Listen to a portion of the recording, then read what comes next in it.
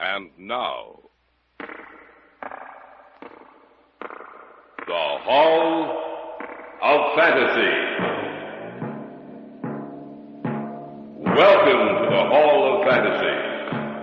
Welcome to the series of radio dramas dedicated to the supernatural, the unusual, and the unknown. Come with me, my friends. We shall descend to the world of the unknown and forbidden, down to the depths where the veil of time is lifted, and the supernatural reigns as king. Come with me and listen to the tale of The Dance of the Devil Dolls. Hello? Anyone out here? You don't think... I don't know what to think, Chuck. We'd better take a good look around. There's something strange about this whole setup. I don't know... Emery. What? Look. It's him. Come on. No wonder he didn't answer us, Chuck. You mean? That's right. He's dead. In just a moment, the Hall of Fantasy will present The Dance of the Devil Dolls. And now for our story. An original tale of fantasy by Richard Thorne entitled The Dance of the Devil Dolls.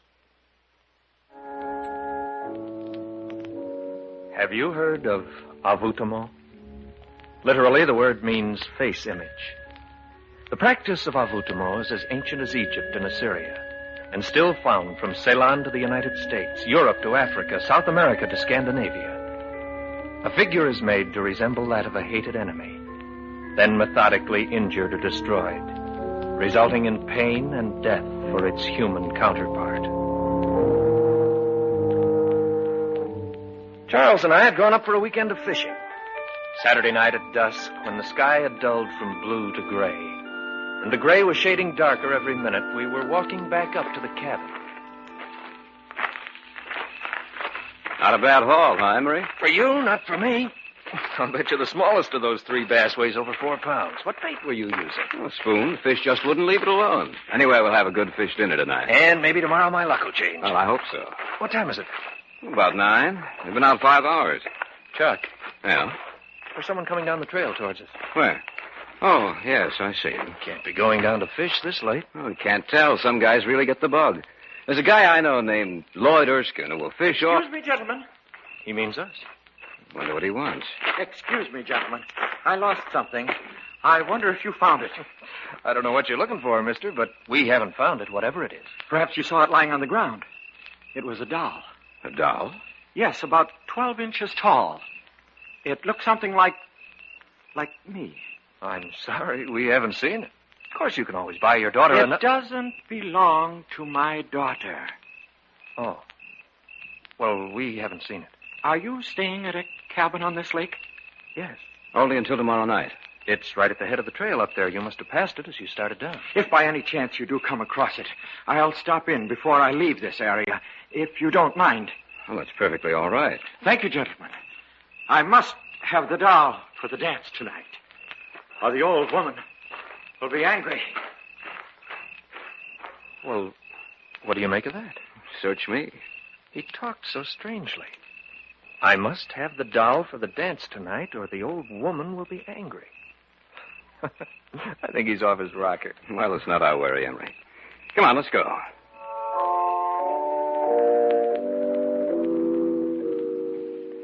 We went back up to our cabin, cleaned the fish, and had one of those fish dinners you talk about for years.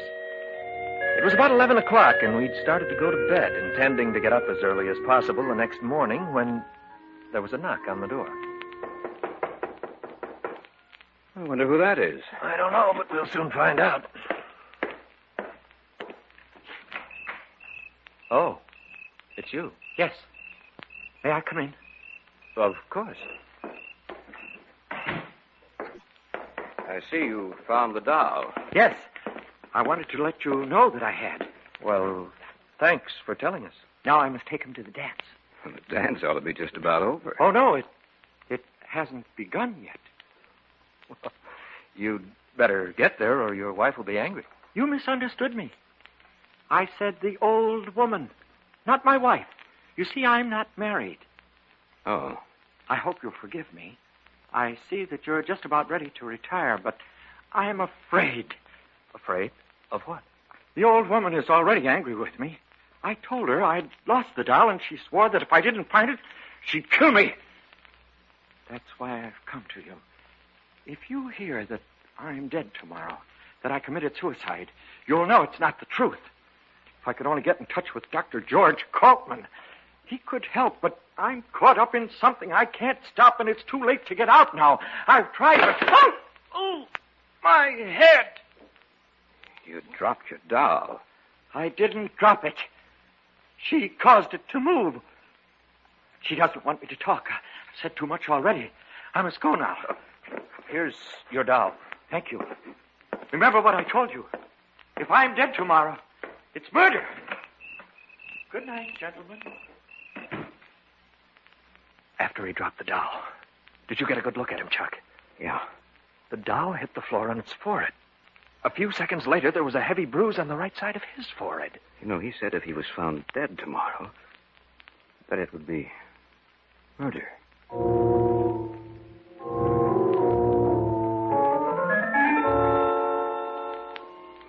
It was about 11:30 when we finally got to bed.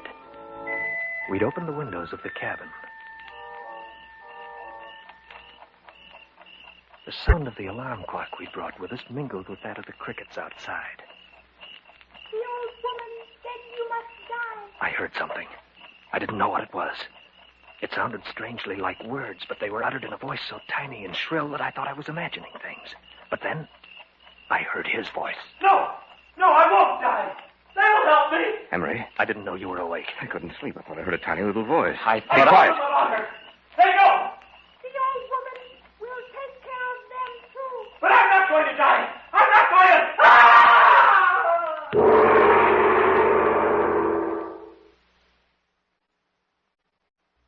Back now to our story. An original tale of fantasy by Richard Thorne entitled The Dance of the Devil Dolls.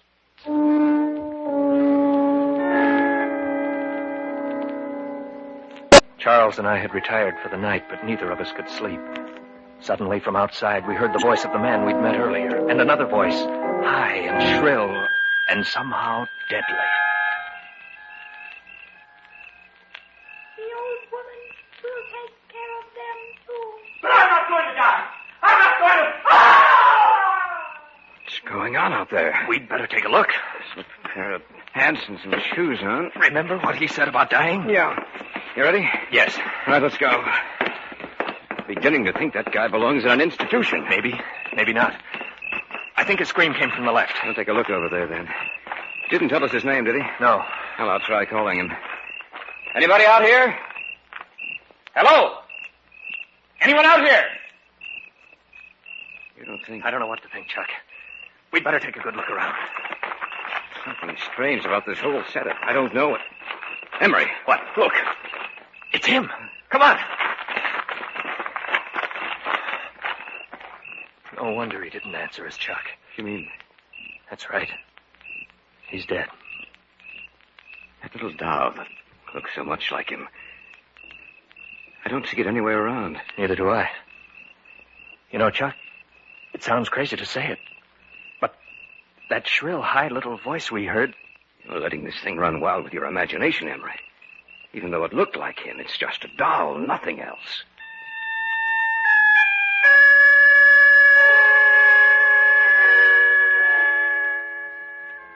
It had to be my imagination, of that I was sure. But the mere thought of it, of the doll which so resembled the man with its shining face and beady little eyes, caused a strange sense of apprehension and fear to come across me. And I glanced out into the darkness and saw only the lumbering shadows of the trees, and heard the rustle of their leaves as they brushed together.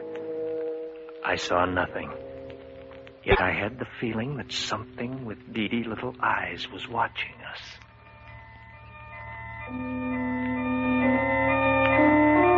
We notified the authorities. They came out, found no evidence of foul play, and diagnosed his death as being caused by heart failure. Our luck was exceptionally bad out on the lake Sunday, and we drove home that night, speaking but little, thinking only of what had happened the night before.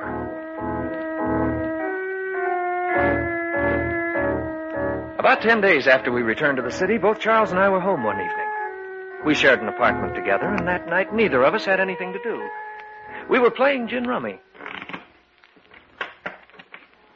One more hand like that and you'll be out, you lucky dog. It was pure skill, my friend, no luck involved.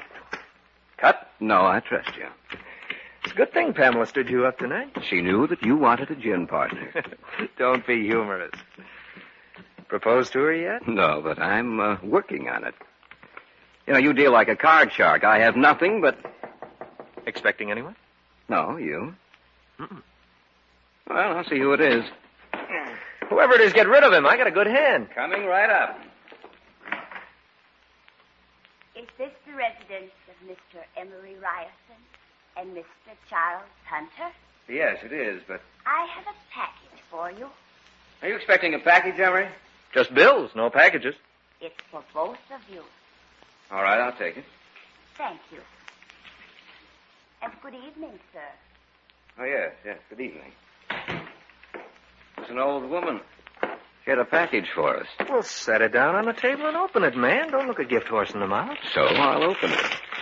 Oh, it's wrapped very well. Maybe it's a bottle of scotch. Who is be sending us a bottle of... Someone has a real fine sense of humor. It's like the doll that fellow had with him. It's the same doll. Notice that little nick out of its forehead? That happened when he dropped it on the floor.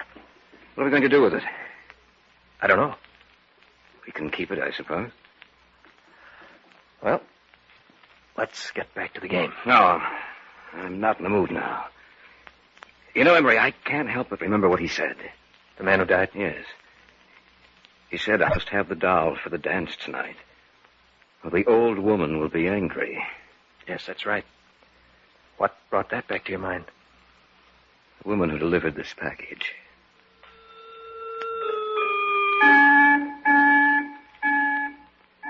We put the lid back on the box and left it on the kitchen table with the cards we'd been using. Neither of us entered the kitchen again that evening. We went to bed a short time after 12. Again, I was restless and couldn't sleep. I had the same feeling I'd had that night in the cabin. And I remembered the words I'd heard spoken in that unearthly little voice. The old woman will take care of them, too.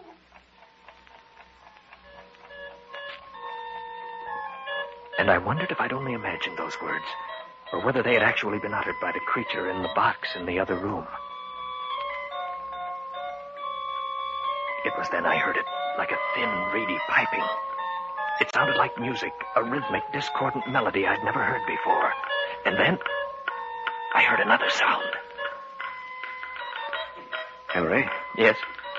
Am I going crazy? I hear it, too. I think we'd better see what it is. All right. I don't like this, Emery. It sounds I like... know what it sounds like. Emery. I can't believe my eyes. The box is open. And the little doll, Emery. It's moving. It's dancing on the table.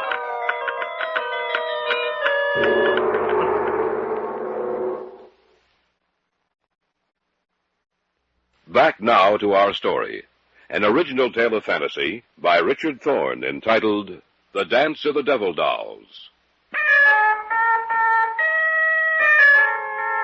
Charles and I couldn't believe our eyes, for the scene before us was as bizarre and fantastic as the wildest dream of an insane imagination.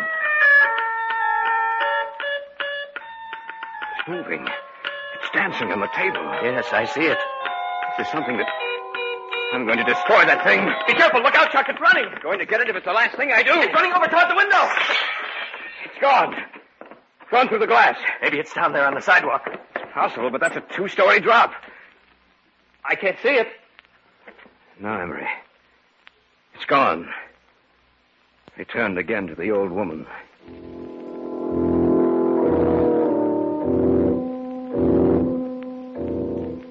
The man who had died had mentioned a name that night in the cabin. The name of Dr. George Kaltman. Now it came back into my mind. Kaltman was associated with occult research. If Kaltman could have helped the man who died, perhaps he could explain what was happening to us. We got in touch with him and made an appointment for the following evening. You have told me everything that has happened. Is that correct, gentlemen? Yes, everything. We'd like to know what it all means. Well, I shall explain it to you as best I can. Have either of you ever heard of envoûtement? No. Not that I recall. Well, envoûtement is the practice of making little dolls to resemble a hated enemy and then methodically injuring or destroying it, thus bringing about either pain or death, or both, in the doll's human counterpart. Dr. Kaufman, this doll we saw last night, it moved, it danced. I know. What you witnessed last night was the dance of the devil dolls. You say these dolls bring about pain or death, Dr. Kaufman. Why should we be singled out? The man who died told you about the old woman. Is that not correct? Yes. Therefore, you must be destroyed.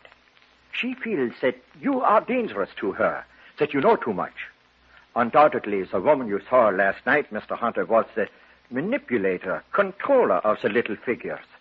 Since you saw her, she has probably made little figures of both of you.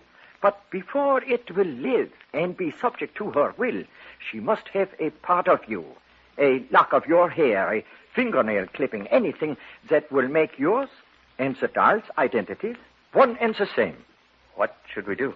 Go back to your apartment. I shall return with you. She will send the little doll back to your apartment tonight. I'm sure of that. We must capture the doll, for it is the only thing that will lead us to her.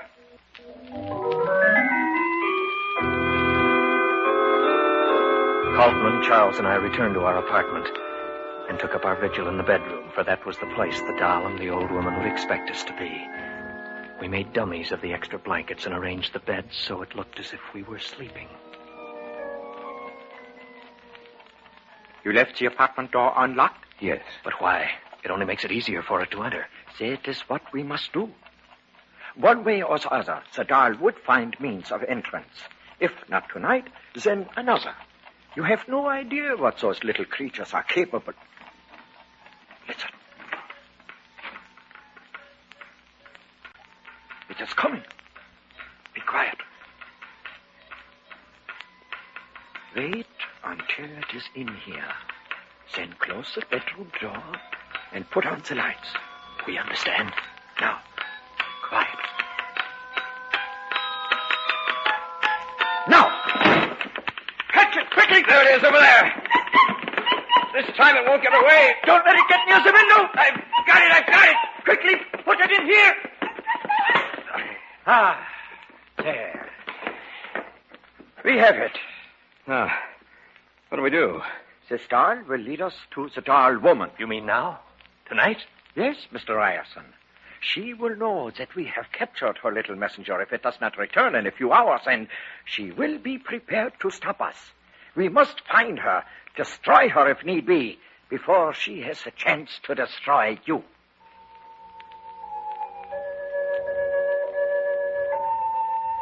Then began one of the strangest sights I've ever seen. Kaufman took the doll out of the box in which we'd imprisoned it, tied its arms and legs while it writhed and twisted in his hand.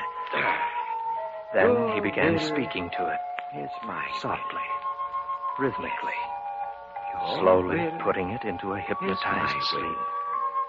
The eyelids of the little figure finally closed, and it was in an hypnotic trance. Sleep and tell me. Now, listen to me. You must tell me where your mistress is. You must tell me where your mistress is. The house of dolls. The House of Dolls. It's a strange answer. Not so strange, my friends. I know what it means. What is it? She's a diabolical person, this doll woman. The House of Dolls is a toy shop with rare and unusual dolls. What better place to hide? No one would suspect what was behind those burning eyes of hers. I myself have purchased dolls for my little granddaughter from her. We must go there immediately. We have no time to lose.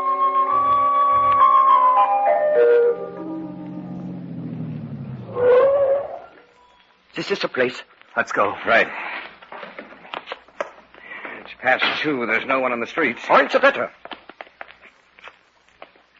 Try the door. It's open. Probably waiting in the rear of the shop. for the creature she sent out. Well, let's go in. As quietly as possible. We must catch her by surprise. All right. There's a light coming from beneath that door back there. That is where we must go. Listen. It is the dance of the devil dolls. The door's ajar. They're in there. I can see them. Yes, so do I. Be quiet. And soon, my children, you will be joined by two others. And then, no one can harm you. For when the new doll returns, he will bring with him what I need for the spell of the dancers. We must take her now. And they will join you in the dance of the Satan. devil doll. Now! What are you doing here? We've come to stop you. Look out, Bolton. She has a gun. So have I.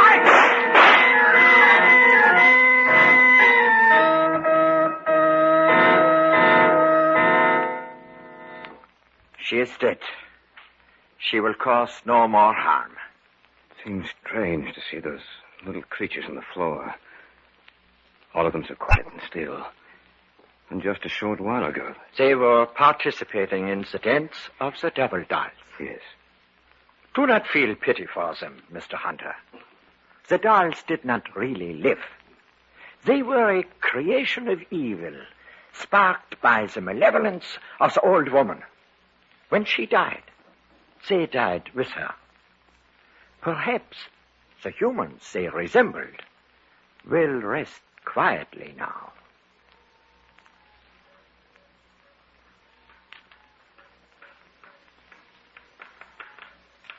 The secret of the devil doll is as old as man.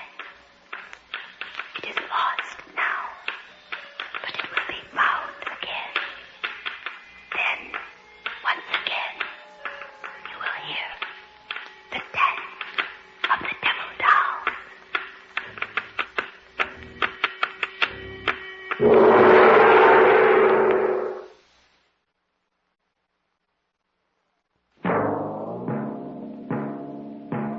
So runs tonight's tale of the unusual, the terrifying, the unknown.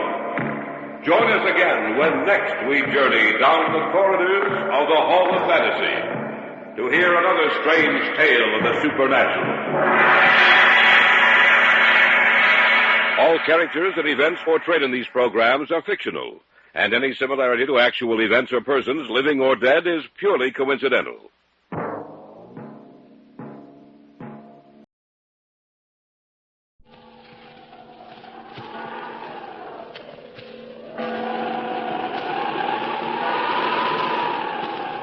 The Witch's Tale.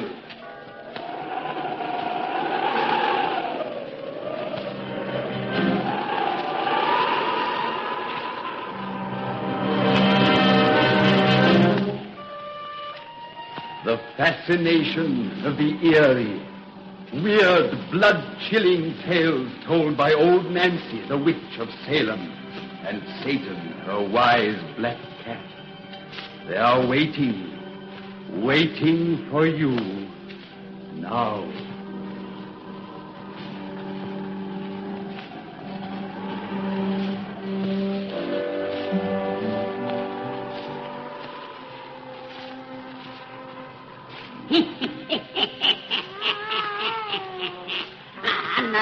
Sweet 16-year-old I be today.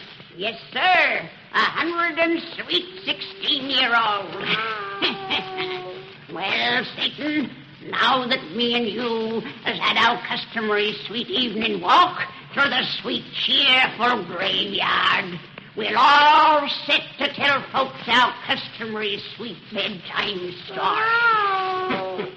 Now, tell these folks to douse their lights, and we'll get right down to business. That's right. Make it nice and dark. Now, draw her up to the fire and gaze into the embers. Gaze into them deep, and soon you'll see inside a big old handsome house in little old Merry England. And there begins our story, which we calls the Devil Doctor. The Devil Doctor!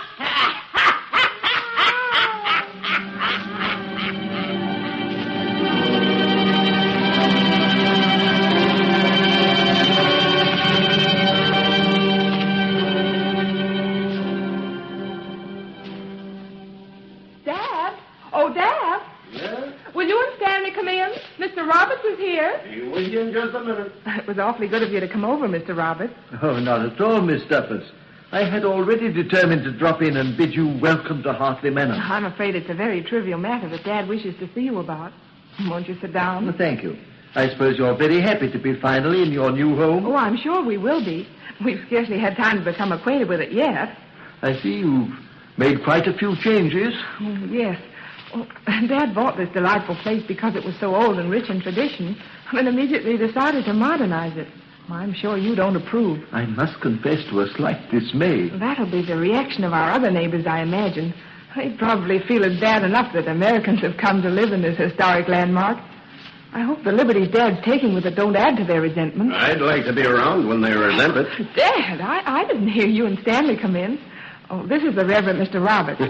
I always wear rubbers so I can sneak up on folks and hear what they're saying about me. Hiya, Mr. Roberts. Glad you come over. Thank you, Mr. Duffus. You know, this girl of mine egged me into buying this place. Yet ever since I planked down a cool $500,000 for it, she's been kicking about the improvements I've made. If only you wouldn't try to change things too much, Dad. Change is what makes the world go round. Oh, excuse me. You haven't met my future son-in-law, Stanley Davis. Stan, this is Mr. Roberts, head man of the local church. How do you do? Now, sit down, everyone. Sit down. Before wasting any time in small talk, Roberts, I'm going to tell you why I sent you that message to come over. When I pay for anything, I expect my money's worth, and I paid for something in this house that isn't here. I don't quite understand, sir. When I phoned the solicitors who handled the sale of this place, they said you were the man to locate my missing property. I? Oh, they told Dad that as you're extremely familiar with the history of this house, you might help him in his search. Search for what? An ancestor. An ancestor? Yeah, I've been cheated. I was told that in the art gallery down the hall there were 106 life-size oil paintings of the de Caserac family whose estate this used to be. But there's only 105, which makes one ancestor missing. I see. The 106th portrait isn't really missing, Mr. Duffus. It's hidden behind a secret panel in this room. A secret panel? What's the idea of hiding my picture there? It was hidden over 300 years ago, Mr. Duffus, right after its subject died. Why? Because Bertram de Caserac, whose likeness it is, had placed a hideous blot upon his noble family name. He was one of the most infamous monsters who ever lived. Now, what did he do? Allow me to show you his hidden portrait first. It'll make the story more believable. People hereabouts call him the Devil Doctor. The Devil Doctor? Yes. Now, let me see. It's many years ago that I was taught the secret of this panel. The spring is hidden somewhere in this beaded molding at the side. I found it. Oh, good Lord. I'll be... The 106th portrait is rather startling, isn't it? I never saw anything so lifelike. For an instant, it seemed he'd walked right out of the canvas. Darned if I didn't have the same feeling. Oh, I'm glad he's only painted there. I've never seen such an evil face. All except the eyes. They're expressionless and dead as those of a fish. Oh, please close the panel again, Mr. Roberts. Certainly. I think his family were very wise to keep it hidden. I'm half sorry we found it. No, I'm not. I don't know anything about art, but whoever painted that knew his business. It's generally believed in this neighborhood that the artist was Lucifer himself. You mean the devil? Yes. That's a new one. According to tradition, that is not a mere portrait, but a second body that Bertram de Caserac will return to and wear someday, if he's able. A second body? Let's hear the story of this old boy. Well, the evil Bertram de Caserac was an alchemist, a delver in black magic, and above all, a Satanist. Oh, you mean he used to... Yes. Instead of God, he worshipped the Prince of Darkness. And in a certain vault below this house was often celebrated that most infamous of ceremonies, the Black Mass. I've heard of it. Yes, so have I. It's a horrible perversion of the true Mass, and is offered in honor of the devil. The Satanists offer a sacrifice, Well, usually the life's blood of an innocent child or woman. Say, are you kidding me? Unfortunately, Mr. Duffus, we are stating an awful truth. Bertram was finally accused of witchcraft and arrested. In that vault, an unholy altar was found, and hideous parodies of sacred images and vessels, and in a pit beneath the stone floor were discovered the bones of nearly 100 human beings. Oh, he was executed, of course. No, he cheated legal punishment by committing suicide. Then, according to the story, the people who so long had feared him rose in arms and demanded his body. They wished to burn it, fire being considered the only way to completely destroy an evil spirit. His relatives smuggled his remains from the prison and buried them in secret. A bishop of the church attended and sealed each corner of his tomb with a holy cross. To prevent him from rising from the dead. Yes. Well, if that isn't the craziest thing I ever heard of. It happened 300 years ago, Mr. Duffus, in a most superstitious age. Say, where is that vault where the old boy did his dirty work? Below the east turret. East? That direction? Yes. Bertram's heir had the chamber bricked up, and so it has remained to this day. Till yesterday, you mean? I beg your pardon? I told you I was going to change things here. I went down in the cellars yesterday and saw that bricked-up doorway. Looked like valuable space was being wasted behind it. So I had the decorators' men tear it out and use the room to store their packing cases.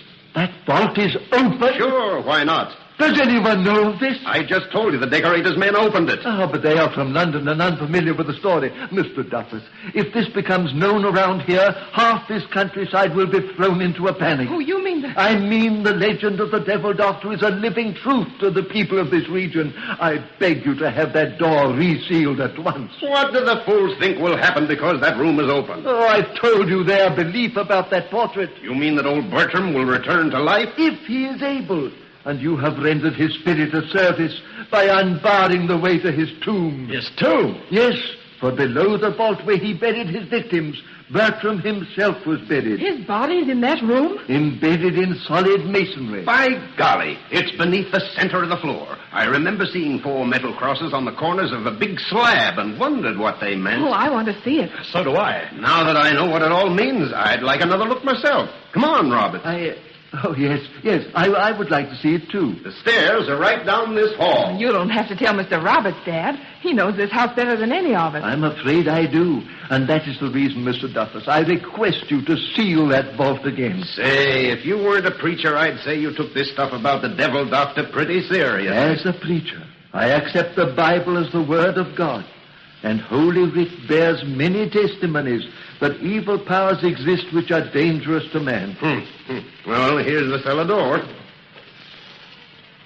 Say, help Edith down these steps, Stanley. They're pretty steep and carpeted with dust. You see how useless is an attempt to convince my father of anything, Mr. Roberts? He won't even believe my fiancé will help me downstairs unless he's told. Oh, I didn't mean that. I made my money bossing people, Mr. Roberts. Guess it's become such a habit I even do it in my own home. But speaking of convincing me, no one will ever make me believe there's any truth in superstition. The vault's over this way. Well, I haven't been down here before. Neither have I. After hearing Mr. Roberts' story, I shan't make it a habit. Mr. Roberts, since it's believed that portrait of the Devil Doctor is a creation of infernal magic, why was it never destroyed? Because there is a further tradition that whoever harms it will be destroyed themselves. Rot. Well, there's the vault just ahead. Your men didn't break the door? It wasn't necessary. When they tore out the bricks that covered it, the door was standing open. Open? Yeah. Strange. In the ancient record, it said the door was closed and locked. Well, mind these packing cases you come in. You're liable to snag your clothes on a bent nail. Oh, there are shavings all over the place. Yeah, I saw the crosses about there, where the big crate is standing now. Hey, give me a hand with it, Stan. We'll push it out of the way. Yes, sir. You ready? Let's go. Come on. All right. This block must weigh a ton. Yeah, Edith's concert grand piano was crated in it. This would be the case. We'd have to move. Come on. There. I can see a metal crucifix. Yes. Connecting slab and floor. But where are the others? One should be right here, if they're placed at all 4 corners. But there isn't one there. There are none at those far edges. They were there yesterday. Oh, Dad. You and Stan must have torn them away with that heavy case. Doggone, I guess you're right. Mr. Roberts, if the old devil doctor is half the man you say, he ought to jump right up and dance now. With just one cross to hold him down. Oh, Ada, what's the matter? This slab just moved. Moved? I felt it move under my hand. Oh, quit your kidding. Why not? Mr. Duffus, feel the edges of this slab. Well, what about him? Lord, I see what you mean. Dad, they're an inch above this floor. You're crazy. They're absolutely level with it. Feel here, Mr. Duffus. Now your hand is beside the one remaining cross. That's funny. Yes, it is. And none of you are chumps enough to think this slab has risen since we pulled those crosses off, eh? But I felt it move. Imagination. It's probably always been like this. Oh, it couldn't have been, sir. If it had been raised like this before, its sharp edge would have caught the cleats in that piano case. We couldn't have pushed it a foot. Mr. Duffus, you may think me a credulous old fool, but I beg you to have those crosses found and replaced immediately. Then have this vault received. I'll do nothing of the kind. Oh, I think you better, Dad. Yeah, perhaps you had. Say, are you 3 children or grown-up men and women? Oh, Dad, for once in your life, give in to someone else. When we entered this vault, I thought the story of the devil doctor as fantastic as you still do. But in the last few minutes, since you moved that case, there's something awful in here that's making me afraid. I'm not ashamed to admit I feel the same way. It's as though we four weren't alone in this vault. As though something repulsive and deadly's in here with us. There is an unseen presence here. Can't you sense it, Mr. Duffus? No, and when I prove all this is bunk, you won't sense it either. Wait till I find a tool of some kind. Here, this loose board will do. What are you going to do with that board? Bring you to your senses and smash a crazy legend. Oh, he means to break that last cross. Oh, no, Dad. Don't! Stop him! I thought a good sound whack would do it. You've broken the crucifix. The tomb is no longer sealed. And not a thing has happened. You thought that slab would fly up and hit the ceiling, I suppose, and the old gentleman below would appear in a burst of flame. I told you I'd bring changes around here. You'll have to change a good story now, for your crucifix is broken and not a thing has happened. What's that? What? Someone's laughing. In this vault. No, it comes from underneath. Oh! That slab. One side slowly moving. Good Lord. Pushing it upward. A skeleton! Wrapped in a crumbling shroud. It's rising from that tomb. Run, Edith, run! Yes. To the stairs! The stairs! Oh, God, forgive me. What have I done? What have I done?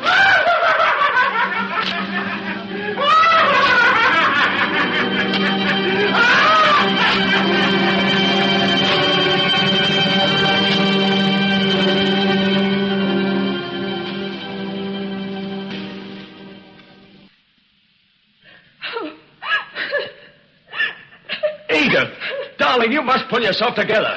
We're safe now, safe. Yes, that cellar door is locked and barred. We're double locked inside this room. If we did see a thing that all common sense denies, it can't get at us here. If we saw it, do you doubt the evidence of all our eyes? Do you think locked doors will prevent that frightful thing from going where it wishes? That hideous nightmare you delivered from its tomb? That's what it was, a nightmare. It couldn't have been real. It's too impossible. So one might say who for the first time saw a boa constrictor. Well, that's a natural thing. Whatever is natural. Supernatural is merely a word to denote things rare in human experience. We know this thing exists. Oh, I can still see the awful horror of its fleshless bones. That crumbling shroud. Edith, darling. I can still hear its frightful laughter and smell that sickening odor of decay and mold and death. Edith, you gotta snap out of this. If you'd only let us leave this house, as the servants did when we ran screaming from that cellar, if you hadn't insisted we remain here... I didn't ask any of you to stay here. I said I wouldn't run away like a panic-stricken fool. Oh, you knew we wouldn't go and leave you here alone. But now night's coming and darkness. Look here, we've got to look at this thing like sensible human beings instead of superstitious children. So you said as you broke the crucifix upon that tomb. And I still think I was right. Oh, I don't deny I've been as scared as the rest of you. Cold shivers are still running up and down my spine. But I didn't travel the distance I've reached in life by being a credulous fool. You can't deny the evidence of all our senses. No, but I can find an explanation of the way that they were tricked. My mind is beginning to think normally again, and it begins to see a light. Now, what do you mean, sir? When I overheard Edith telling you this afternoon that folks around here resented our living in this old house, I think she called the turn on everything that's happened. We're not wanted here. Someone conceived the bright idea of scaring us away. Mr. Duffus. And you, Roberts, were a party to that plan. I, sir? Father. He came here with his talk of the devil doctor, didn't he? He showed us that picture, told us about the vault, and got us so steamed up we went down to see that tomb. You seriously believe me guilty of a deliberate and malicious plot? Yes. Mr. Roberts is a clergyman. Which makes his skullduggery 10 times worse. By Jove, I believe you're right. Stan. Mr. Davis. Well, that explains the thing we saw on natural ground. You think... I think the ghost we saw was just a man. Oh, you're just mad. No. At last, we're sane. That vault was dark. We could see objects, nothing more. A man was concealed in that tomb. It was his laughter we heard. Human laughter. The slab was so prepared he could lift it from below. Then, dressed in one of those skeleton suits I've seen at masquerades, he appeared to scare the living daylights out of us. You forget that it was you who opened the vault. You who broke the seals upon that tomb. Details. If I hadn't played into your hands, you'd have found another way. Miss Duffus, you don't... Yes, I agree with Dad and Stanley, Mr. Roberts. How could you do such an awful thing to us? On my solemn word of honor, I swear you are mistaken. You've done enough. Don't make it worse with lies. Your plan has failed, Mr. Parson. Go and tell the others who don't want John Duffus for a neighbor that he don't scare. I've paid for this house, and I'm going to live in it in spite of you and all your devil doctor ghosts. That laugh we heard downstairs. But now it's in the hall, outside this room. Yeah, the laugher doesn't know his little farce has been played out, but he soon will know. Don't open that door. Come on, Stan. Let's find this laughing skeleton. Oh, don't go out there. I'm still afraid. I'm not. Stan, turn on these hall lights so we don't slip by us in the dark. I got him, sir. Gentlemen, I beg. Well, you shut up. Stan, which way do you think that laughter went? That way, toward the drawing room. Well, come on. Dad, Stanley, Huh? wait. What? Look, the cellar door. It's still locked and bolted as we left it. Well, a laughing skeleton came up some other way. There is no other way out of the cellars, and you can see that no mortal creature has entered through that door. Yet we heard his laugh from where we're standing now. That doesn't mean a thing. Come on. Now, wait, sir. Perhaps my imagination's playing me tricks, but there's a peculiar odor in this hall. I smell it, too. It's an odor of decay and mold and... Death. You've made it plain how little you value my advice. But by everything that's holy, I beg you to leave this house. Not much, I won't. Dad, look there. Lord, upon this floor. A trail of mold. Oh, that piece of cloth. It's a fragment of the shroud that figure wore. Look, as I touch it, it crumbles into dust. It's all a trick, but tricks don't fool me any longer. Oh, that laugh again. It is in the drawing room. Where the devil doctor's portrait hangs. Well, what do you mean? I have told you the legend of that picture. The laughter's changed. It's become stronger, almost human. It's altogether human. Human enough to be punched in the jaw, and that's what it's going to get. Mr. Duffus, wait. After him. Don't go. Let him go in that room alone. He's playing with fire, fire that will consume us all. He's disappeared through that dark doorway. Quickly. Mr. Duffus, where are you? By the window. He's not going to slide by me. You stay at the door, Stan, and turn on the lights so we can see. I have him. Yeah, there's no one in the room. Oh, that panel. It's open as I feared. But the portrait's there, thank heaven. Did you expect to find it gone? It's changed. Those eyes we thought so dead this afternoon now shine with light. They look alive. Another trick. No, Lord help us all. The devil doctor lives again. The laughter's coming from that picture. The portrait's stepping from its frame. The lights! Who put out the lights? Light, for heaven's sake! Edith, where are you? I can't see a thing in this darkness. Edith! Edith! Help me in his arms! I'm as cold as death! He's taking her away. Where? I can't see her. Now the laugh is going towards the cellar door. That leads to the vault, to the room of the devil's nest.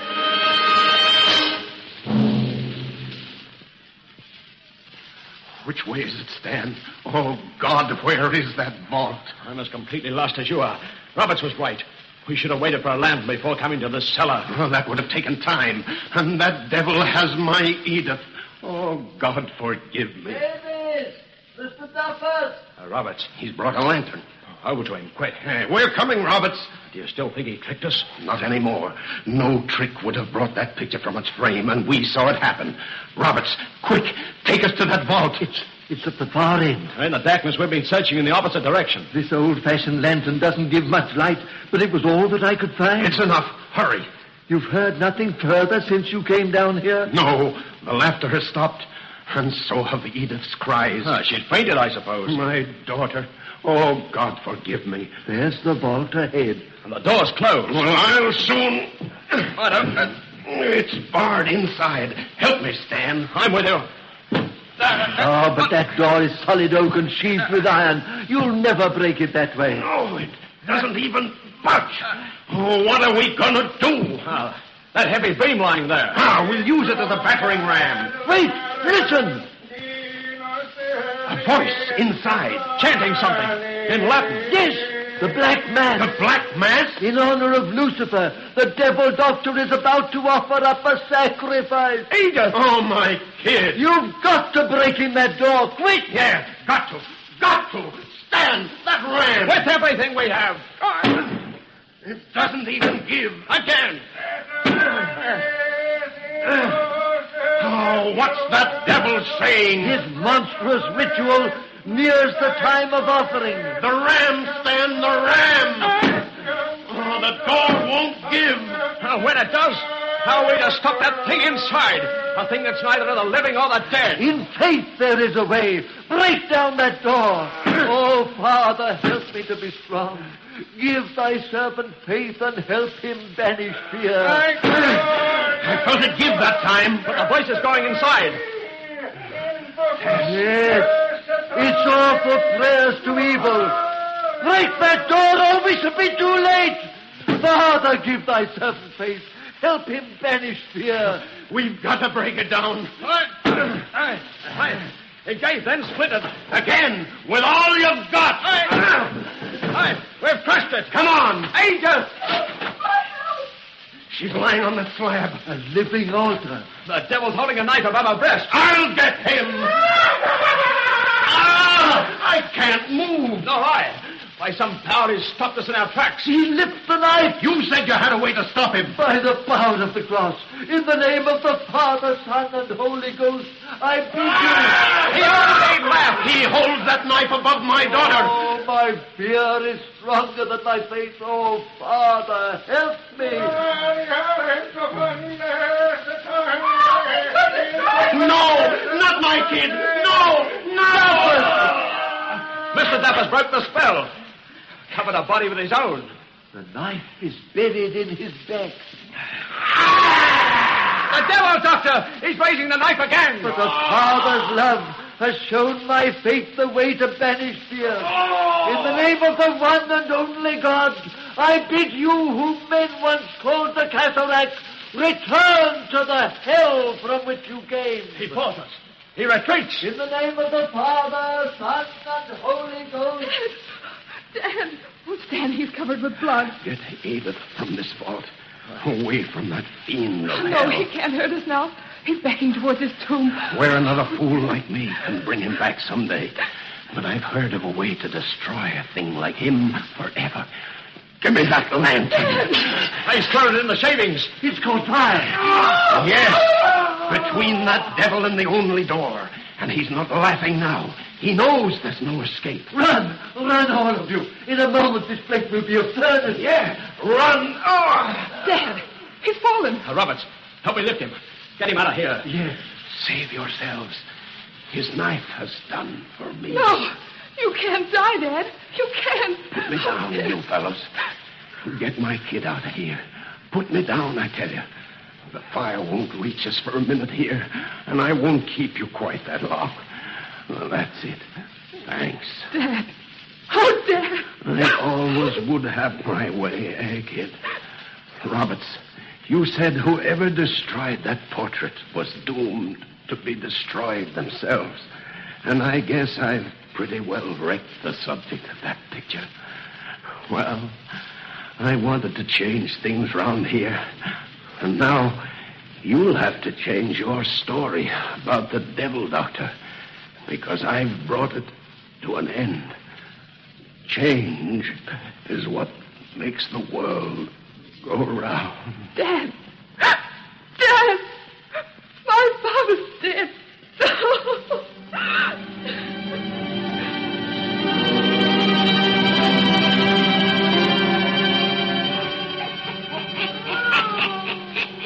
And so, Satan, we also brings our story to an end. And now we'll go find ourselves a nice graveyard and get inspiration for a pretty bedtime yarn to spin these folks another time.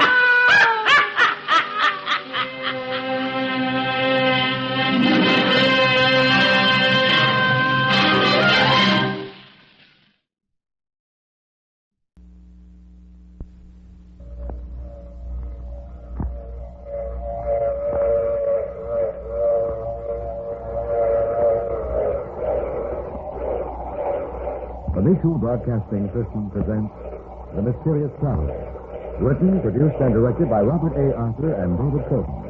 And starring two of radio's foremost personalities, Valse and Robert Daimler, in Behind the Locked Door.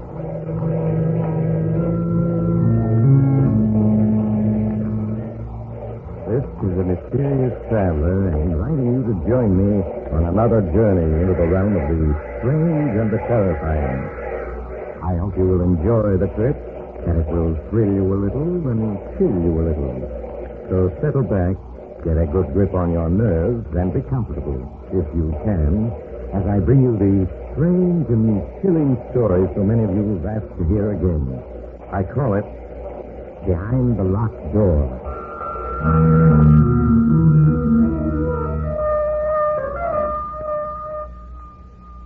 Our story begins in the beautiful mountain region of Lake Mead, Arizona. A convertible car is speeding along a deserted road which winds through the mountains. The car slows down, turns into a dirt road. A few minutes later, it comes to a stop before a small mountain lodge. Kathy Evans, an attractive girl in her early 20s, gets out of the car, runs up the steps of the lodge to the front door. She knocks impatiently, looking about anxiously.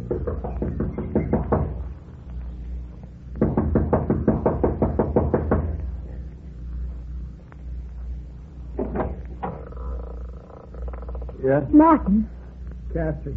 I thought I'd find you here. Aren't you going to ask me in? Go away, Kathy. Martin, what's wrong? Go away. Go away. Not until I find out what this is all about. Well, let me in. Are you alone? Hello? Yes. Golly, look at yourself. You haven't shaved in days. And Martin, those deep blushes on your face. How did you get them? It doesn't matter. Darling, you must have lost a great deal of blood. And you're feverish.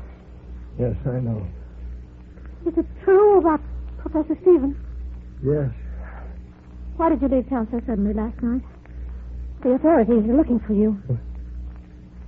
Do they know I'm here? No. How could they? It was intuition that brought me here. They must have found me. Martin, nothing makes sense. You returned from an expedition last night alone, unexpected. You stay in town 1 hour and then vanish. Not even phoning me. It's best that way, believe me, Kathy. You've got to tell me everything that's happened. I can't, Kathy, I can't. I'm your fiancé. I've got a right to know. Kathy, go away, please.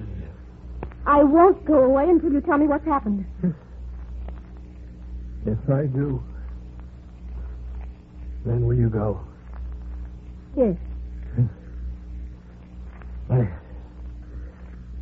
I don't know where to begin. I suppose if you can say it had a beginning, it was that day a little over 2 weeks ago in Professor Stevens' office.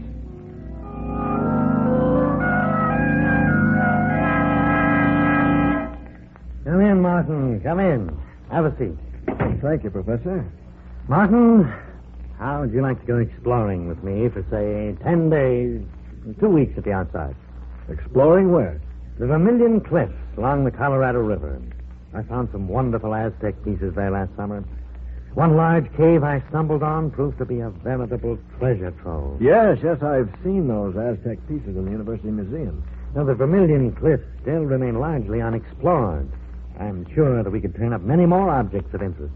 It certainly sounds intriguing. The only reason I hesitate, Professor, is because of Kathy. Oh, I'm sure she'd give you a 2-week leave of absence. Yes, I suppose so. How many of us would go? Well, it would just be you, myself, and an Indian guide, and 3 burros. I find that the fewer there are on an expedition, the better. Mm-hmm. When would we leave? Well, what about day after tomorrow?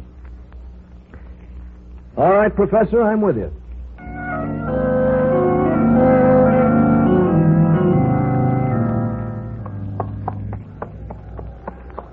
So these are the Vermilion Cliffs, Professor. Yes.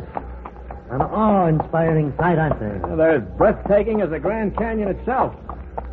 I had no idea they towered so high. Yes, they make you realize just how insignificant man really is. Yeah. Now, this region is so desolate, Martin, that it's all but unexplored.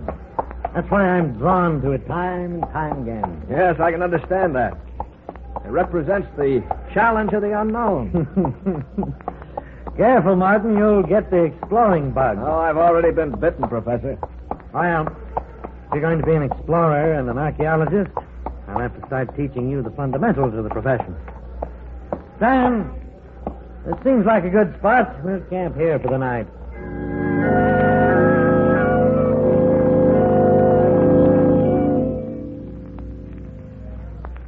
Phew.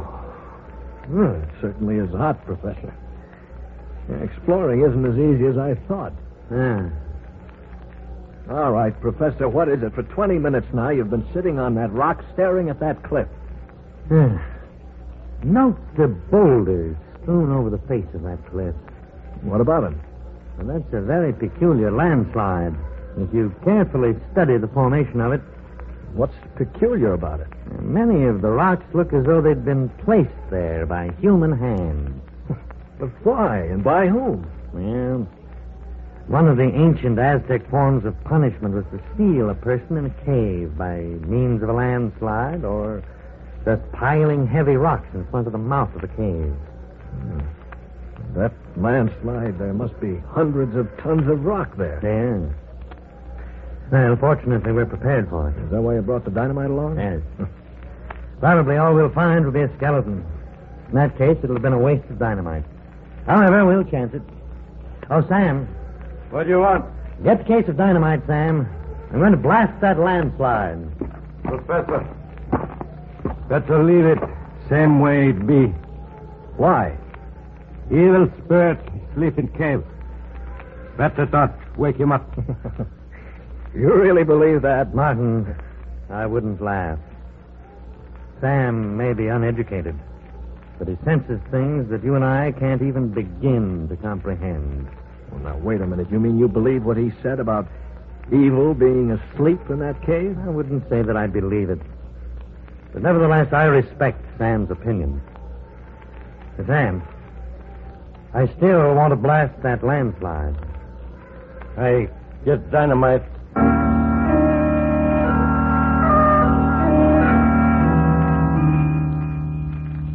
Keep your head down, Martin. When I set that dynamite off, there are going to be a great many rocks flying around. Don't worry, Professor. I've got cover. Sam, you ready? Yes, Professor. All right. Here goes.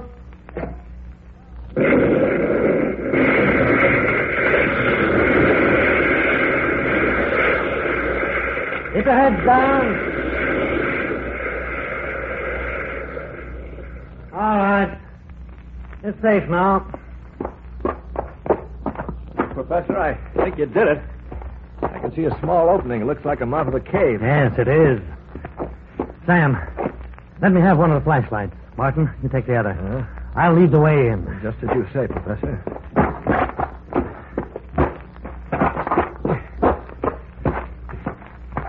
The air doesn't seem too bad in here. Yes, it's all right. Yeah. What's that noise? It's just rats scurrying around. Oh. Certainly a huge cavern. Look at that ceiling. Must be 200 feet high. Look at the bats up there. Yes, huge ones. I have a feeling that this cavern and others extend for miles underground. Yeah, Professor, look.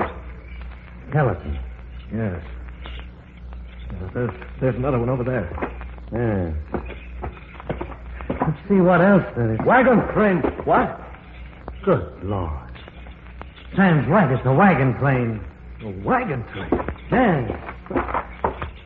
Look, there are at least 30 or 40 wagons in this cavern. Look. Skeletons of horses. Yeah. Here's a skeleton with an arrow beside it. Let me see it. Oh. Appears to be a Navajo arrow. What do you think, Sam? Navajo.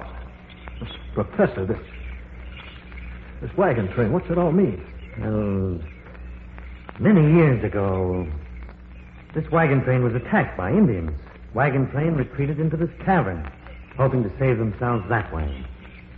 And then the Indians caused a landslide, sealing them in. Yeah. Poor devils. Look, notice that old gun lying there. Yeah. The flintlock. Seems to suggest that this wagon train must be at least 100 years old. Yeah, probably headed for the California gold rush of 1848. Yeah. Well, we'll come back tomorrow and search this wagon train thoroughly. I'm sure we'll find many things of great interest. The next morning, after an early breakfast, Sam and I followed Professor Stevens back into the cavern. We spent the morning investigating the trunks and boxes we found on the wagons, and among the moldy clothing and 101 household articles, we found faded letters and newspapers which showed the wagon train had crossed the Mississippi in the summer of 1849, headed west for California and gold. We finished rummaging among the effects of the wagons, and the professor suggested we explore the cavern. We followed him from one cavern to another, each varying in size. Now and then the professor would stop to mark our trail, for the caverns were honeycombed with countless passageways. How far do you think we've come, Professor? I should say we're about a mile from the wagon train. We'll go back a few more minutes. We go back now. Displace evil. Now, Sam, if there are ghosts here, they're only the ghosts of the people in the wagon train. They wouldn't harm us. I tell you, evil. Feel it. All around. We'll go back. We'll go just a little further and turn back. Professor, wait a minute. What is it, Martin? Oh, I think I hear running water. Yes, you're right. Come along. We seem to be getting closer. Yes. Evil all around us. Can't be much further. Well, there it is. Yeah. It's a small river. Look how swiftly it's flowing. Yeah.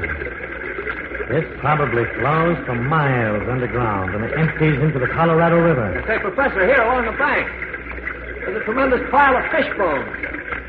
Yes, so there is. Look. Well, there are even more on the other side of the river. What do these huge piles of fish bones mean? It's very strange. Well, how do you account for it? I'm afraid that at the moment I can't. Sam, you any ideas about it? Evil all around us. I feel him strong. Professor, he's trembling. Sam, there's nothing to be afraid of. Look, I'll shine my flashlight around, see? We've been watched. Watched? What are you talking about? Won't stay here. I go. Sam, come back. You haven't even got a flashlight. Sam! Come on, Mark. We've got to catch him.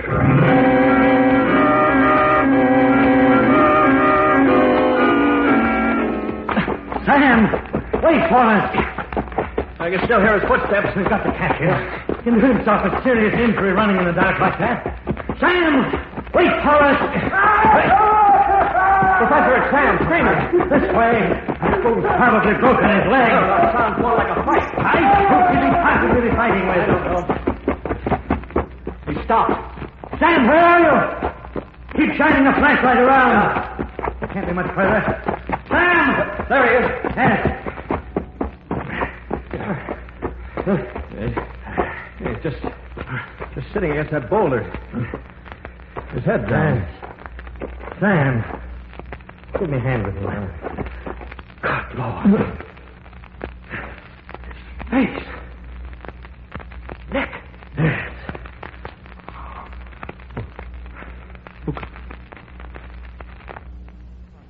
I have a theory. But it's so incredible that I can't bring myself to voice it. Tell me. What, you'll think I'm insane. Tell me. What if the people of the wagon train, or rather their descendants, are alive here in these huge caverns? Well, that's impossible. Why? Picture what happened the day the 150 people or so were sealed into this mountain by the Indians. What would have been the first thing they'd have done? Tried to dig their way out. Exactly. They start digging and find there are 100-ton boulders blocking the entrance, and they have no dynamite. They're forced to give up. Yes? They spend days looking for another way out, fail to find one. The day comes when all their food is gone. Starvation sets in. All right. Then that would mean they would all die. Not necessarily. The strongest of them stumble along in the darkness and find the underground river. They catch an abundance of fish and are able to survive. The huge fishbone piles along the river. Right. The river was an everlasting supply of food. They continue to live by the river in the dark. Some probably went insane, died. Others adjusted themselves to their new environment. Professor, you think those handful of survivors had descendants who are alive today inside this mountain? Yes, Martin. And it was one of them who clawed Sam to death. What can those descendants be like?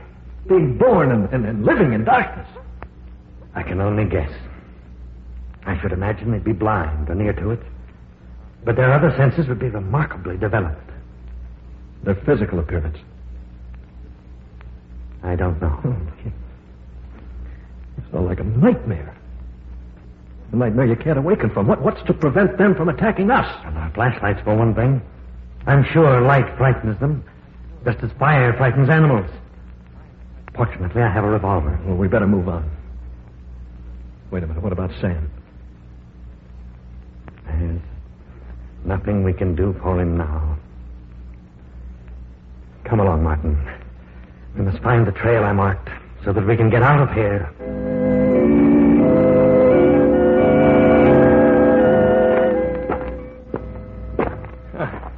Seems we've been searching days for the markings you left. Yes. Actually, it's been 10 hours. Listen. What? The river. Yes. Come along. Once we reach the river, we'll be able to pick up the trail I'm on. Well, we're getting closer. Yes. There it is. Here we are. Look, Martin, there's my marking on that passageway. We found the trail. Yes. Martin, 2 a.m. We'd better rest for a few hours. We're both too exhausted to go on right now. One of us stand guard while the other sleeps. All right. I'll set up the first hour. Thank you, Martin. Keep the flashlight on. Don't worry. I will. In a matter of minutes, the professor fell asleep, and I sat on guard, flashing my light slowly around the huge cavern. I looked at my watch, and the seconds seemed like minutes, and the minutes like hours. My eyes grew heavy, and I finally dozed off.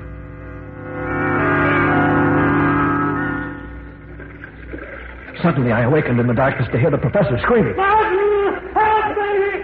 Turn on the flashlight!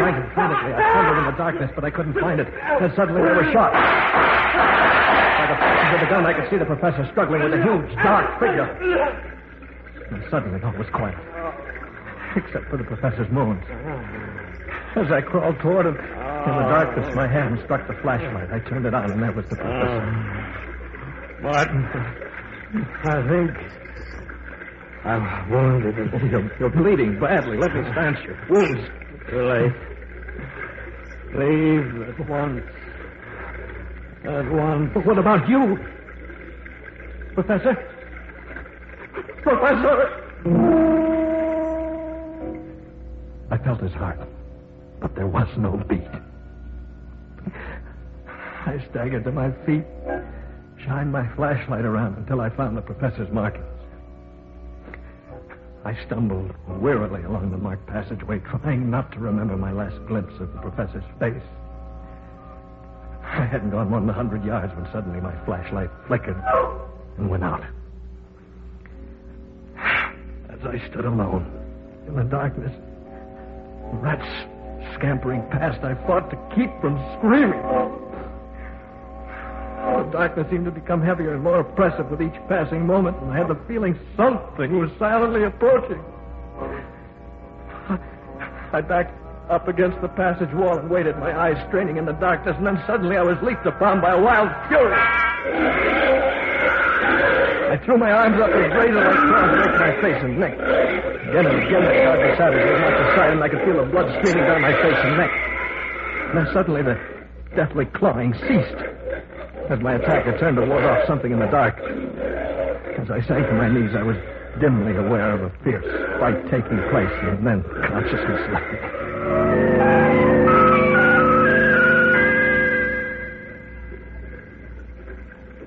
Later.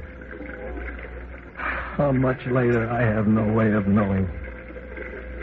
I became aware of a heavy, calloused hand washing my face and neck with water. I winced in pain as the water flowed into the deep cuts, and then suddenly I remembered all. And remembering all, became aware of the calloused hand washing my face and the presence of someone beside me in the darkness. Who are you? For a moment the hand hesitated, then resumed washing my neck. Well, can't you speak? Say something. A noise came from its throat that was more that of an animal than a human being. If I could only see you. Do you have a name? It spoke. It seemed to repeat the word name, though I couldn't be sure. And faint from the loss of blood, I closed my eyes and fell asleep.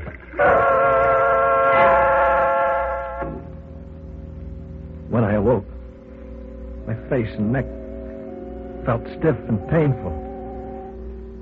It seemed to sense I was awake, for as I opened my eyes and stared into the darkness, it came to my side.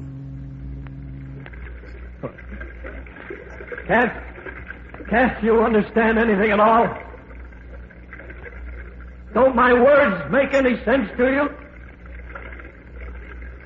Why did you save my life? My hand brushed against its hand, and I could feel the sharp, claw-like fingers on it. I reached out in the darkness. As I touched its face, it bit my hand. I tried to get to my feet, but it placed a strong hand on my shoulder and held me down. At that moment, I realized that not only was it my savior, but my jailer as well. I lost all track of time. Now and then, it would leave me, and I would cautiously get to my feet to steal off, but no sooner had I taken more than a few steps than it would be there at my side, forcing me to return to the bank of the river. I spent my every waking moment trying to think of a way to escape. And then, when my despair was greatest, an idea came to me. The professor had said that the underground river I lay beside emptied into the Colorado River. Though the odds were 100 to 1 against my surviving, I knew it was the only possible way of escape. Slowly, I crawled a few remaining feet to the edge of the river and, leaning over, started to wash my face. I could sense that it was watching me. I leaned forward a few inches more and fell into the river. As I came up for air in the swift flowing water, I heard a splash beside me. A moment later, I felt its arms around me. The current swept us along with breathtaking speed, and as we clung to each other, I discovered that it couldn't swim. For what seemed hours, the river swept us along in the darkness, and I felt myself losing consciousness as I attempted to keep the two of us above water.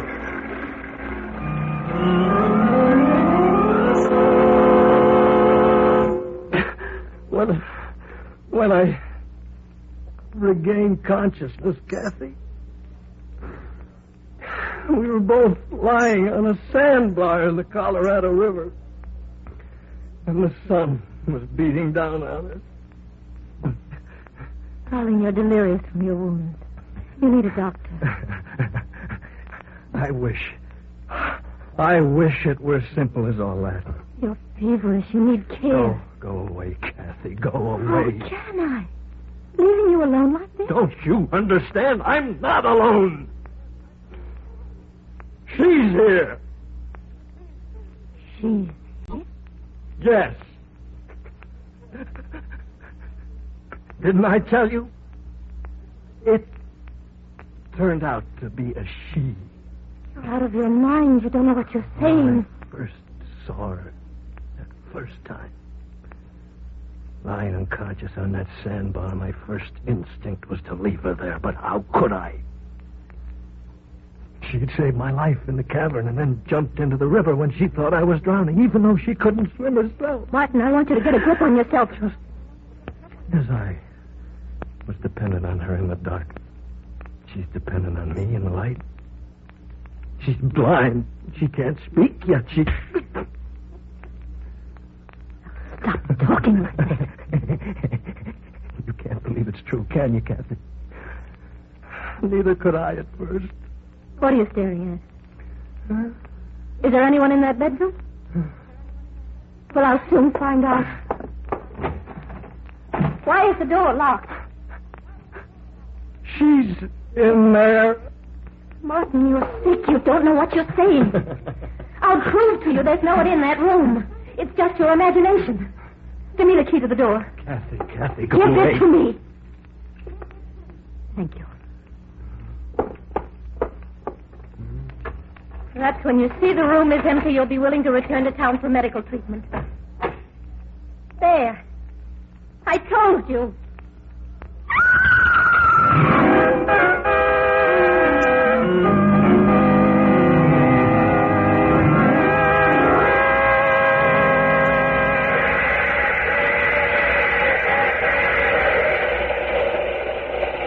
This is the mysterious traveler again. Did you enjoy our trip? What's that, madam? You want a description of what Kathy saw when she opened that bedroom door? Well, you might ask Kathy. But the only trouble is the poor girl gets hysterical when you question her about the occupant of that bedroom. I suggest you write a letter to the Museum of Horrors for a full description. They consider the Woman of the Mountain as their star exhibit. Because when she... Oh, you have to get off here. I'm sorry. But I'm sure we'll meet again. I take this same train every week at the same time.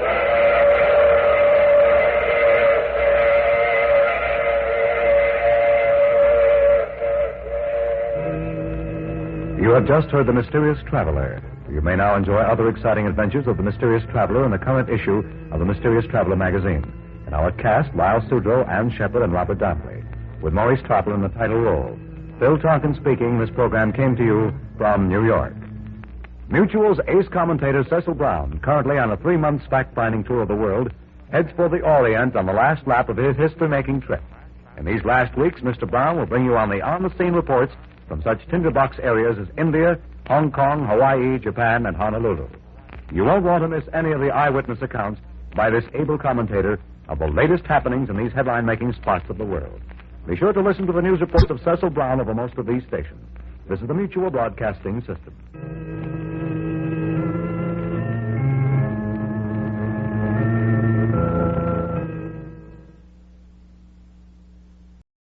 And now,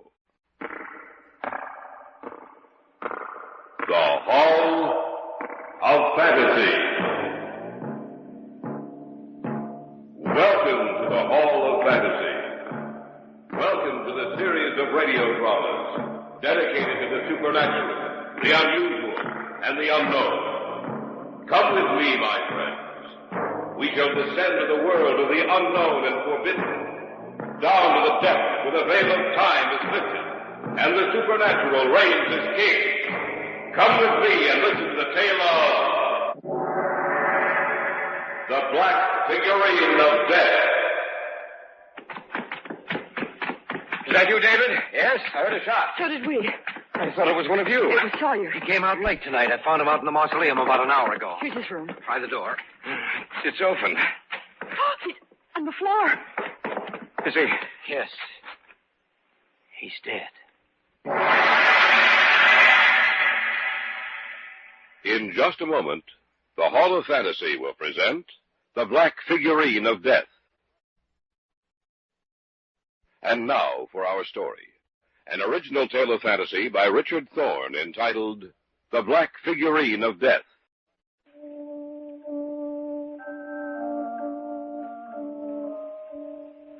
Through all the years of man's existence, no matter what he has learned or been taught from generation to generation, still he carries in the innermost depths of his mind a certain fear of the darkness, a fear of the night, which is somehow associated with death, and which in actuality is the fear of death itself.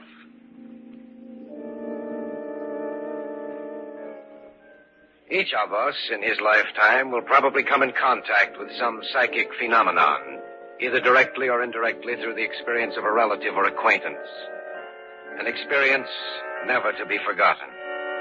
And about such an experience is my story tonight.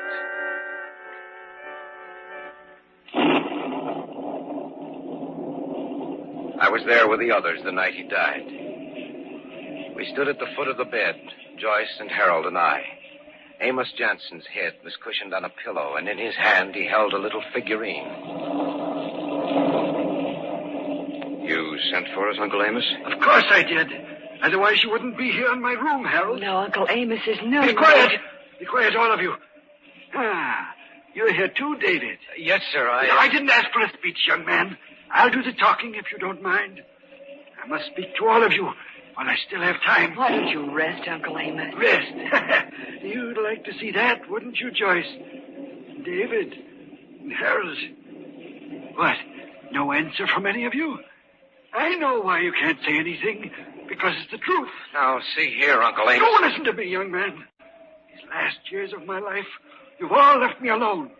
You've had more important things to do. That is, until tonight. Tonight you're all here because you know I'm dying. You've come here like a pack of wolves, waiting for me to die, waiting for your chance to inherit my estate. Oh, that's not true, Uncle Amos. Oh, isn't it? I think it is. Don't worry. You'll inherit the estate, the three of you. But in the end, you'll wish you never had. What do you mean, Uncle Amos? That though I die, you'll see me again. All of you who've hated me. And you'll know of my presence when you see this. Why, that's just a little figurine, Uncle Amos. You'll wish you'd never seen it before I'm through. You'll wish that you'd never known me, that you'd never been born. Before you die, you'll all learn what fear is. You'll learn how it feels to be alone. Uncle Amos. He's dead, Joyce. Oh, no. Oh, no, he can't be. He's dead, all right. What's that? Something dropped out of his hand. Why? It's the little figurine.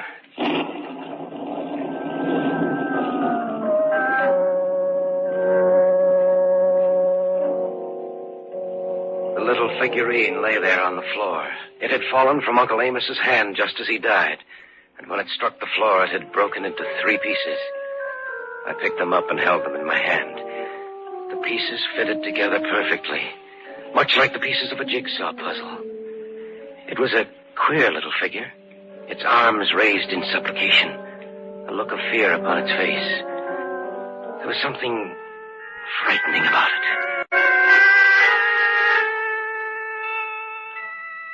3 days later, Uncle Amos was buried in the family mausoleum at the north end of the estate.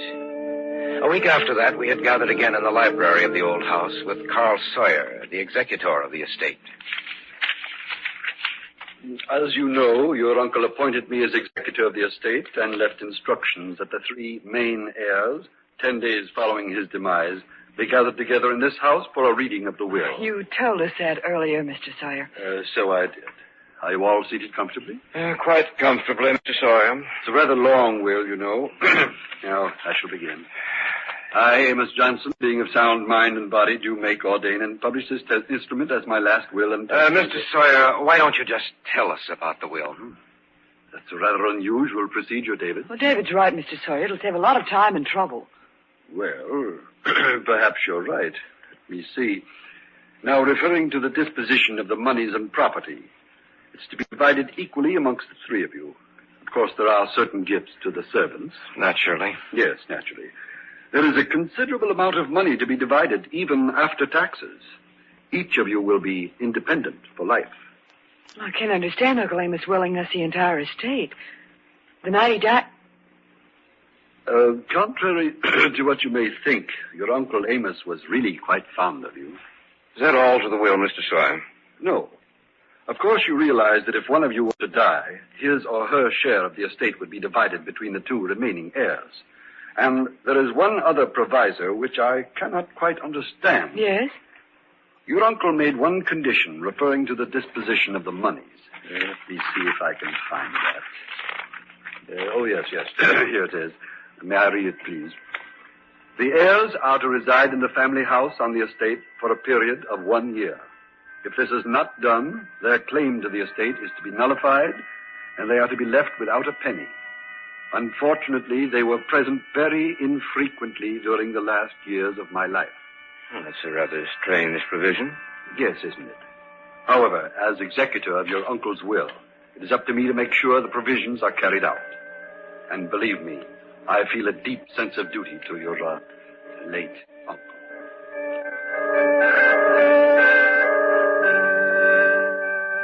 The four of us discussed the will until the early hours of the morning. We persuaded Sawyer to spend the night with us, to return to the city in the morning.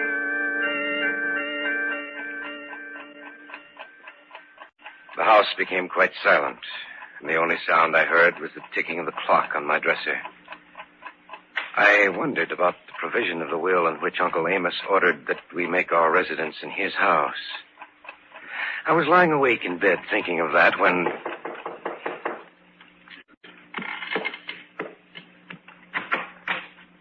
Standing outside my door in the hallway was the housekeeper. Mr. David? Yes, Emily? I found this in my bedroom tonight. Oh, let me see it. Here. Mm-hmm. It's a little black figurine, just like the one my uncle had. You can have it back now, Emily. It frightened me, so I came to you, Mr. David. How do you think it got there, Emily? Well, there's something strange going on in this house, Mr. David. And I have an idea. I know who's in bed. Who's talking out there? Oh, it's you, David. And Emily. You're up rather late, aren't you? Yes, Mr. Sawyer. I was just going to bed, if you'll excuse me. Good night, Emily. Good night, sir. I'll see you in the morning. Well, I suppose I'd better get back to bed, too. Good night, David. Good night, Mr. Sawyer. I watched him go back into his room. Then I turned and went back into mine. Emily had been on the point of saying something to me. Something that was important enough to her to make a special trip to my room. I got back into bed. Wondered what she'd wanted to tell me. Little by little, sleep clouded my brain. And I was half asleep.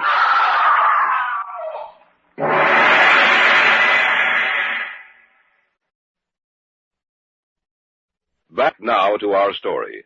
An original tale of fantasy by Richard Thorne entitled The Black Figurine of Death.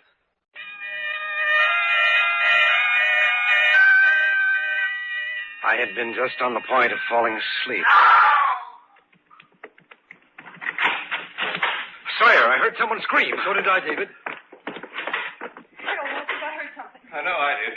There's David and Mr. Sawyer. Maybe they can tell us what happened. Did you two hear anything? It was a scream. First, I thought it might have been you, Joyce. I think it came from the servants' quarters.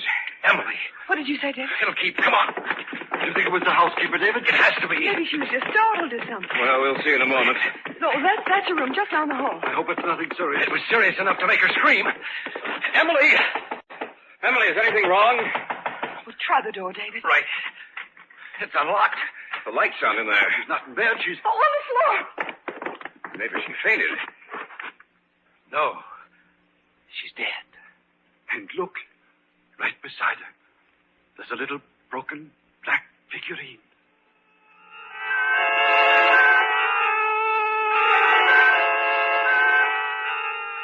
Though the police came out and went over everything, there were no clues to follow. They said that Emily had been strangled, but there was nothing to indicate who might have done it. The police continued their investigation for almost a month. But at the end of that time, all they could write down in their case book was murder unsolved.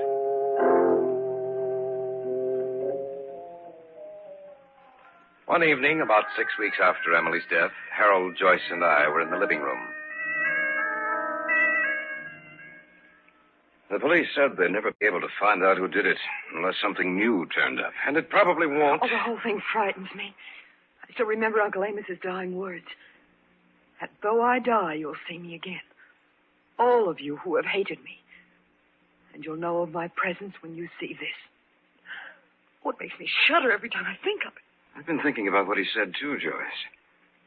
I wonder if he could come back. You mean come back after death? Yes. Don't be a fool, Harold.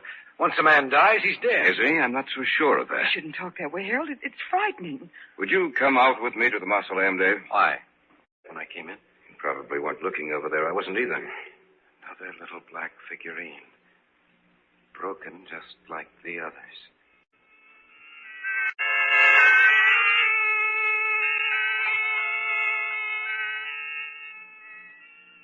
It gave me an eerie sensation. The little figure was broken into 3 pieces. I looked at Harold, and he seemed to be as afraid as I was. We locked up the mausoleum again and went back to the house. By that time, I began to wonder if perhaps Uncle Amos was striking back at us from beyond the grave.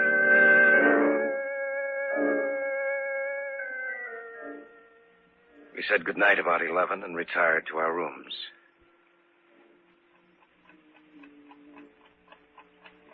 I couldn't get to sleep. I'd fall into a half doze and then snap out of it again.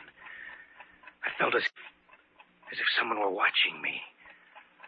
That there were unseen eyes in the dark waiting for me to fall asleep. I knew it was only my imagination, yet that feeling would not go away.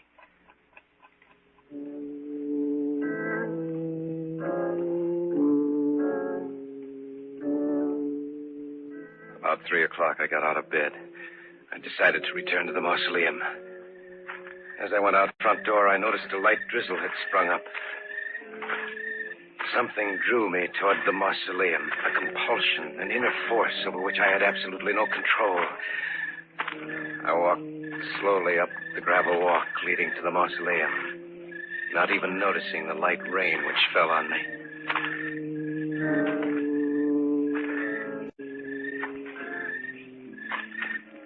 When I was close enough to see the doorway, I received a distinct shock. For the door was open, and there was a circle of light behind it. I walked to the door.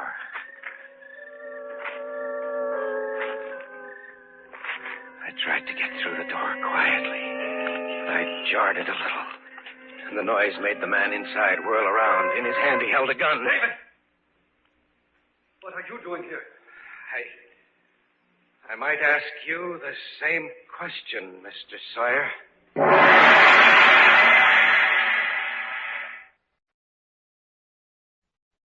Back now to our story.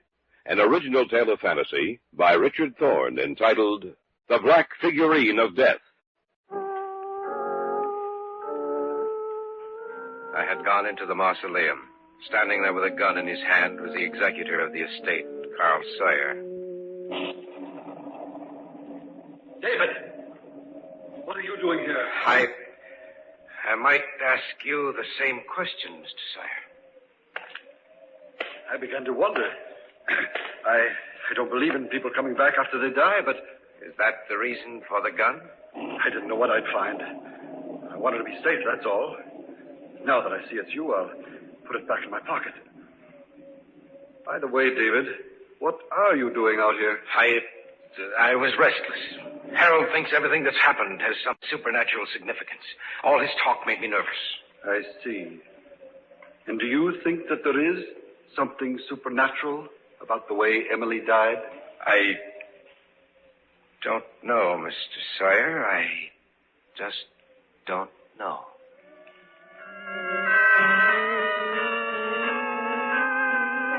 Sawyer and I returned to the house.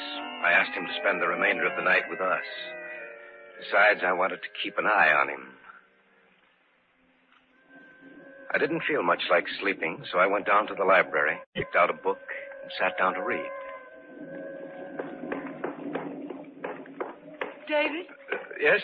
Mr. Sawyer told me you were down here. What's the matter? I can't sleep. David, I talked to Mr. Sawyer for almost 10 minutes. He said he thinks that you're in back of everything. What did you say to that? I told him I thought he was wrong. Thanks for your confidence, Joyce.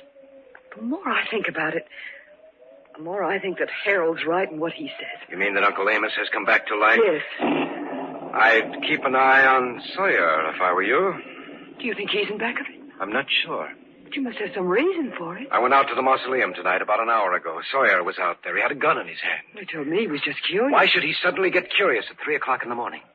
Well, it does seem rather odd that he... No! Yeah. Stay away from me! I don't want to move! Stay away! That was Sawyer. Come on. It couldn't happen again. It just couldn't. We'll see.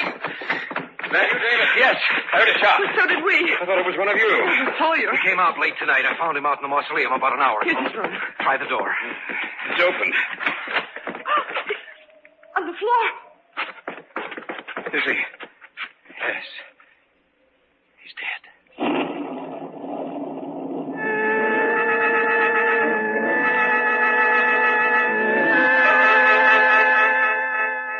Sawyer lay there on the floor, sprawled in the grotesque position of death.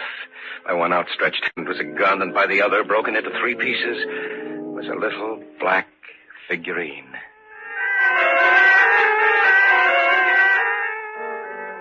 Harold called the police. They said they'd be out as soon as they could.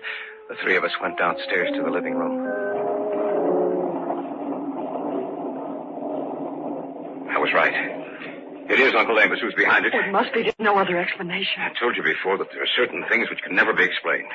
The deaths of Emily and Sawyer prove that. You don't still think that Sawyer was in back of it, do you, David? Hardly. Will or no will, I'm leaving here now.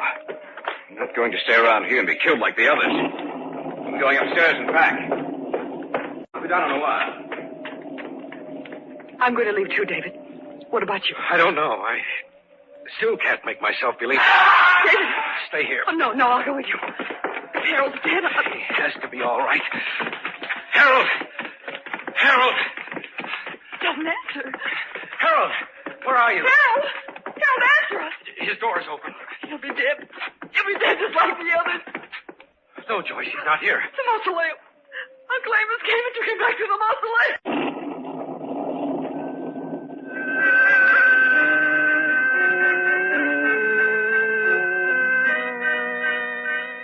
We went into Sawyer's room. Harold wasn't there, nor was Sawyer's gun. I supposed that Harold had picked it up on his way to the room. I decided to go out to the mausoleum to see if Joyce was right, to see if Harold's dead body would be found there. Joyce wouldn't remain in the house alone, so together we started out through the rain-filled night. Why don't we wait until the police come, Dave? If this is something supernatural, then they wouldn't be able to help us anyway. David. What's the matter? The mausoleum door is open. You can stay here if you want. I'm going in. I'll go with you.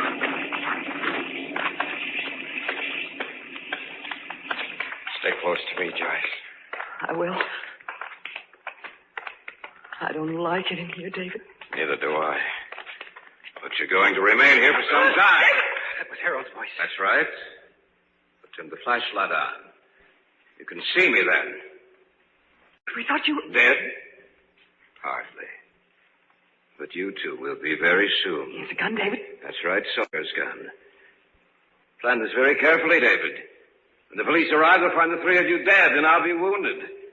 Tell them that Sawyer was behind it all, that he killed both of you out here, and that he came into the house searching for me. It was a fight.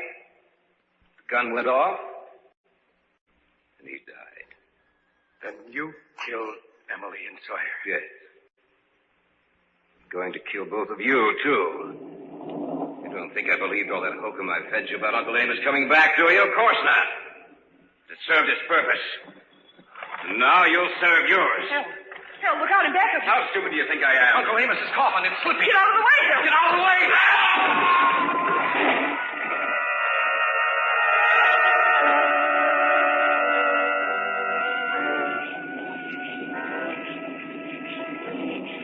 He's dead, Joyce. Uncle Amos. What did you say? Remember what Uncle Amos said when he was dying? That he'd come back and settle with us.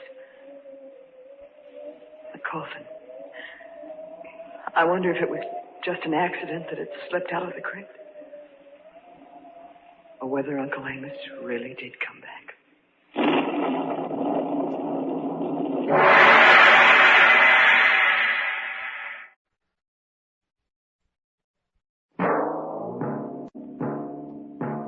So runs tonight's tale of the unusual, the terrifying, the unknown. Join us again when next we journey down the corridors of the Hall of Fantasy to hear another strange tale of the supernatural. All characters and events portrayed in these programs are fictional, and any similarity to actual events or persons, living or dead, is purely coincidental.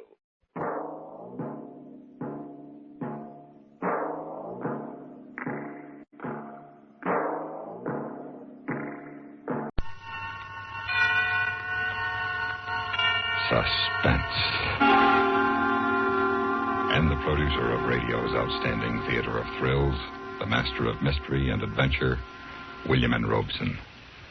One of the greatest pleasures we find in this business of keeping you in suspense is the discovery of new talent and of unusual story twists. In what you're about to hear, we think we have combined both. The twist? You'll never guess it, no matter how familiar you are with that mystical literary device, the ventriloquist dummy. And the new talent? Two young men, Bob Jorn, whose first radio play this is, and DeForest Kelley, a bright new luminary in the Hollywood firmament who is presently being seen as Morgan Earp in Gunfight at OK Corral. Put them all together, and you have a strange half hour ahead. Listen. Listen then as DeForest Kelley stars in Flesh Peddler, which begins in exactly 1 minute. Smoke Kent with the micronite filter. It is the mild cigarette. It's got the freshest, cleanest taste yet. It is the mild Kent cigarette. Smoke Kent with the micronite filter.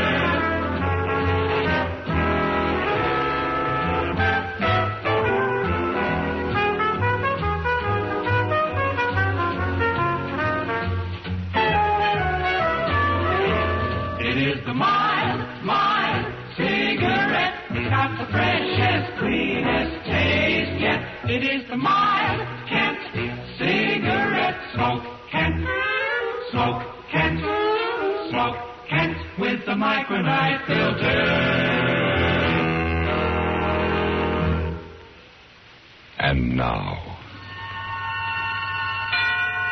Mr. DeForest Kelley in Flesh Peddler. A tale well calculated to keep you in suspense. I'm an agent, a booking agent. Flesh peddlers, we are sometimes unkindly called. But I don't peddle flesh. I sell talent. Singers, musicians, nightclub acts. And I'm pretty good at it. I've got an instinct for talent. When I find a new act that's really got it, I go after it until it's mine. Only the ventriloquist team of Wilson and Oliver, I wish I'd never heard of them. Then I could sleep better nights.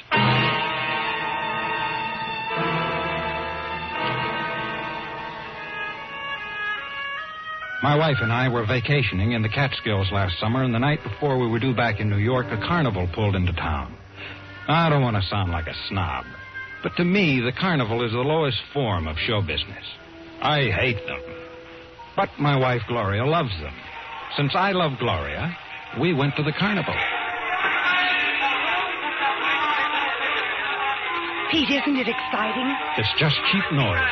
Oh, I wish it had come to town sooner. I wish it hadn't come till tomorrow. Oh, come on, Pete. You might even find some new talent. Here? Why not? Freaks are for sideshows, honey, not class spots. You never can tell. A bearded lady might go great at the Coca. I can tell. Folks, right here for the wonder of the Midway. Hey, the one and only Alexander Wilson and his lovable little dummy pal, Oliver. Hey, you've seen ventriloquists before, you say. Hey, but you've never seen anything to equal Wilson. The remarkable Wilson and Oliver. Hey, don't pass this by, friends. Pete, let's go in. Oh, ventriloquist, a dime a dozen. Come on, I want to see him. Honey, you've seen 100 just like him. Well, maybe he's 1 in 100. All right. We pushed through into the small tent and took our places on the hard, uncomfortable benches. Wilson was already seated on the platform, a typical childishly dressed dummy on his lap. He was a man in his 50s, I'd say, with the saddest face I've seen in 15 years of show business. When the people were in, he suddenly sprang the dummy to life. Shut the doors. All present accounted for, Mr. Wilson. You're sure, Oliver? Sure. Well, then, say hello to the people. Hello to the people. Oh, now, come, Oliver. You can do better than that. I can? Yes. Well, you ought to know.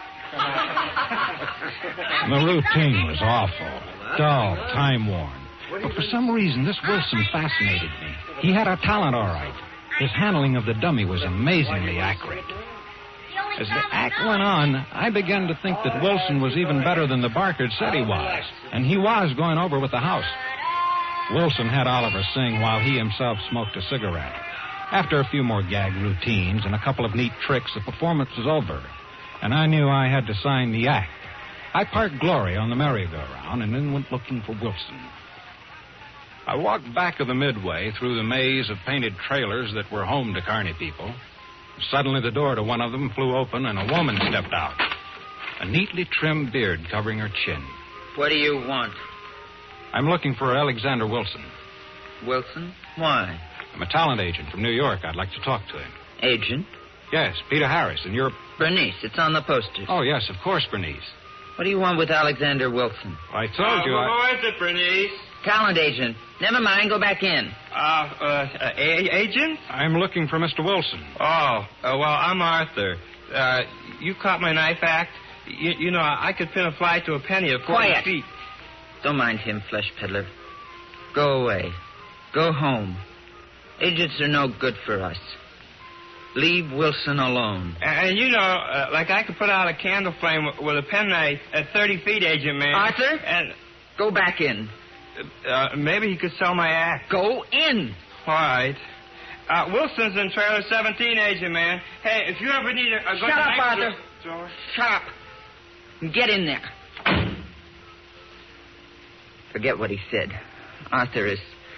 Well, he isn't quite bright. You know what I mean? Yeah. What's so wrong about seeing Wilson? There are plenty acts like his. You don't need him. Well, you've got my curiosity going now, Bernice. I hadn't intended that. But forget your curiosity. And go home. Now. Why? Believe me, Flesh Peddler, you will thank me for this advice someday. Which is trailer 17?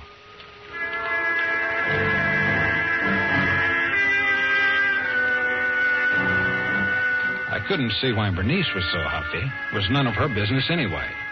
I roamed through the trailers with my cigarette lighter held high, looking for number 17. Finally, I found it. A small aluminum antique set apart from the rest, with a pre-war Chevy attached to it. The trailer was completely dark. Mr. Wilson. What is it? I'm Peter Harris. I'd like to talk to you. What do you want? Well, I'm an agent, Mr. Wilson. I'd like to see you. Just a minute.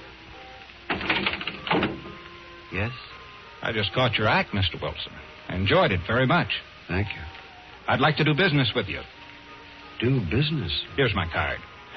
My office places acts on all 4 networks and all the principal nightclubs. I'm afraid it's out of the question. I never play nightclubs. But... Yes, I never play nightclubs, Mr. Harris. Well, could I come in for a moment, explain my setup? Maybe when you... No, forgive me for appearing short, but I'm not interested in any offer you have to make.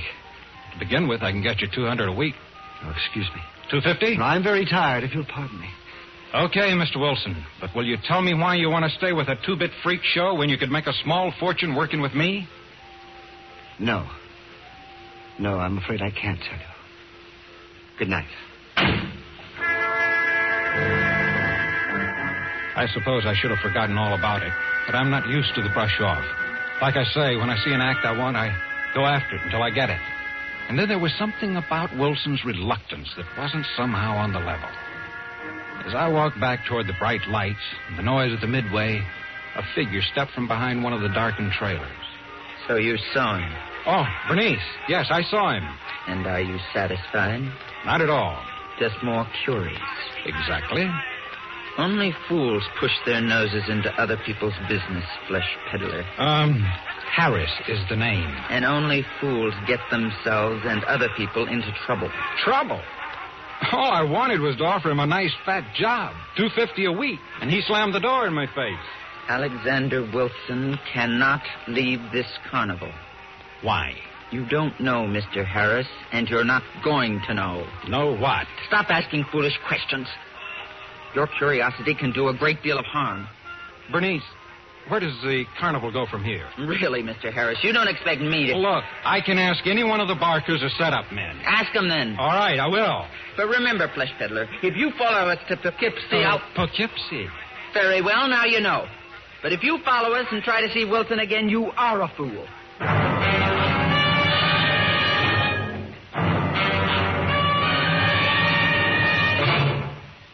In just a moment, we continue with Suspense. Who says you can't have your cake and eat it? With our vast network facilities at your disposal, you can hop in the car and get away from it all and still not miss out on any of the exciting entertainment you've been enjoying regularly at home. The latest news, our daytime dramas, the music and comedy shows that fill each evening with joy are all available to you whether you're perched at the top of the highest mountain or are dangling a toe in the edge of the sea. The 6 dramatic shows that follow each other on CBS Radio every Sunday bring Broadway and Hollywood to you whether you're drifting downstream on a barge or flying high in a sports plane built for two. And the biggest variety shows can be enjoyed to the hilt on a pocket-sized transistor as well as the huge console radio in a luxurious country hotel. Summer is a time for fun outdoors. Summer is a time for travel. With CBS Radio at your side, summer is a time for top-flight entertainment, no matter where you happen to be, no matter what else you happen to be doing. And now, we continue with the second act of Flesh Peddler, starring Mr. DeForest Kelley. A tale well calculated to keep you in suspense.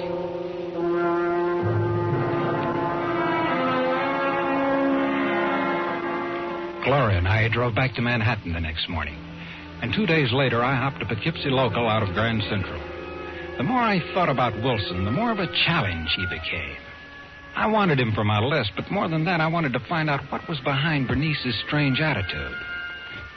Now I wish I'd forgotten about the whole thing. In Poughkeepsie, I checked into a hotel, took a cab to the carnival grounds at the edge of town. It was late afternoon as I pulled up in front of the gaudy tents and booths, waiting for the evening crowds. I made my way through the cluttered midway, looking for Wilson's aluminum trailer and hoping I wouldn't run into Bernice. Hello, agent man. Hey, agent man.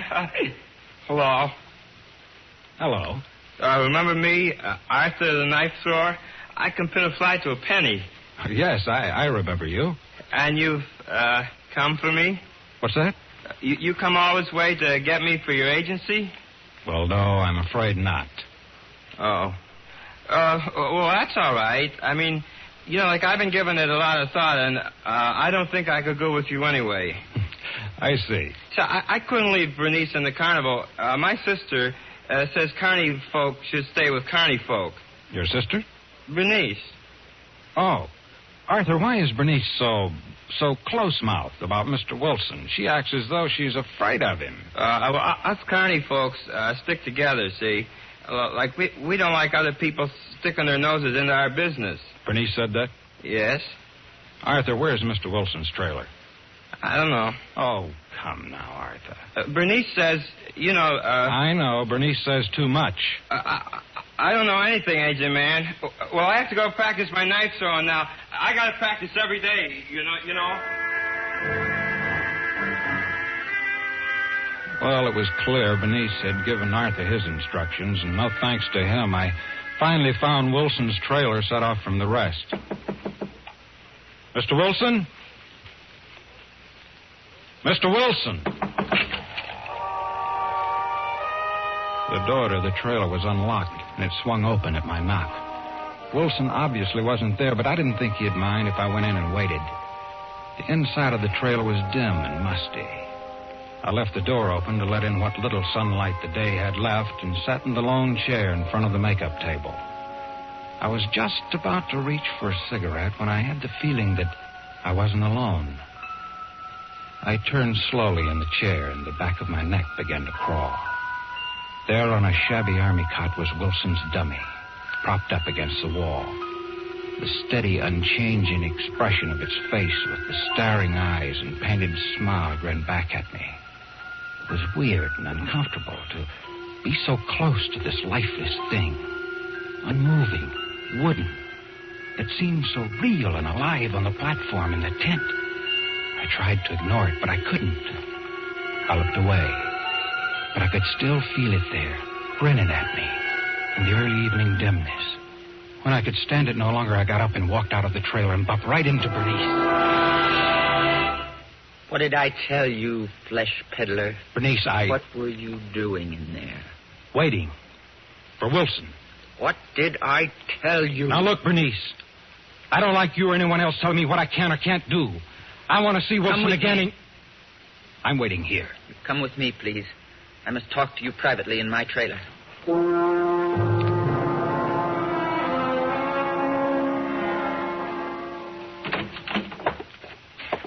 Sit down. Well, what's on your mind, Bernice? I didn't really think you'd follow us. I told you I'm not easily discouraged. Mr. Harris, I must warn you again to leave now without seeing Wilson. I don't think you understand me. I'm used to getting what I go after. Mr. Harris. I intend to see Wilson to try to talk him into signing a contract. And you've said so far, all that you've said is go away. Can you give me a good reason for not seeing him? Okay, then why did you insist on dragging me in here? Mr. Harris, can you assure me your interest in Wilson does not go beyond signing him as a client? What do you mean? Your interest in Wilson wouldn't by chance be in his past, his private life, and not in his professional talent. I never heard of him until I caught his act 3 days ago. Mr. Harris, I'd hoped I wouldn't have to tell you this. I didn't realize you were so stubborn, but... Yes? Well, Alexander Wilson lost his mind many years ago. That doesn't disturb you? It might, if I believed you, Bernice. What? I don't think Wilson's nuts. Apparently something's bothering him. Something big, maybe, but it's not insanity. I suppose you know Wilson better than I do. I didn't say that. But a man in my business meets every kind of person there is. The cheats, the phonies, the right guys, the bums. So? So you develop an instinct about people. And my instinct tells me Wilson is not insane. You'll have to try something better to scare me off. Mr. Harris, Wilson thinks he's a murderer. You are trying to scare me, aren't you? If that's necessary to protect you and us, yes. You think he might murder me, too? I don't mean that. Actually, he never murdered anyone. Look, Bernice, you don't make sense. Don't you understand? No. I said Alexander Wilson thinks he is a murderer. He thinks he murdered a woman a long time ago. He's lived with this thought for years, nourished it, until he really believes it. It's driven him out of his mind. Bernice, do you expect me to believe a cockamamie story like that? It's the truth. So don't you see? The only place for him is here in the carnival with his own kind. We understand him. Well, hasn't anyone tried to help him, to make him realize He's beyond that now. But with us, he's all right. Outsiders disturb him. You haven't scared me off, Bernice. You've got to stay away from him. Why? If anything you've told me is true, it's only half the truth. It's enough for you to know. From you, maybe. Perhaps Wilson will tell me the rest. I've warned you. I will not warn you again. Poor Bernice. Oh, hello again, Agent Man. Hi, Arthur. How's your throwing arm? Well, Come in, Arthur. Mr. Harris is just leaving. Yes. So long, Bernice. Goodbye, Mr. Harris.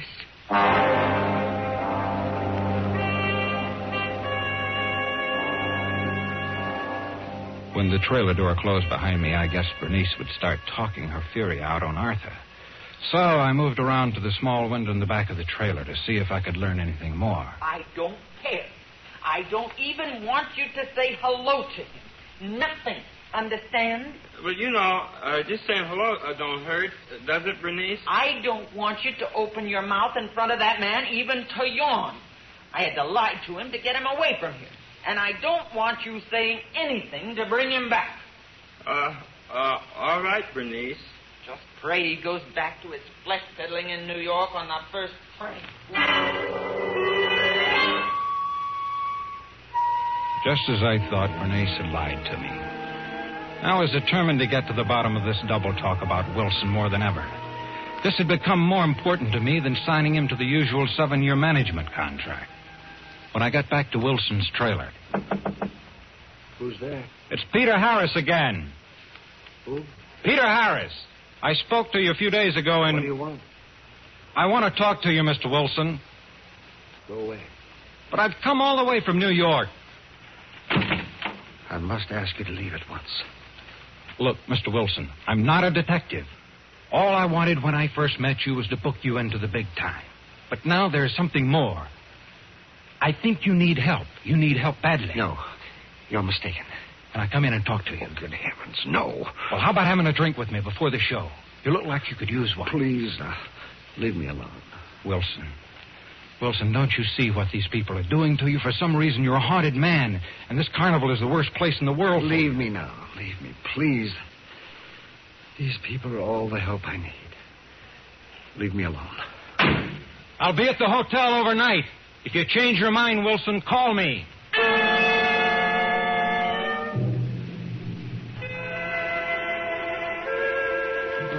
No, I was mad.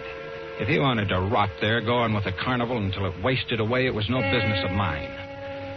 I had a few drinks in my room at the hotel, phoned Gloria that I'd be home the next day, went to bed.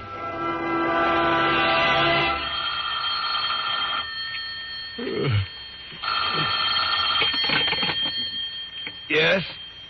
Mr. Harris? Wilson. Can you meet me right away? Right away? What time is it? Well, I don't know. It's after midnight. It's 1:30. Well, Please. I must talk to you. Can you meet me? Sure. Okay, where are you calling from? An all-night drugstore. Well, where is it? Wait, no. Not here. Meet me at my trailer. Okay. And please, hurry.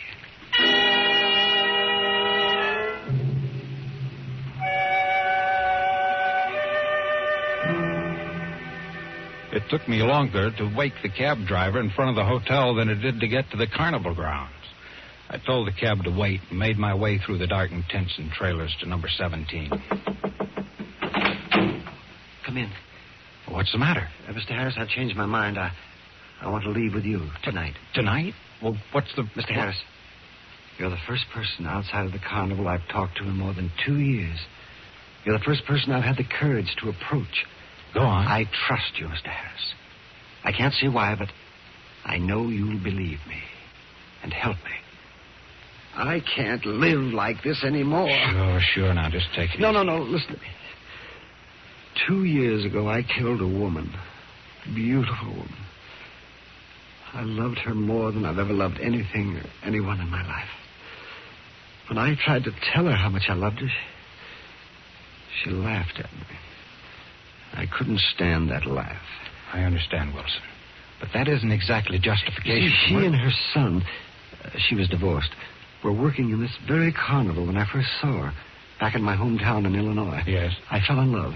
Oh, you can call me a rube, anything, but I was in love. I quit my job and followed the carnival for months. That's how much I loved her. And she laughed at me. So I shot her one night. And then I wanted to die, too. And when I saw her lying there at my feet, I wanted them to hang me, but they laughed at me. They laughed at you? The law, the police, they didn't believe I'd done anything. They wouldn't let me give myself up.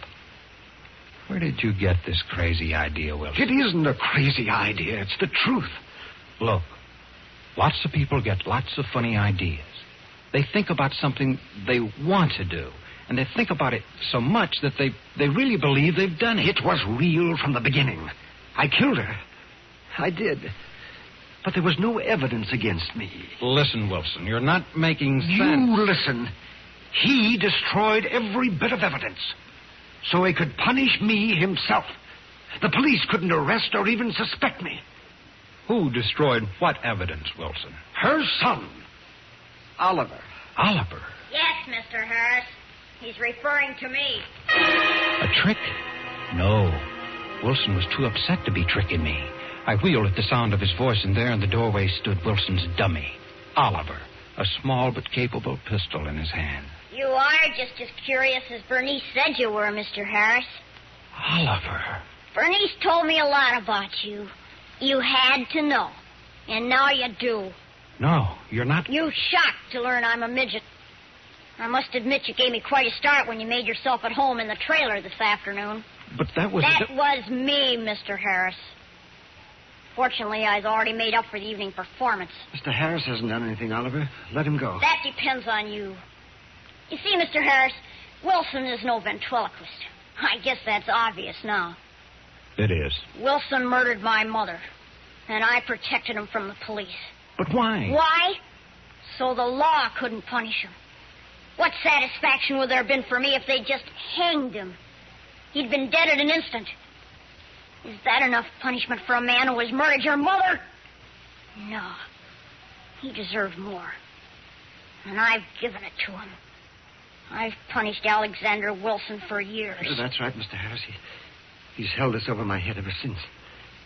Sitting on my lap at every performance, reminding me night and day. Well, I've had as much as I can stand. So go ahead, Oliver. Shoot! Shoot! Oliver, be sensible. If you pull that trigger there, you're... They? Bernice and Arthur and everyone else? Bernice already knows, and now I don't care if the others do, too. For heaven's sake, shoot me. Get it over with. Shoot me, you monster! Shoot me! With horror frozen on his face, Wilson slid to the floor, dead. Then Oliver turned on me, the pupils of his eyes tiny with madness and his frail little body trembling. I'm afraid this is one act you can't book, Mr. Harris. Oliver. You wanted to know everything. Oliver, now wait. I'm really sorry for your sake. He asked me to let you go, but under the circumstances. No. I'm sorry, Mr. Harris. It flashed by my head and landed quivering in Oliver's chest, a long, gleaming knife blade. And there was Arthur in the doorway of the trailer with Bernice, his face like stone, watching Oliver crumple the little distance to the floor. Slowly, the faces of the others appeared in the doorway, silent. The terror I was holding back was of physical pain. I walked to the door and stood looking down at the little body lying awkwardly like a dummy now. A lifeless thing, unmoving, staring, even with the traces of a painted smile grinning up at me. This couldn't have gone on any longer, I suppose. The police will come now, and at last there'll be an end to it. Go home, Flesh Peddler, and forget all about us. I went home, but I haven't forgotten, and I'm afraid I never will.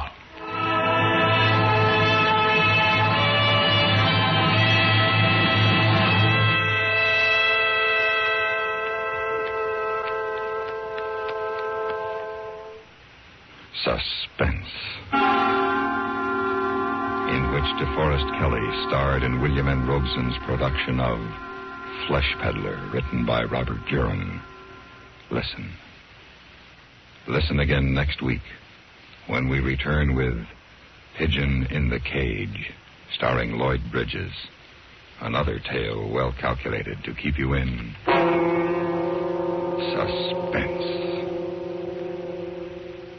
Supporting Mr. Kelly in Flesh Peddler were D.J. Thompson, Gretchen Connie, Dawes Butler, Howard McNear, and Dick Beals. How are your brakes? Not the ones in your car. We're sure you keep those in tip-top working order. But how about your own brakes? Are they in working shape? When you're behind the wheel of your car and you feel that impulse to challenge the legal speed limit, can you stop that impulse on a dime? When a less courteous driver does something downright stupid that may inconvenience you, are you likely to do something twice as foolish just to show him he can't push you around? Or can you say halt to your anger before it leads to an accident? Students of human behavior have discovered that most of the accidents on our highways are the result of emotional immaturity. An adult can control his feelings and concentrate on his goal. Don't let childish attitudes keep you from reaching your destination. When other drivers and traffic regulations annoy you, use the brakes in your head as quickly as you would the ones on your car. Remember, accidents don't have to happen.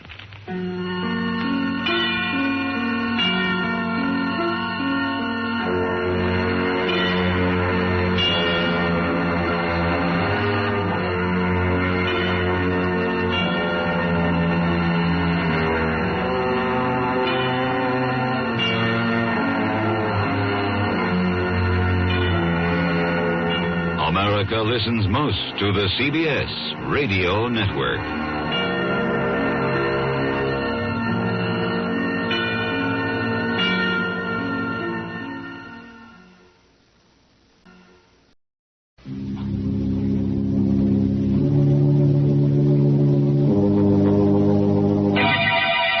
Lipton Tea and Lipton Soup present Inner Sanctum Mysteries.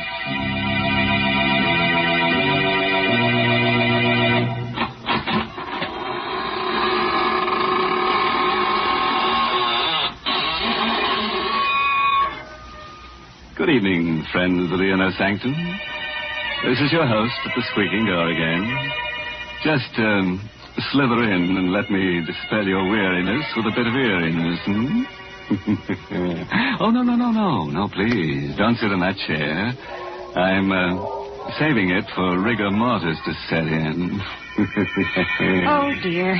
I see this is going to be one of those nights when my favorite character gets killed. Yes, Mary, but don't scream blue murder because this is a corpse of a different color. Well, if it's going to be that kind of a story, I'd better tell folks about something cheerful first. Yes, I mean Lipton tea. Lipton's is such a friendly, welcome drink. And that's because of its brisk flavor. Now, that word brisk is important. It means that Lipton tea always tastes fresh and full-bodied, tangy and vigorous. It's never flat or wishy-washy.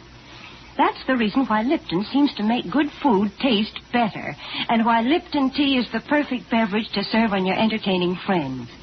So even if you're not a regular tea drinker, you should try Lipton's. That brisk flavor makes all the difference in the world. And now let's leave the world, temporarily, of course. Tonight's story is called The Lonely Sleep. It's an original radio play by Christopher Mayle, who scribbled it during a nightmare. And our star is Carl Swenson, who plays the role of Archie Gold. Murder is a specter which nudges all of us, anywhere.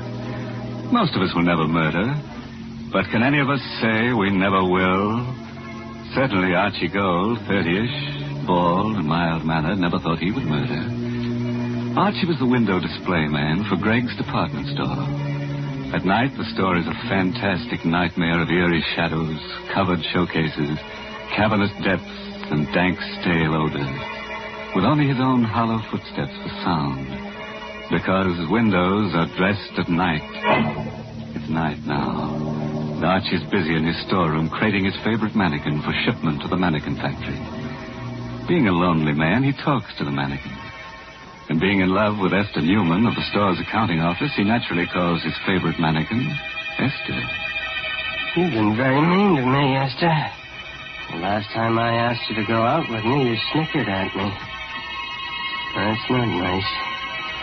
That's why I had to do this to you. Archie tucked Esther's smooth pink torso into a crate. There. Perfect fit, darling. Perfect. Then Archie wrapped Esther's slim legs and arms in excelsior, tucked them into another crate. So, you wouldn't put your arms around me, darling. Well, you won't get another chance. Then Archie picked up Esther's pretty head and placed it on his workbench. Oh, Esther. I'm so lonely. Why don't people talk to me? Why can't I be popular? What's wrong with me? Why don't you go out with me? What Archie never dreamed was that the real Esther Newman was at that moment slamming the last of her monthly report books closed, flicking off the light, and starting out of the finance office toward the rear door of the store. She stopped by Archie's half-open door when she hears his voice. No, listen to me, Esther, darling. I am making enough money here to buy us a little place over in Jersey. See, all my life, I wanted to love someone like you. You're so beautiful. You will marry me, won't you, darling? Why, Archie, go. Sitting there proposing to a dummy, and the dummy's name is Esther. What a coincidence. Well, Esther, you worked late? I didn't know. No. I mean, yes, I give the mannequins names. It's sort of a game. Yeah, game. That's it. Well, they don't talk back anyhow. No, they don't talk back.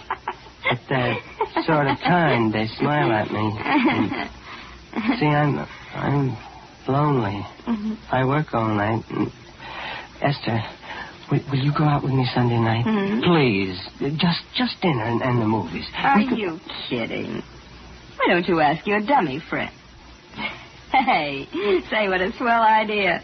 She won't eat much. You can maybe get her into the movies for half price. And when you kiss her goodnight, Archie, she won't slap your face.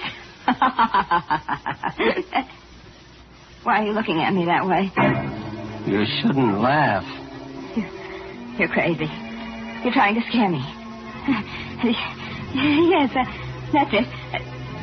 No, you're not. You are crazy.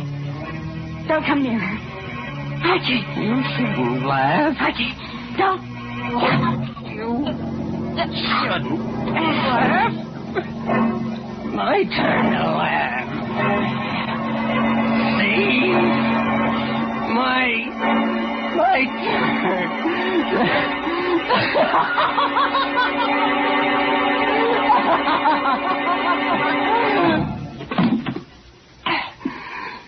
You shouldn't laugh. People shouldn't laugh when you're lonely. You see, the specter of murder had nudged Archie, and he's obeyed. This was no mannequin at his feet. This was a woman, warm and beautiful and dead. And being scared and lonelier than ever, Archie talked to his mannequins again. This time to Frank, painted and rouged and handsome in Greg's bargain $29.50 tweed suit. You heard her laughing at me, Frank. I just couldn't stand her laughing at me again. Hey, look at her, Frank. You'd think she was asleep. Her neck's broken. See, what am I going to do with her? Yeah, I gotta think. Gotta hide her. Gotta dress the front window, too. The window. Sale of cozy kitten mattresses starts tomorrow. It's a big sale. Sleep on a cozy kitten. I've got it, Frank. The window. I've put her in the window. On a cozy kitten mattress. Nobody will know. And then tomorrow night... So Archie used some pancake makeup, bringing life to Esther's sallowing cheeks and purple lips. He placed her dead weight on a hard truck. He rolled her to the lighted window.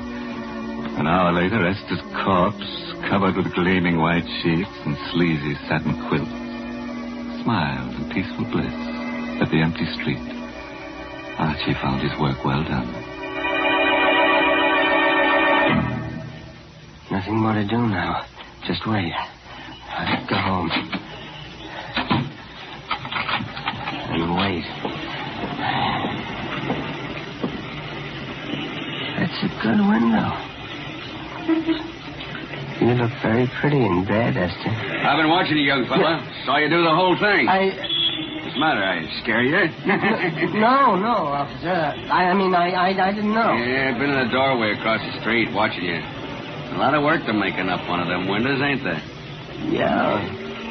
You saw me do the whole window, you mean? Uh-huh. Saw you put the mattresses in, make the bed, put the signs in, then fix the lights. Then you put the girl in the bed and fix her face up. Hey, it's a nice job. Yeah. Say, you look bad, son. Yeah. Anything wrong? You sick? Huh? No. I'm just tired. All through for the night? Yeah, I'm all through. Good night, officer. Good night, young fella, and don't worry about your girlfriend. I'll keep an eye on her every night.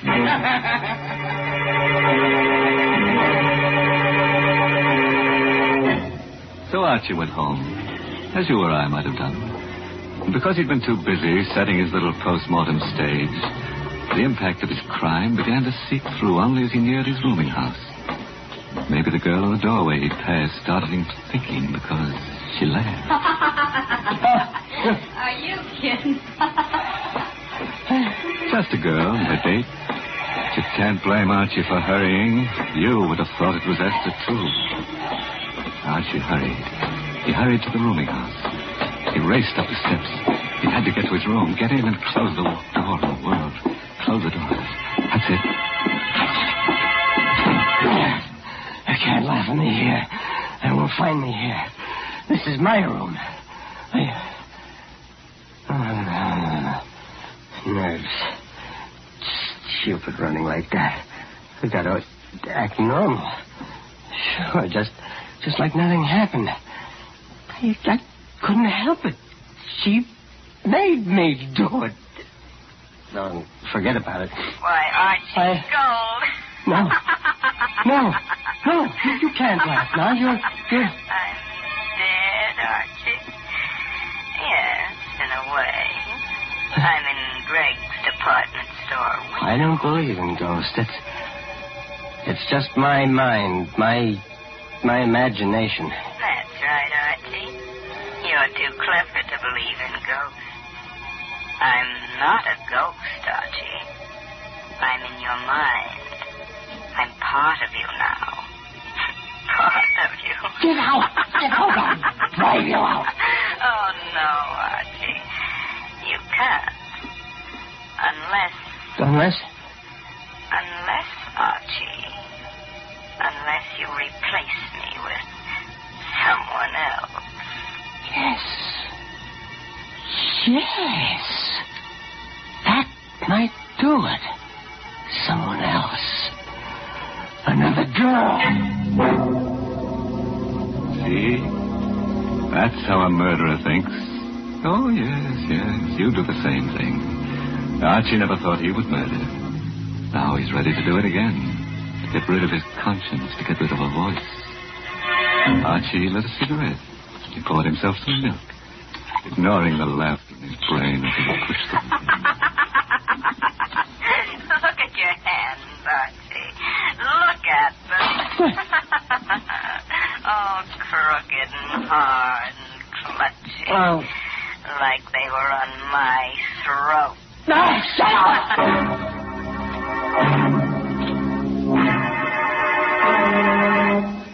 Archie threw himself on the bed and jammed the pillow against his ears. He fell into a dream worse than reality. Hello?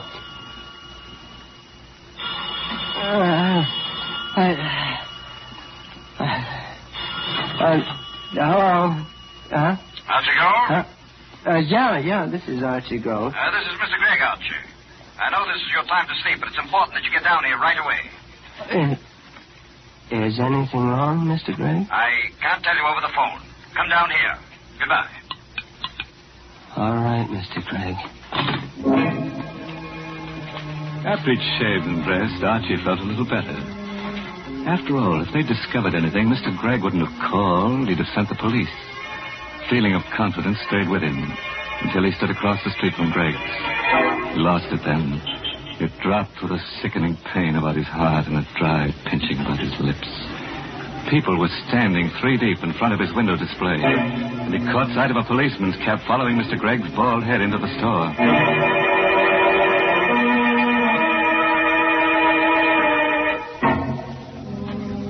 Well, were you thinking of going window shopping tomorrow? Want to be popular? Have lots of people crowding about you on the sidewalk side of a plate glass window. Want to be a mannequin? Look up Archie Gold. He's the mannequin doer. Well, all I can say is I'm glad that murderer is about to be caught. Why, Mary, don't talk that way. It was really kind of Archie to put her on the mattress. She was so sleepy. In fact, she was dead to the world. Yes, the one to feel sorry for is Archie. Why, the poor fellow's shivering. Why don't you make him a cup of Lipton tea? Lipton's is too good for him. And besides, he's probably too scared to taste the difference between Lipton's and ordinary teas. Yes, folks, Lipton tea is different. In the language of tea experts, Lipton's has a brisk flavor. And when they use that word brisk, B-R-I-S-K, they mean that Lipton tea tastes tangy and spirited, really full-bodied. It's never flat or weak. So get acquainted with that brisk flavor. Or you just don't know how good tea can be till you know how good Lipton's is. Well, let's see how good Archie's alibi is. Remember Archie, the lonely little man who dresses Greg's department store windows at night? Just couldn't stand being spurned by Esther Newman any longer. She laughed at him when he asked for a date, and now Esther is a lifeless mannequin advertising the restful qualities of cozy kitten mattresses in the window display. And Archie enters the store to see what's in store for him. Mr. Gregg, I'm... Archie Gold, come in. Close the door. Sit down. My boy, you know Miss Newman in our bookkeeping department? Yes, sir. I knew her, but I'd like a chance. You're going to get a chance, my boy. Before leaving on a week's vacation, Miss Newman completed our annual report. Miss Newman is on vacation? Yes. Which isn't important. The report shows we sold 16 cozy kitten mattresses in 1 year. Well, that's not many, is it, sir? It's terrible. We were stuck with 1,500 of them. Just a minute now. Jenkins. Yes, Mr. Gregg? How many mattresses have you sold now? 802, sir. You hear that, Gold? Yes, sir. 802 mattresses in a couple of hours. And your window display did that. My boy, you're a genius. Mr. Gregg, No. I know just what you're going to say. Any man who has the imagination to put a woman dummy asleep in a window, and such a dummy, so peaceful. How much we pay you, Archie?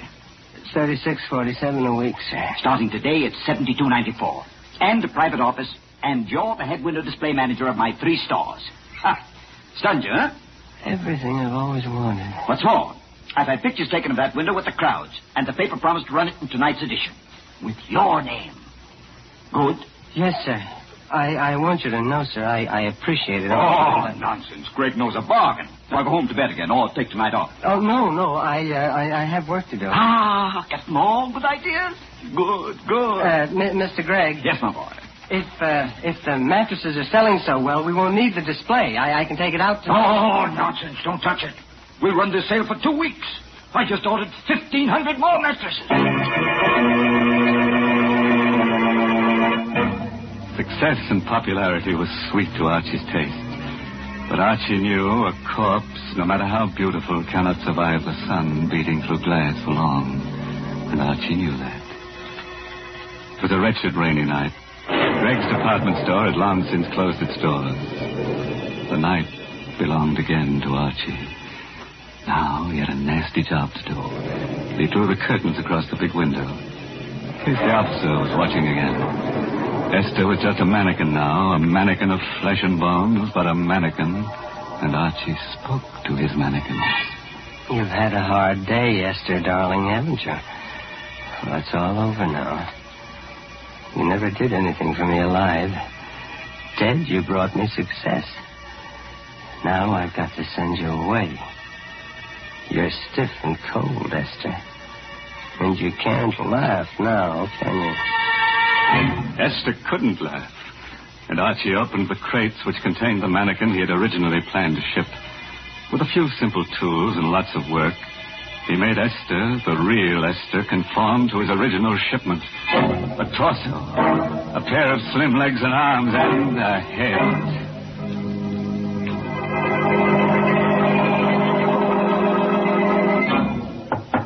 Yeah. Who?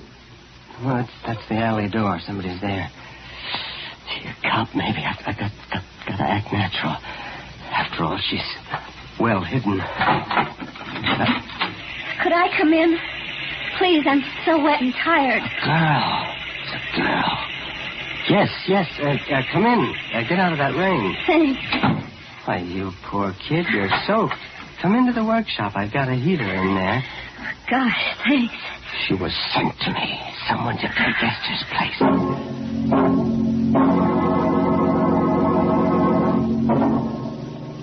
Feel better now? Yeah, lots better. You're very kind. How did you happen to pick this store to knock at? Well, the alley seemed a good place to get out of the wind. It started to rain, and I saw your light. Oh, I see. And you're broke. Yeah. The usual story. I came to town from Philly to get a job. Job was there, all right, but the boss wasn't on the level. Well, don't you have a home? Parents or a husband, I mean? Oh, that's no. a shame. Look, stay right there now. I'll be right back. You're not leaving me, are you? No, I'm going to get a blanket to put across your shoulders. I'll be right back. Of course he'd be right back. Wasn't this just what he needed? Another mannequin to satisfy Esther's voice? It made sense. The second time, it's easier. It always is. Don't move, May. Huh? I'll put it across your shoulders. All right. You're a very lonely man, aren't you, Mr. Gold? How do you know that? Because I like you. How does that prove I'm lonely? I like lonely people. Why? Because I'm terribly lonely myself. I got some coffee in the thermos here. I'll get you some. I like it here. I like to look at the mannequins, especially that handsome one there. What do you call him? What do you mean, call him? Well, you must talk to him. I would. You're wonderful. You understand. Yeah, I do. I do talk to him. His name's Frank. Frank, meet May. May, this is Frank. Hello, Frank. I'm sleepy, Frank. Oh, May. Why did you come tonight? Why couldn't you come 2 nights ago? You sleepy? Mm-hmm. I'm warm and sleepy. Look, I have 3 hours before my window has to be finished, and I have an errand that'll take me about an hour. You climb into the bed in the window and... People will see me in the window. No, the curtains are drawn. I'll wake you when I get back. All right. Looks like the kind of bed I could sleep on forever and ever. Doesn't always work out the way you plan it, see? Archie didn't want to murder Esther, but he did. Archie wants to murder May, but he'd rather not. Well, Archie drew the satin quilts over May. She smiled, closed her eyes with murmured thanks. It was asleep. Archie knew now he loved her, that he must never listen to her speak again. While Archie carried the crates containing Esther's remains into the station wagon in the alley, a little man with a sad, droopy face and a derby hat argued with the night captain of the local police station. I tell you, I know what I'm talking about. I stopped at Greg's window 4 times today. I know a corpse when I see one. Well, I saw that window, too. That's a dummy in that bed. I know a dummy when I see one. I don't doubt that, Captain. You've had more experience with dummies than I have, but I've had more experience with corpses than you have. That's a dead girl in the bed. Now, what makes you so sure? I've been an undertaker for 40 years. My name is 𝒆𝒔. My establishment is down the block from Greg's store on 10th Street. Okay, we'll check. Now, operator, get me Mr. Gregg. Yeah, Greg's department store. Of course it is home. What else at this hour?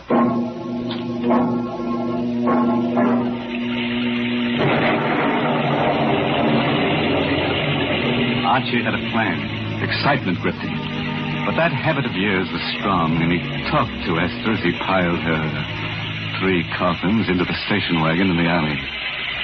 Don't you worry, Esther. In a half hour, you'll be at the bottom of the river. You shouldn't have laughed, Esther. Then I'll come back to May. Sure. Archie had a plan, all right. But it didn't include the little old undertaker who knew a corpse when he saw one, or an angry, sleepy Mr. Gregg, or a confused captain, who were right then coming to a stop in front of the store. This is an outrage, a preposterous, fantastic farce. Getting me down here in the middle of the night. Prove I have a corpse in my window. I know, Mr. Gregg. I feel silly about it myself, but Mr. Husak here seems so sure. The curtains are drawn in front of the window. We'll have to go inside. No. In a minute, you're all going to look very silly. There. Does that look like a corpse? No. You're right. It's not a corpse. It isn't a dummy either. She's alive. Breathing. There's something queer here. I'm going to look around outside. Archie! Archie, go!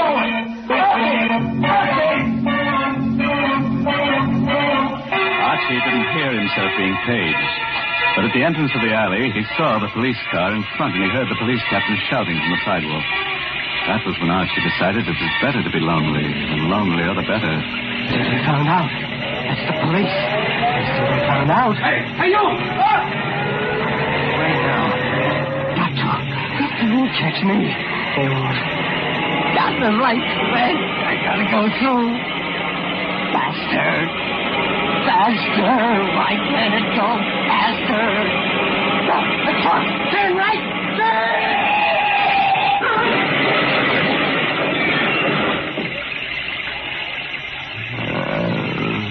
No one ever heard Archie's last words.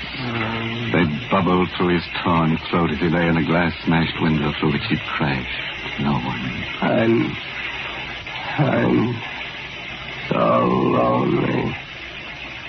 May.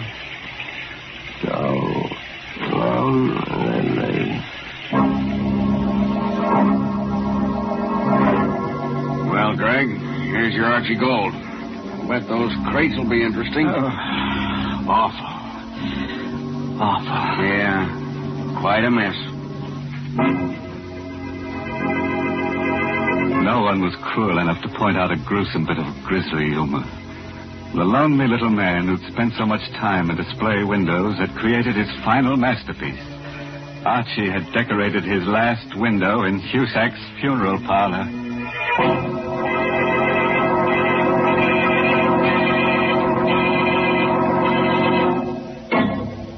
The lesson we learned from tonight's story is that murder doesn't pay. It's a losing business. Murderers are always in the red. And it's strenuous work, too. You're bound to find yourself a little stiff. Mr. Host, I did not like that story. Well, neither did I, Mary. Imagine the Cozy Kitten Mattress Company pulling a smart advertising stunt like that on Lipton's time and for free. Now, that's not what I mean at all. And if you're worried about Lipton's, let me assure you that Lipton's is the largest selling brand of tea in the whole world. That's the kind of popularity that really counts. And, folks, if you'll just once try Lipton tea, I think you'll be convinced, too.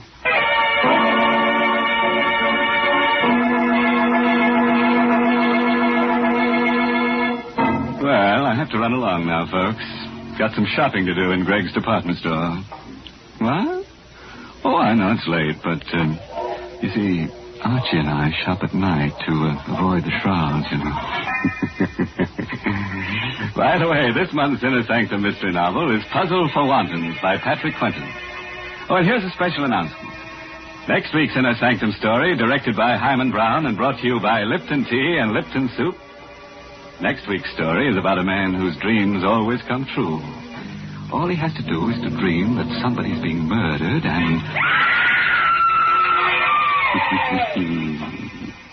Enough to keep you awake, isn't it? Oh, until we meet again next Tuesday, you dream of me and I'll dream of you. Now it's time to close the squeaking door, so good night. Pleasant dreams.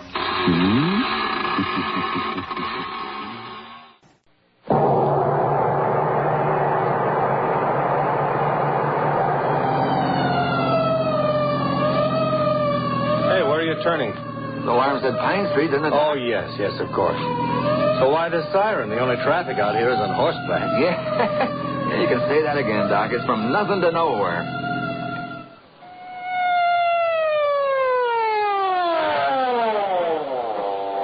Okay, let's go. Yeah, right with you, Doc. Right with you.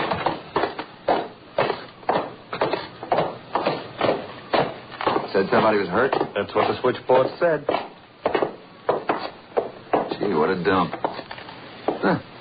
Don't seem to be a bell. Oh, there must be. There's a light in there. Try the door. Yeah, it's open. Well, let's go. All right. Hello in there. Hello. This is another false alarm. Anybody here? I'm a doctor. Hey, look. In the corner. This I gotta see. Lady, I'm a doctor from General Hospital. Now, what's the matter? She is screwy, all right, ain't she? Frightened. No, Doc, wait. Where are you going? Can't get it open. What do you want to go in there for? Can't get this open. Okay. Whoever is hurt must be in there. Blasted door. Come on, we'll break it down. But the woman. Forget the woman. Come on, put your shoulder to it.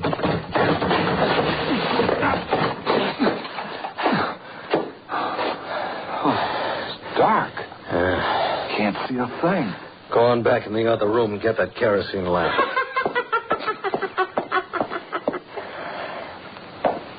Here, Doc.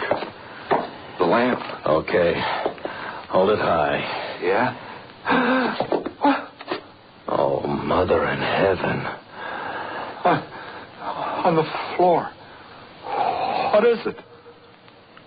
It's a man. Oh, no. It can't be. Yes, I tell you, yes, it's a man. A man. And he's been turned inside out. Inside out? Yes, see for yourself. It's a man. But the skin is the inside. The raw flesh is the outside. A man turned inside out. Like you turn a glove inside. It's alive. It's alive. It's trying to get up. No. It's trying to get up, I tell you. It's trying to move. Sam, hold that light high. Watch. Look at it rolling over. Stop it. Trying to get up. Stop that. Trying to get up on its knees. Doc, make it stop. Kill it. Do something. Man can't live inside out like that. I tell you. Hysterical old woman, that's what you are. Now you stand there and shut up. Look, there's another door. Yeah. Open. The answer might be in there. Doc, don't. We the got lantern, bring it. Gee, Doc, why can't we just go? Hold it high. Doc, what? Don't move. There's no floor in there. I don't see nothing. Nothing but dark. Well, look. The dark sort of spills over on the edges. Huh? Well, look, I tell you. It's a deeper dark than dark. Something moving in there. Doc, close the door. No, wait. Then I'll close it. Oh, you fool, open that door. I've got to see what... She's coming in here. Come on, Doc. Let's get out of here. No, Sam, I'm going to find out what this is all about. All my life, things have been what they've been. I'm going to know all about this. Please, Doc, please, let's get out of here. Woman, if you know anything, tell me. What was it we saw back of that door where the floor should have been? Do you know? She's going to the door. She's going to open it. Yes. Oh, Doc, will you listen to me? Let's get out of here. No, now wait. She's just standing there, looking in at the dark. Yeah. Doc, what's that coming up out of the hole in the floor? The dark. It's like black smoke. Listen to it. It's reaching up to her. Yes. What is it? Smoke? Black? What? Crawling up around her.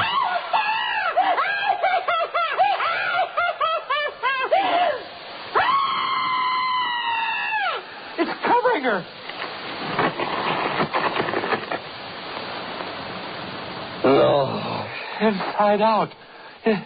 It turned her inside out. Sam, get up. Sam, open your eyes. The shadows are crawling along the floor toward us. Come on, Sam. Come on. Sam, you're... Oh, you're too heavy. I can't lift you. Sam, you've got to hear me. The shadows are crawling toward me along the floor. I can't leave you. You saw what they did to her. Look at her. Inside out. A woman inside out. Oh, Sam. I'll drag you out of here.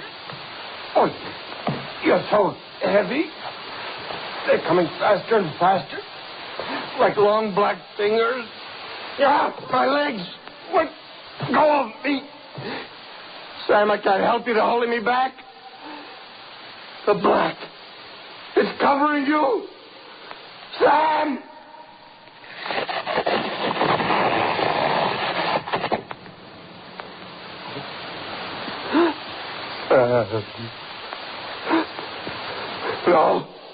No, you thing, whatever you are, get off me.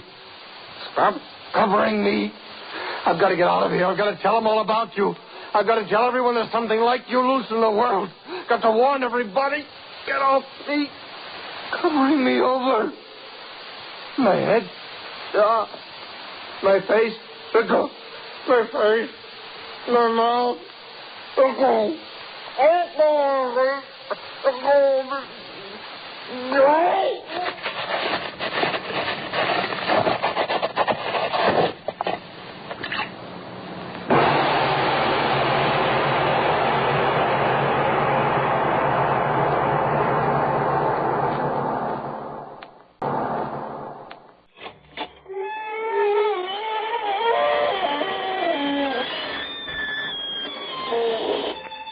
Good evening, friends. This is your host to welcome you through the creaking door into the inner sanctum. Come in, come in. Well, I had my musical bonnet on last night. Went looking for the lost chord, and I found it. Some joker was wearing it as a necklace. I had to cut him loose from a ceiling beam to get the chord. Oh, fun. Later on, we sang sentimental songs. Everyone was so touched. In the head. One gay blade got so hysterical he fell on himself. Ran himself through. There he lay, dead, but no blood. The zombie. The party broke up when everybody broke down. Ah, yes. A little life of an evening can be deadly.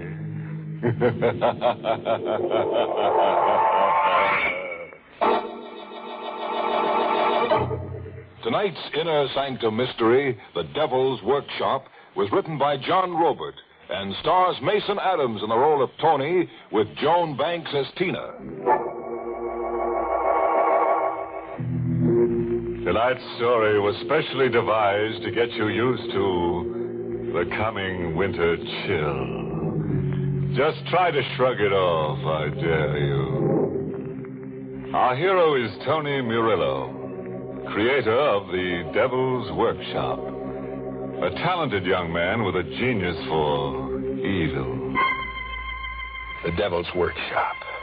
I created it and I live in it. Living with me is every murderer who ever amounted to anything. Hatchet men, pathological killers, Bloody Mary, and the devil himself. We live in it, all of us, with one difference only. I'm flesh and blood, and they're wax. My hands made them. It's a good business. I can't keep up with the cash orders pouring in from wax museums all over the world. It's a good business, except that sometimes it gets in the way of your love life a little. Your girl wonders about you sometimes. Tony, how did you ever fix on such a strange occupation? Maybe because I'm strange myself. And maybe because my name is Murillo. Murillo?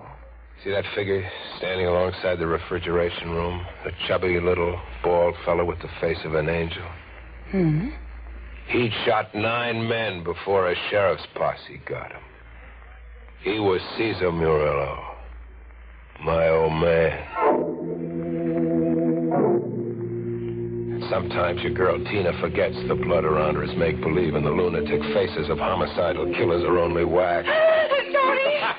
Did Bloody Mary just swing at you with her axe? No. No, not Mary. It was the devil. I could swear he moved just now. Tony, look. What do you want me to see? The devil grinning and moving his lips. Look, Tony, I'm not crazy. No, you're not crazy. He's always grinning and moving his lips. Always? And moving around the room, always restless. Today he's behind this killer, tomorrow that killer. Or watching Hickman the butcher. And always grinning and moving his lips like he was egging them on. Tony, do you know what you're saying? Forget it.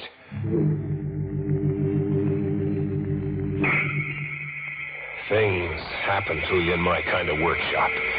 You turn in for the night on an iron army cut and the shop comes alive. You're wax and they're flesh and blood, and all of them having a time of it for themselves. With the devil dividing his time the best he can among all of them. You wake up, and there he is behind someone else for the day. Or you wake up, and he's gone. The devil's nowhere in the workshop. As if he just upped and went on the town. Tina! Yes, Tony? What are you trying to pull? Paul, I don't understand. The devil, he's nowhere in the workshap. Tony, what are you saying? But you were here during the night and carried him off. Nobody else could have gotten in. Why should I steal your devil? I reported it to the police as a theft. To a Sergeant Tracy. Somebody stole your devil, you say? A wax devil. Is there another kind? You were asleep when the door was locked? Yes. Any windows to the loft? 2 leading to a fire escape, but they were bolted from the inside. Well, if the door and windows were locked, how do you figure the robbery was worked? I don't know. Could he have walked out? The devil, I mean. I don't know.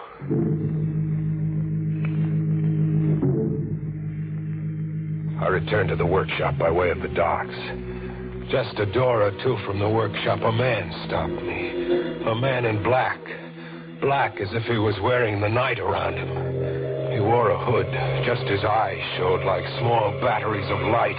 Make an outcry and I'll kill you. You're going to rob me? No.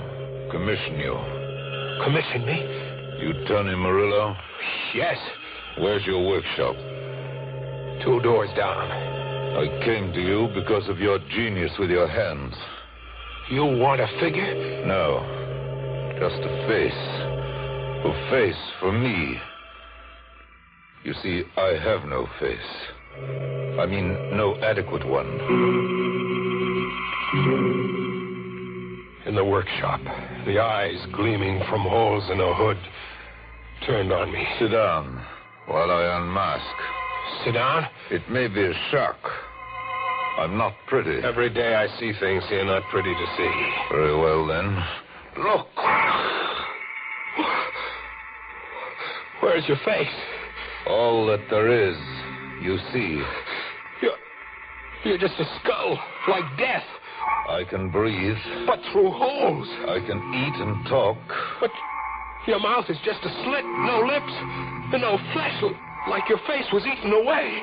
It was eaten away. It was how? You really want to know? I can stand it. It was a bandit somewhere in desert country. The bandit had a sense of the grotesque. He didn't like my face, he said. You want a face for me? Yes. But a wax face, what good would You're not. You're only to comply, not to judge. You will rebuild my face. You will model a nose, lips, and a chin. But out of wax, it's crazy. Better a surgeon. Surgery's done miracles. I want a wax face. Tempered as firmly and durably as those dummies. But handsomer. I want to be handsome. In fact, as handsome as you. As me? Yes. Make my face in your likeness. Well, why do you keep staring? You could be the wax devil. You have a lively imagination. Have I? And a perverse habit of staring. Now what's running through your imagination? What I just said. You could be the wax devil. I could be wax. The wax devil disappeared this morning. All right, touch me and satisfy yourself. And let's get this over with so you can work on my face. Feel my hand. It's flesh. And blood, too, believe me. Or would you prefer experimenting with a pin? No. You still think I'm your missing devil? You couldn't be. But I got to work. I posed myself in the wall mirror and rebuilt his face in wax.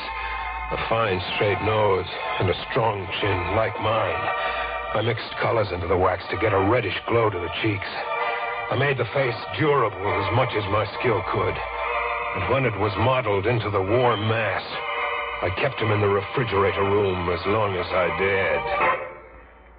You now have a face. Let me see it. Where's your mirror? Over there. A good job, Tony. I can breathe. And I can talk. You planned your work intelligently. Look at me. I could be you in wax. Yes, you could be me. How long can the face last? Indefinitely, if you keep the cold temperatures. Then I'll live here with you. Live here? I must. Where better than here? I'll have your hands at my disposal. And your refrigerator room. Besides, I want to show my gratitude by rewarding you. Rewarding me? How? By making you rich. Enormously rich. Money, jewels, treasures. Where's all that coming from? From everywhere in the world. From banks and from merchants and from misers. I forgot to tell you. Not only do I not have an actual face, I haven't a conscience either. He was going to steal for me, he said. But he began by stealing from me. Tina. I'd had a date with her, but she hadn't shown up. I'd waited half the night, but she never came. The next day, when she dropped into the workshop, I lammed into her. What changed your mind? Changed my mind? We had a date last night. I waited for you. You didn't show up. I didn't show... Tony, you're insane. We kept our date. We what? We kept our date. And we had fun for the first time in weeks. We had fun. I even fell in love with you all over again. What did we do? You don't remember? Tony, what's the matter with you? Never mind. What did we do? Well, there was an open-air movie and a drive into the country. We sang and joked and parked in Lover's Lane. Tony, what is it? What's come over you? You were out last night, all right, Tina. But not with me. You were out joyriding with the devil.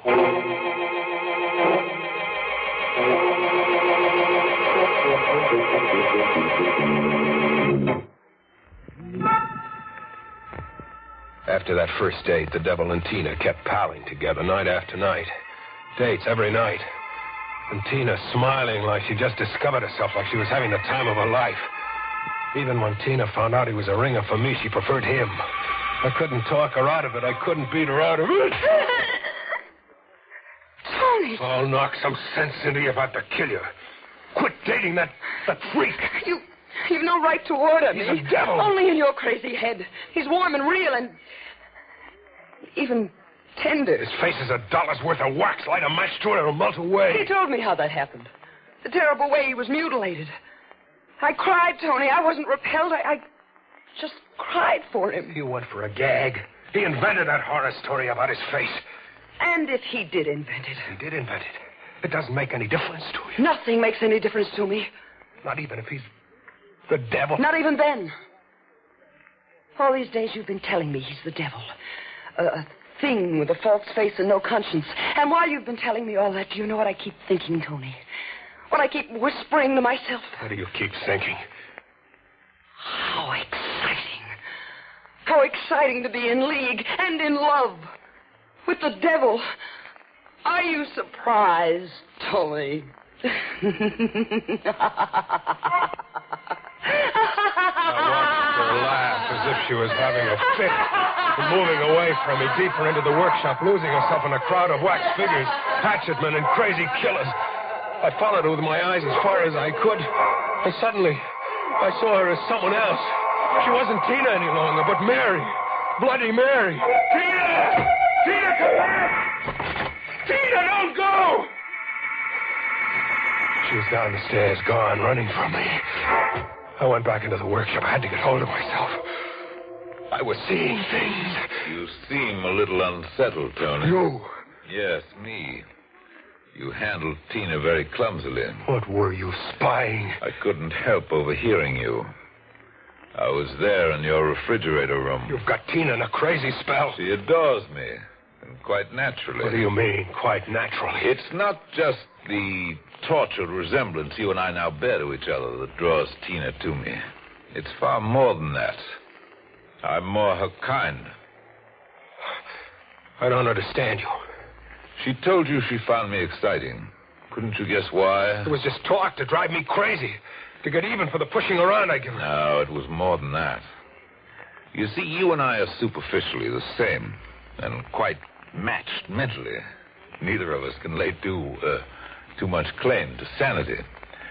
But you have one attribute that I don't possess.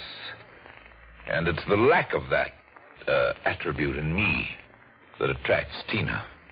What haven't you got that attracts Tina? A conscience. You think I'm joking? I don't think you know Tina. On the contrary, you don't know her. You see her as simple and lovely and good. In fact, you want her like that. Consequently, you repress her, where I free her. Now I know you're the devil, scheming to remake Tina in your image. Am I? Did you see her before? Did you see the curious transfiguration she underwent? When she dared free herself and laugh? Really laugh? Yes. She seemed to change right under my eyes. She seemed to change into what? An older face, wild and crazy and gloating. Like Bloody Mary waving her axe. Bloody Mary back there with the wax figures. Like Bloody Mary. That night I crept along after them, the devil and Tina, as an observer, along the harbor front where ghosts of ships float into blackness, to a small park in the fancy East End, where tired men sit on benches and dream into the river. I watched them work as a team, Tina and the devil, smoothly, every move coordinated as if they were both powered by one instinct. The sitter got up to go, and then he screamed suddenly and struggled. But the devil had his arms in a vice as Tina swung the axe. I'd been wrong about Tina. The devil was right. Her face looking down on a victim was the face of a maddened killer. The face of Bloody Mary. The devil had promised to reward me by making me rich. He hadn't forgotten. For you, Tony. A small down payment on my gratitude for this face. A man's wedding band. It's not much, but the wretch had little worth stealing. Only a watch, a few paltry dollars, and this ring. The money goes to Tina. I will keep the watch. I don't want the ring. But you must take it. It brings the three of us closer and ensures two of us against notions you may entertain about the police. It also suggests another way that you will eventually become a problem to me. How will I become a problem? You took the wedding band reluctantly just now, but soon you'll become bolder, greedier. Soon you'll want more. Soon you'll demand Tina, too. You'll try to recapture her from me. I want no part of Tina. I do. Tina. Yes? I never want to lose you to Tony. I don't think you ever will. Will you marry me then right away? Tina, no. Whatever you've done, but not that. You You can't marry the devil. But I can, Tony, I can. And I will.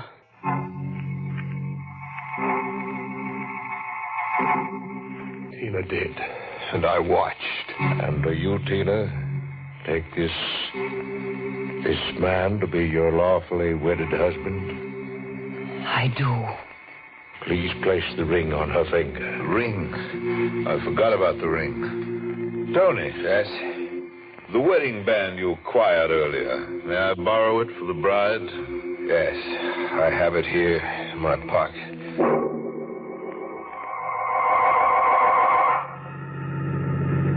It was a beautiful ceremony. You don't think so, Tony? It was a nightmare. You're bad company for honeymooners. Drop us in the nearest motor court and then be on your way. Be on my way? Yes. We'll manage without you. Nicely.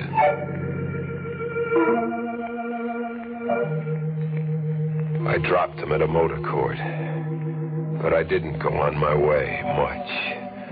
I pulled the car to a side, shut the lights, and I tried to think. I tried to corner my brain and force one idea through it. One idea. The devil could have Tina, but he couldn't wear my face. I thought about that, and the idea grew. His power over me was my face. I was mixed up about everything, crazy as all get out, but this one idea was the clearest thing I understood. The devil couldn't wear my face any longer. Not if I wanted to hold on to the only thing I had, a conscience. I crept into their cabin very noiselessly. Tina had dropped off in a chair. He was on a bed, breathing heavily. I lit a torch I'd made of paper and twigs. With my knee in the pit of his stomach and one hand like a steel vice on his throat, I held the blazing torch to his face. He awakened but lay helpless, making whimpering sounds. I watched first his chin melt and then his cheeks, and then little hot rivers of wax run down him, on him, and on me. Tina! Tony! Stop! Stop! Look, Tina, look behind his face. Stop. Look at your bridegroom Stop now. it. Let go of me. You'll burn too. You'll burn too, Tony. Tina, quiet! Tina, let go. Ready when we burn to a crisp.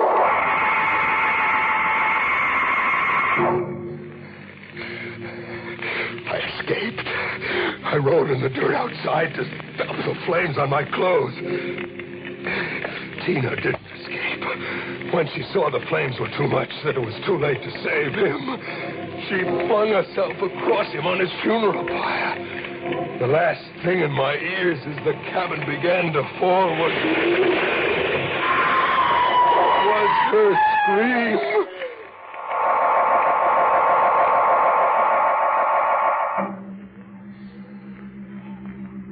I'm back in the devil's workshop now.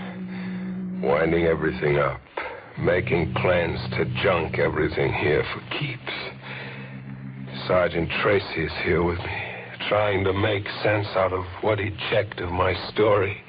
I had a whole group of specialists go through the rubble of that cabin that burned to the ground. I started the fire. I destroyed his face and Tina Ford with me. No, you told us that already. There weren't two corpses in the rubble, Tony. Just a lot of wax. Wax over everything. The devil? Was undoubtedly that wax figure you reported missing. But Tina? We're checking over your workshop just now. I find another figure in your inventory missing. Another figure? Bloody Mary. Bloody Mary is missing. See for yourself. I didn't know exactly what you did the other night in acting out your hallucination, but there's no doubt in my mind that the two people who were burned in that fire was a wax devil and a Bloody Mary. A man was axed to death and robbed in the park on the East End, you said. That murder never took place, Tony. I'm as crazy as that? Well, let's just say you took that weird business you're in a little seriously. Now, that just about explains everything, more or less. Or does it? Or does it? There's one big question mark we're trying to slough off at the department, because if we don't, we'll all start looking under our beds nights. One big question, Sergeant. We went through the rubble of that cabin with a fine comb. All we found, as I said, was wax and this. This? A wedding band. A man's wedding band.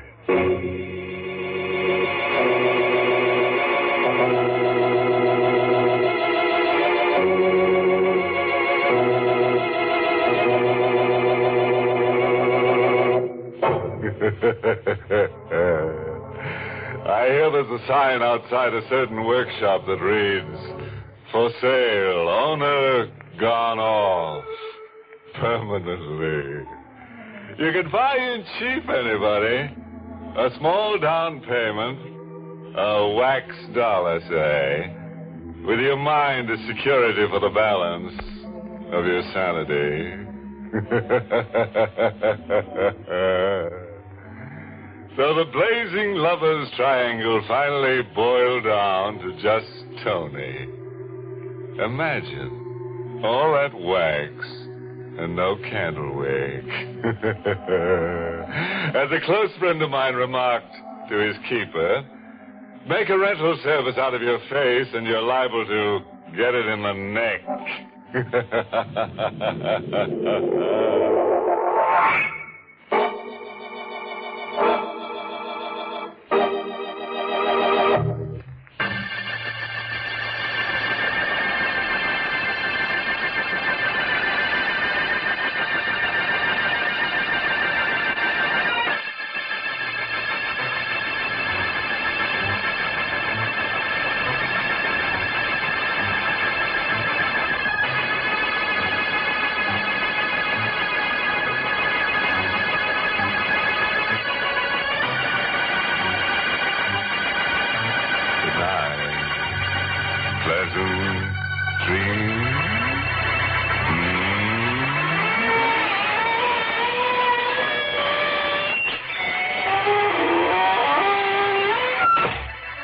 Sanctum was heard in the United States over CBS, the Columbia Broadcasting System, and has been rebroadcast for servicemen and women overseas. This is the United States Armed Forces Radio Service, the voice of information and education.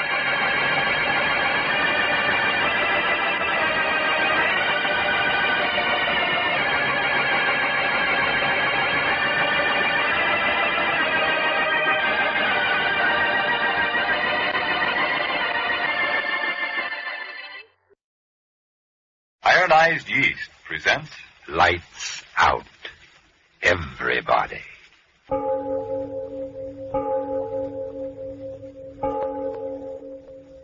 It is later than you think.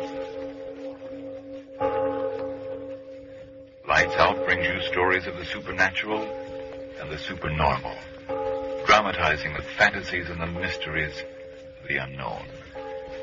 We tell you this frankly, so if you wish to avoid the excitement and tension of these imaginative plays, we urge you calmly but sincerely to turn off your radio now. My name, Arch Oboler. Tonight, another in our series of tales of the weird and the unusual. And this one is really unusual. It's about that little god of chance, the one who flips a coin and makes us rich men or beggar men. But before we start, Frank Martin has something to say to you. And I'd like to suggest, friends, that success isn't all a matter of luck or chance. No, success depends largely on you yourself. You can't hope to get ahead if you're miserably thin and tired and nervous.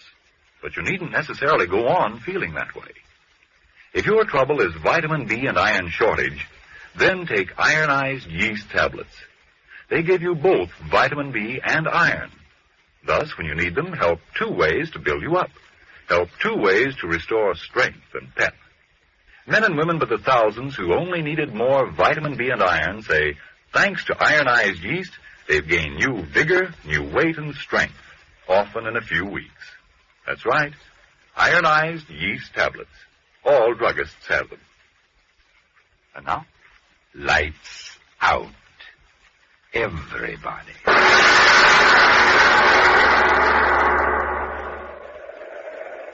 You say the world is planned. I say the world is chance. Sailing, sailing over the bounding main. Cut it out, Laura. Cut it out. You're rocking the boat.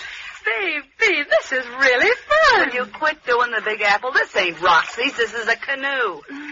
Smell that air. Isn't it just terrific? Yeah, there's too much of it. Dottie Nelson, don't you talk that way.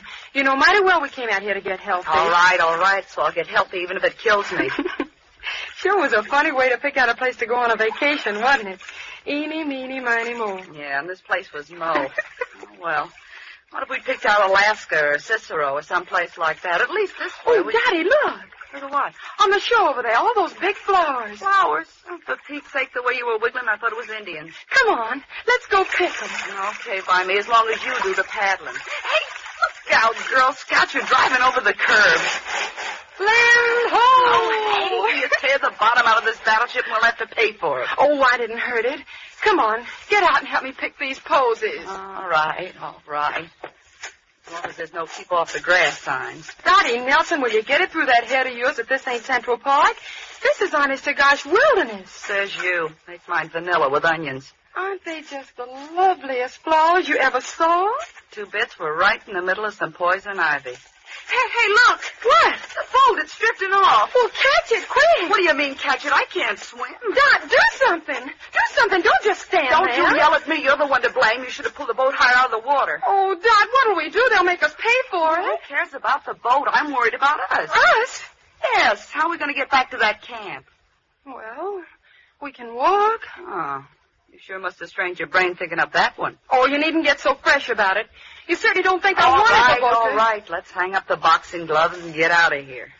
Dot. Huh? How dark it's getting. So what? Why is it getting so dark? Listen, lame brain. I may be just a hillbilly from 10th Avenue, but I know clouds when I see them. So they're clouds, you know. Clouds, rain, remember? I'm scared. Oh, what have you got to be scared about all of a sudden? Come on. I'll get you back to camp. No. Wait, Dot. Huh? That's not the way. We gotta go the other way. Listen, lame brain, I'll do the path finding. But you're wrong. You're all mixed up. It's the other way. Is that a path or isn't it? But there's a path going the other way. Yeah. Well, yeah, that's right. Well, what'll we do? You go one way and I'll go the other. Oh, no, we won't. I'm scared. We'll stick together. Okay, we'll flip for it as usual. I had a nickel. Oh, yeah, here it is. Heads, we take the right-hand path. Tails, we take the left-hand path. All right. Okay, call it. Heads. Heads it is. Okay, Girl Scout, lead the way. No, you go first. Okay, but if this path leads up to the middle of nowhere, so help me, I'm going to pull you apart like a herring. So dark. Keep moving. Wait, Dot. Well, what's the matter now? It's more posy. Listen. You hear it? So help me, a fiddle. I told you we were heading the right way. You turn over that I told you so record and keep moving. I'm hungry. Keep moving. All right. Keep moving. Keep moving.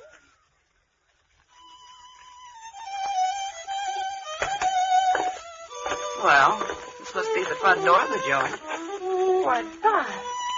How funny. Oh, what's funny now? That's pretty music. The place hasn't any windows. The door's all I care about. Do you think we ought to disturb whoever's playing? Disturb is right one side, Lady Gwendolyn. I'll do the knocking. Doesn't seem to hear us. Oh, he'll hear me. There, that did it. It's awful thrilling, isn't it? Okay, you do the thrilling and you'll do the paying if they can't find that boat. Of all the dumb things. How do you do? How do you do? We're sorry to bust in like this. We sort of lost our way. Our boat, and we thought maybe you could tell us. Of course. Won't you step in? I'm more than glad to see you. Well, of course we will. Come on, Dot. Okay. It's going to rain. Yeah, we found that out. We certainly were lucky to find this place. We heard you playing the violin. Now, did you really? If you'll step this way. Oh, Dot, isn't he the strangest man? Yeah. Turned his face away. He must be terribly ugly. Oh, forget it. Go on, keep moving. If you'll step in here, I have a small fire going. Kind of dark. Yeah. If you'll do me the honor of being seated. All right. Oh, boy, what a chair. Yes, it's most comfortable. Now, if I might be permitted to introduce myself. I'm John Boyd. I'm pleased to meet you, Mr. Boyd. I'm Laura, and she's Dottie. Don't believe me, mister, it's a pleasure. To my dog's hurt. May I sit and talk with you? There's so very much to talk about. Well, we should be getting back to camp. Oh, we got plenty of time. And anyway, mister, you don't know what a lifesaver you were. Was I? Really? Anything gets Laura scared is to be in the dark. All those rain clouds. Then I must apologize for not having more light here. You see, my eyes... Oh, that's all right, Mr. Boy. I never could remember names. I guess I don't really mind it being dark in here. It's sort of like a nice tea room. Really? Don't mind her, Mr. Boyd. She was hit on the head by a bowling ball when very young. Oh, Ned, Dot.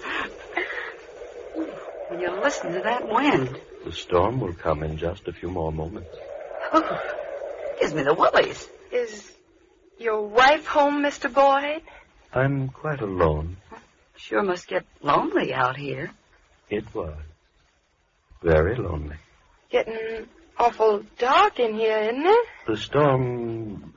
Oh, Oh, don't be alarmed. A door banging in the wind. If you'll excuse me for just a moment, I'll fix it. Okay. Dad, Huh? let's get out of here. Why? You're scared, too, Oh, huh? I'm not scared. You look so funny and shadowy in the dark. Dad, Huh? what's that funny smell? Yeah, I noticed it. Like medicine. He walks and holds his head so funny. And why does he keep away from the light of the fire? Let's get out of here. Yeah, okay.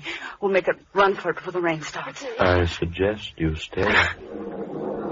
Yes, I suggest you stay. Come on, Dot. You'd better stay, my dear. The storm, it's close at hand. Yeah? Well, something tells me I'd rather be out there than in here. Me too. Well, I'll be seeing you. Come on, Laura. Okay. Mister. Yes, Mister, the door's locked. I know it. You know it. Hey, listen. What's the big idea of locking that door on us? You let us out of here, mister. Mr. Boyd, or whatever your name is. Didn't you hear me? What's the big idea of locking the door? I have some very interesting things to talk about with both of you. We want to get out of here. Come on, unlock the door. We'll scream our heads off. There's no one around for 15 miles. Are you going to open that door? I suggest you sit down. Give us that key. Now open that door. I tell you. Dot, why did you... Sorry I had to do that. I'm really a very gentle man.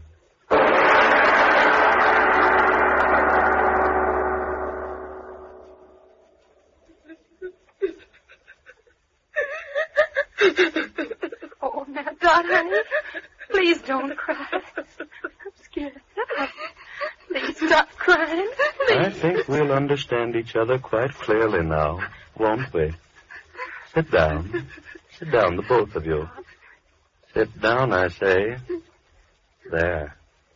Now that we understand each other so clearly, we can talk with each other quietly now, can't we? You know, I dislike loud talking intensely. You see, I'm really a very gentle man. Please, Dot, don't cry anymore. That's excellent advice, my dear Laura, excellent advice. Dottie, I suggest you stop crying. Dot, please, do as he says. I'm all right. Of course, you're quite all right. Now, where was I? Oh, yes. Let me tell you of Chance. Here I was, a quiet, contented man, sitting here all alone, and yet I was not quite content. Chance brought you here to me, and Chance found me quite discontented. As a man of thorough saneness, as a man of infinite realism, I realize that this fortuitous circumstance of our meeting, fanciful as it might have been, is a welcome opportunity for me. Opportunity for what?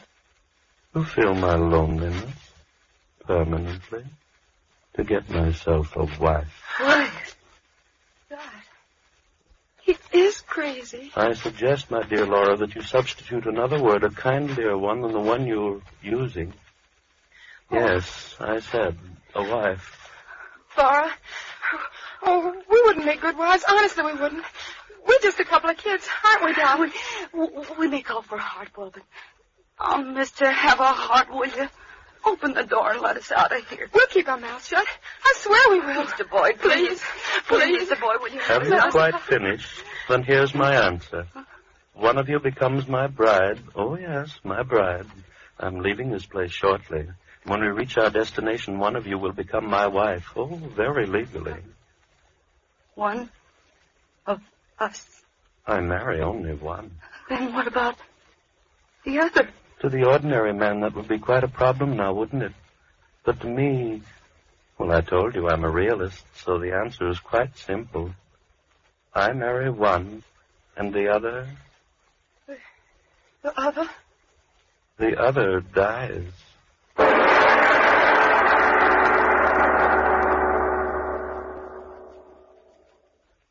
Ladies and gentlemen, two girls apparently are forced to decide between the being who calls himself a gentle man and death. A most difficult choice to make. But before it takes place in tonight's exciting lights-out tale, a deep breath to slow up at least my racing pulse, and a moment more to consider another matter before we return to the story of Valse Triste.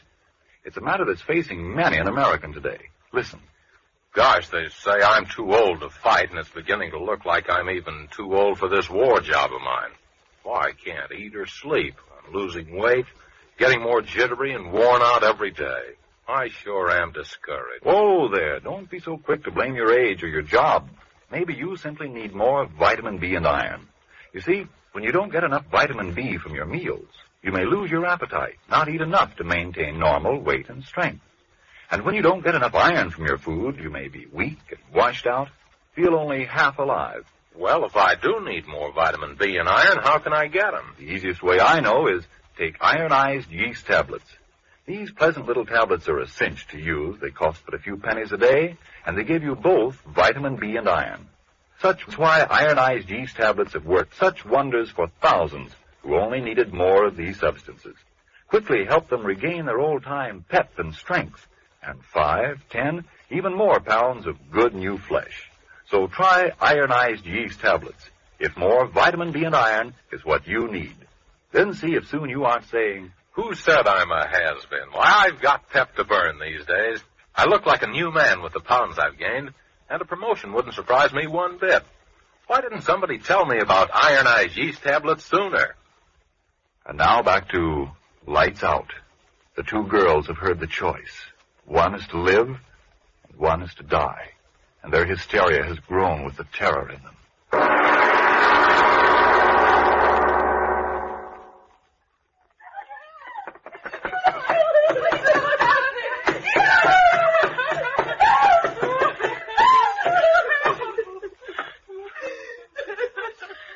Are you quite through, my dear?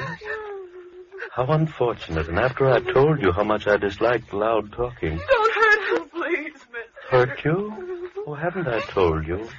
I'm really a very gentle man. Oh, yes, much too gentle. What? What are you going to do? Now, why do you ask that? The way you look at it. I'm trying to decide which one shall live and which one shall die. You wouldn't kill us? Oh, just one, my dear, just Oh, one. you wouldn't dare. We could both stay with you. I marry one, the other die. Mister, listen. My family, they've got money. Lots of Now, it. just a moment, my dear, just a moment. Money to me? Well... And what will I do with it? Oh, no, one of you must die, and this is quite as good a time as any other. No. You look so amusing. Backs against the wall. Skin on your faces, tight with fright. So white, so fresh and young. And yet, believe me, there's nothing to be afraid of. You wouldn't kill me. I don't want to die. Oh, it isn't a matter of want, my dear. It's a matter of judicious selection, like nature itself. You see, sitting out here, I've had a chance to watch nature and understand her. She's very gentle, just like I am. And yet she's quite a realist. Two rabbits run before the fox, one to the right, one to the left. The fox follows one and kills. But which one? It's all a matter of chance. With gentle nature herself the chooser. And I shall choose between you two. Oh, I tell you, not me. Don't look at me. It's chance, my dears. Yes, all is chance. Your being there and my being here. All things in heaven and on earth. Chance. Chance. All is chance. And so you'll die by chance. I won't die. I won't die, mister. Please. Please. Let me out of here. But, my dears, why be afraid? The one that lives, my bride, a calm and peaceful, happy existence. For as you know, I'm really a very gentle man. You devil, you. I'll go to my homeland, and there I'll sit and play my violin. Oh, so sweetly and so gently. I want to live. I've got to live. And the one that dies, quick, sudden, complete oblivion. So why be afraid? Mr. Boyd, listen, I'll marry you. Sure, I don't want to die. You hear me, Mr. Boyd, I'll marry you. Oh, no. Then you'll kill me. Boyd, please, will you I'll please marry you, me? mister. I'll marry you. I'll marry you. Mister, Stop. please marry me. Stop. Now you're making me angry. I don't like loud talking. It isn't good for me. I've been alone too long. Loud talking hurts my head. Why did you do it? Why?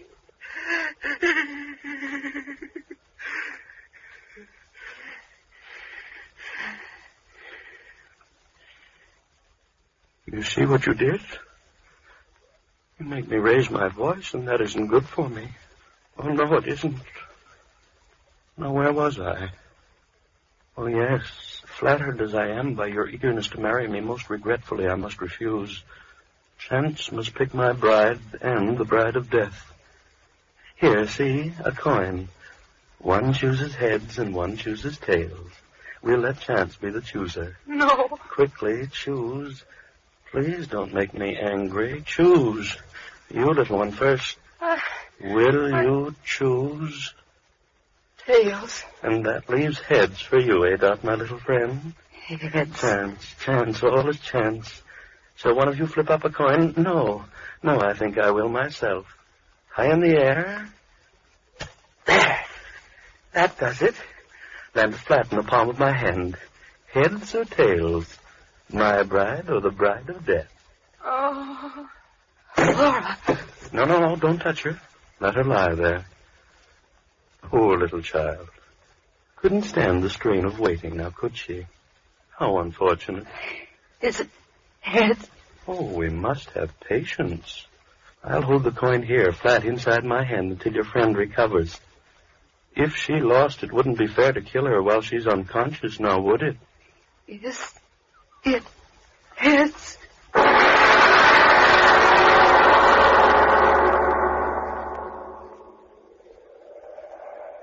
Oh, there's no doubt about it, Jim. They're drowned, the both of them. Yeah, I should have had more sense than to let them have the boat. A couple of city kids like that. Now, Jim, don't blame yourself. This water's treacherous.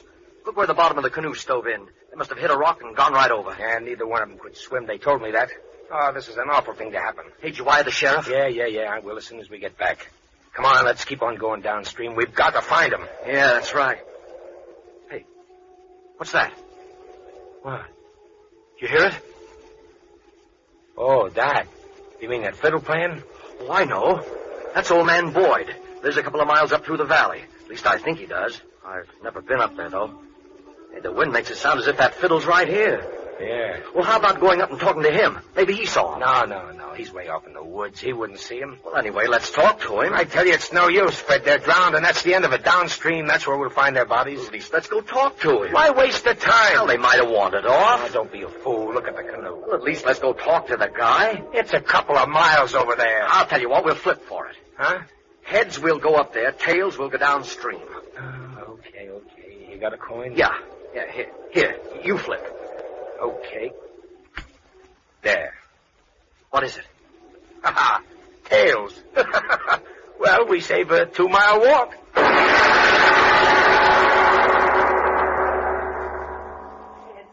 You gotta tell me, is it heads? Patience, my dear daughter. You must have patience.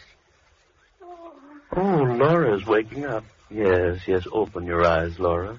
What? You fainted? Yes, my dear, you fainted. Help her to her feet, Dottie. Help her to her feet. Come on, Laura. Oh. Now then, we're all together again once more now, aren't we? You're feeling quite well, aren't you, my dear? What was Chance's verdict? Oh, don't worry. It's all quite well. I live? Oh, no, the coin is still inside my hand. I waited for you. Oh. I knew you'd like it better that way. Stop torturing me. Tell me, is it heads? Is it heads? Tell us, please. Be angry, yes, indeed. Mister, tell us. All right. My fingers cramped a little bit from holding them closed so tightly, but now we'll see. Well, interesting indeed. Which one is it? Which one? Remember, I promised one of you the happiness of being my own dear bride. Yes. Which one? And remember, I promised the other one would have extinction, quick and sudden. Oh, which one? No. Let me ask, which one of you chose tails? I did. Then die.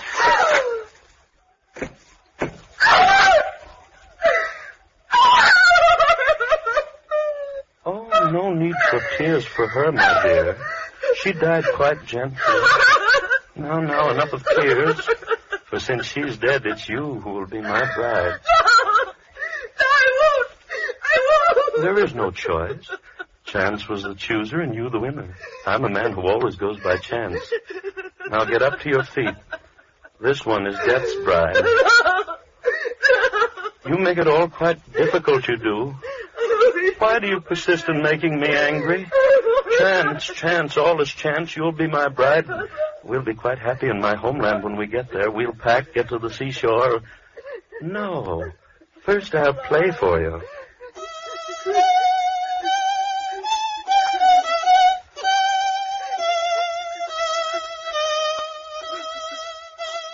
I play so well now, don't I?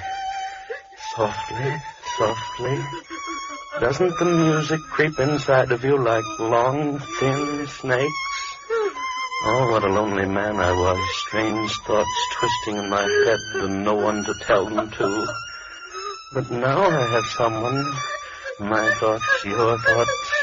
Yes, your thoughts, and I'll watch the snakes twist in your brain.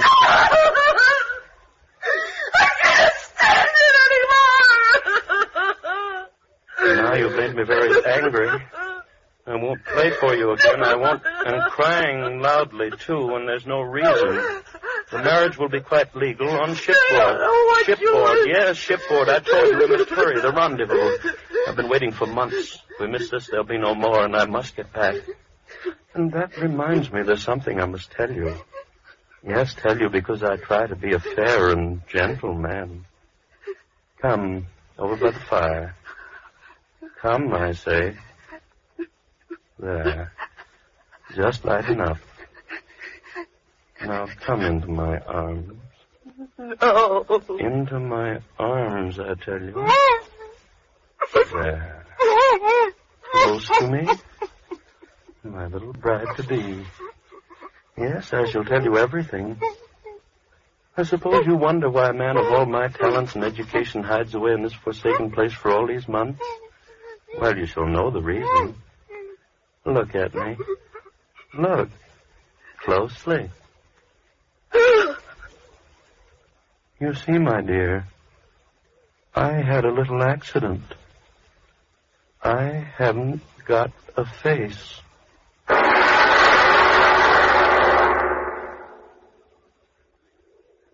Hey, Fred. Yeah? There's something I want to tell you. Yeah, I know. Shouldn't let him have that canoe. No, it ain't that fella. It's the coin we flipped a little while ago. Well? I gypped you, Fred. How? Well, it wasn't tails, it was heads. You won. It's been kind of bothering me, Fred. Come on. Let's go back upstream and talk to old man Boyd, the way you said, huh?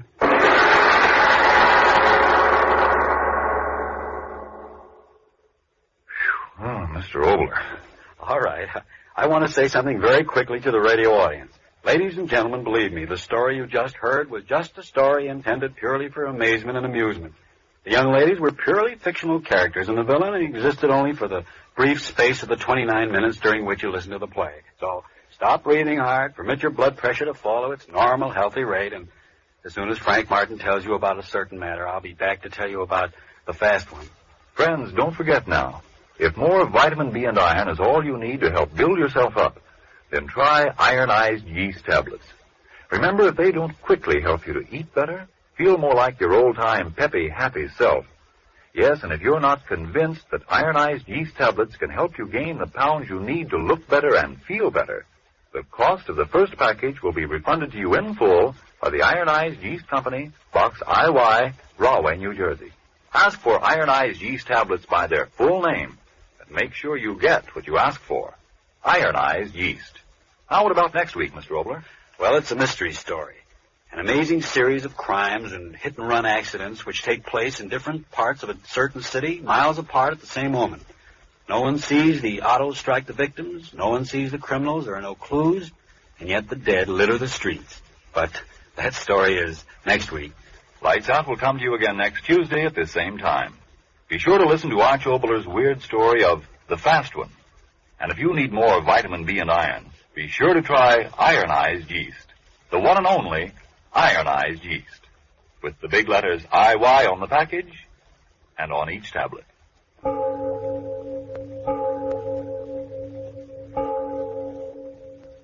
It is later than you think. Did you get new clothes for Christmas? Well, there's a shortage of many clothing materials today, so take good care of those new clothes and call on Energine cleaning fluid to help you do it. Energine removes grease spots from your clothes. Grease spots that may be harmful because they make your clothes look worn and run down, and because they're the favorite feeding place of moths all year round. Energine will get rid of those grease spots in a jiffy, easily, neatly, efficiently. To get better wear from your clothes, get Energine cleaning fluid tomorrow. This is the Columbia Broadcasting System.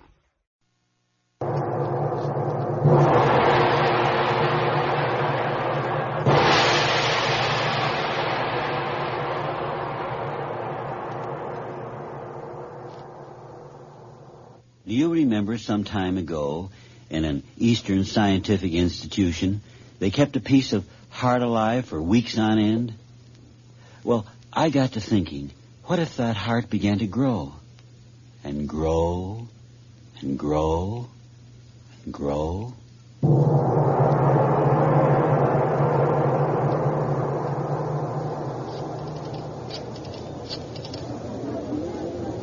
Hello? Hello, operator. Give me Mr. Regan, fast. Hello, Mr. Regan, this is Lewis. Listen, get me a rewrite, man. The thing's still growing. No, Chief, I tell you the truth. The corridor's choked with living, crawling flesh. No, I'm not drunk. I'm telling you the truth. That little piece of flesh has grown until now it's jamming that building. All inside the space of an hour. You've got to believe me. It's the greatest news story of the generation, and here you argue with me. I tell you it's the truth. You've got to believe me. You must believe me. I tell you the only hope is to burn the building to the ground at once. Now, wait a minute, Doc. Wait a minute. Take it easy. I tell you, burn it to the ground. Burn. And I tell you, take it easy. I sent in a call. Oh, don't you understand? For some reason, I cannot even imagine. This tissue is doubling in size every hour. Do you know what that means? In another hour, it will be twice the size it is now, and long before that, it will break open the building with the force of its pressure, and then it will be free in the street. Do you hear me? Free in the street. And then those tentacles of protoplasm stretching out to feed on anything they can reach. What's happening? The building! See the walls! Crashing! I warned you! I warned you!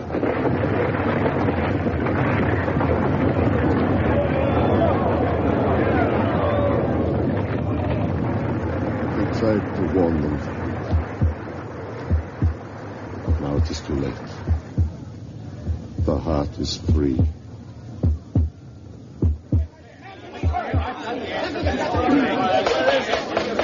Gentlemen, come to order, please. Gentlemen, please.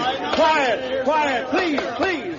Please now, as mayor, no one realizes more than I do the necessity of immediate action in curbing this unspeakable, unbelievable emergency. And I assure you that Cut the speeches, Mac. That blasted thing is spreading like a forest fire. Call the governor. Get the National Guard out. Now, wait, please, wait. Here is Dr. Alberts of the Research Institute. Let him speak. Step up here, Doctor. Do something. Let's see what he says. Gentlemen, it was in my institute this horror began. And if you give me a chance, perhaps I can stop it. What is it, Doctor? Tell us first what that monster really is. Yes, I will tell you. That great, ever-growing mass of flesh, it is, or it was, a chicken heart. Chicken heart? Are you crazy, man? Chicken heart? Yes, chicken heart, I tell you. Chicken heart. Listen to me, you fools. Listen. Everybody up there knows what he's talking about. I tell you that mass of flesh was a chicken heart, the tissue of which, for some reason, is undergoing constant, rapid, accelerating growth. With every passing hour, its growth is doubling. Do you know what that means? If it is now 1 block in size, within 30 hours, that cannibal flesh will have increased in size to 1 square block to the 30th power. In 30 hours, every inch of this whole city will be crushed under that moving flesh. Within 60 hours, it will have covered the entire state. Within 2 weeks, the entire United States. You ask for the National Guard. I say call out the entire army. Blast this thing off the earth. All ready, Chief? Pumpers are ready, all hoses coupled up. We'll flood that thing with water from all angles. All right, here's the signal. Open them up. Full blast. Chief, look out! That flesh, it's reaching out! Get back, everybody, get! The fools, what good is water? I told them. The only hope is artillery. Bombs. All National Guardsmen report to your armories. All National Guardsmen report to your armories. General mobilization order. Battery in position, sir. Commence firing on the hour. Yes, sir. 10, 5, 0. Commence firing! Fire!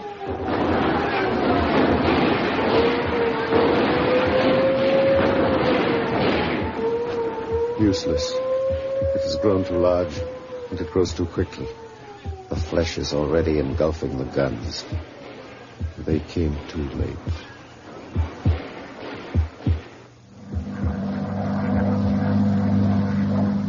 You all right now, Dr. Alberts? Yes, I'm all right, Mr. Lewis. I'm all right. Well, I sure am glad I located you. I stalled as long as I could, another 10 minutes, and we couldn't have taken off. That blasted protoplasm, or whatever it is, was sucking at the wheels by the time we left the ground. Yes, I saw. 5,000 feet. Well, we'll cruise around up here for a few minutes and then head west. It will do no good. You can't mean it. It must stop growing sometime. It must. Look at it down there. A gray blanket of evil covering everything. See how the roads are black with men and women and their children running for their lives. See how the protoplasmic gray reaches out and engulfs them. See Stop it! Stop talking like that. We'll get away. The government, they'll send bombing planes, poison gas. No hope. Listen to me, Lewis.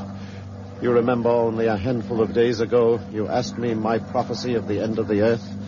You remember my answer? Oh, such a scholarly prophecy. Cessation of earth rotation. Mighty-sounding astronomical theories. But now, this is reality, Lewis. The end has come for humanity. Not in the red of atomic fusion. Not in the glory of interstellar combustion. Not in the peace of white, cold silence. But with that creeping, grasping flesh below us. It is a joke, eh, Lewis? A great joke. The joke of the cosmos. The end of mankind. Why? Because of a chicken's heart. No, we won't die. I can't die. I'll find a safe landing somewhere. I'll find a place. The motor, it's cut out. We're in a spin. I can't get out of it. I told you, doomed. No! All mankind, doomed. No! We're falling right into it, into the heart.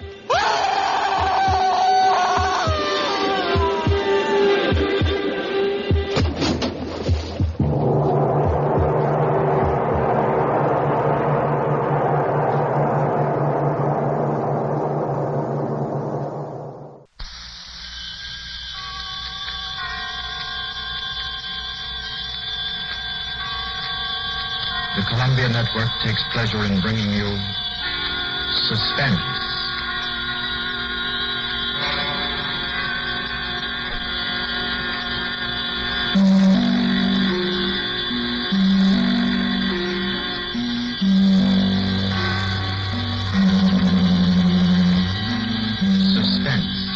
Columbia's parade of outstanding thrillers, produced and directed by William Spear and scored by Bernard Herrmann. The notable melodramas from stage and screen, fiction and radio, presented each week to bring you to the edge of your chair, to keep you in suspense.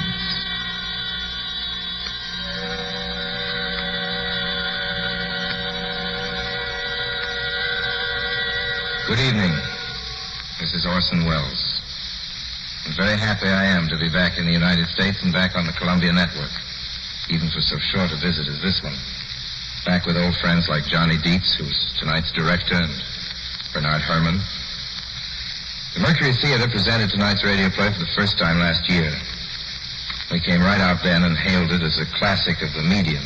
Nobody argued the point. A lot of people asked us to do it again, so it's gratifying to get the chance now, and to find a favorite of ours in this distinguished anthology of spook shows. Personally, I've never met anybody who didn't like a good ghost story. But I know a lot of people who think there are a lot of people who don't like a good ghost story. For the benefit of these, at least, I go on record at the outset of this evening's entertainment with the sober assurance that although blood may be curdled on this program, none will be spilt.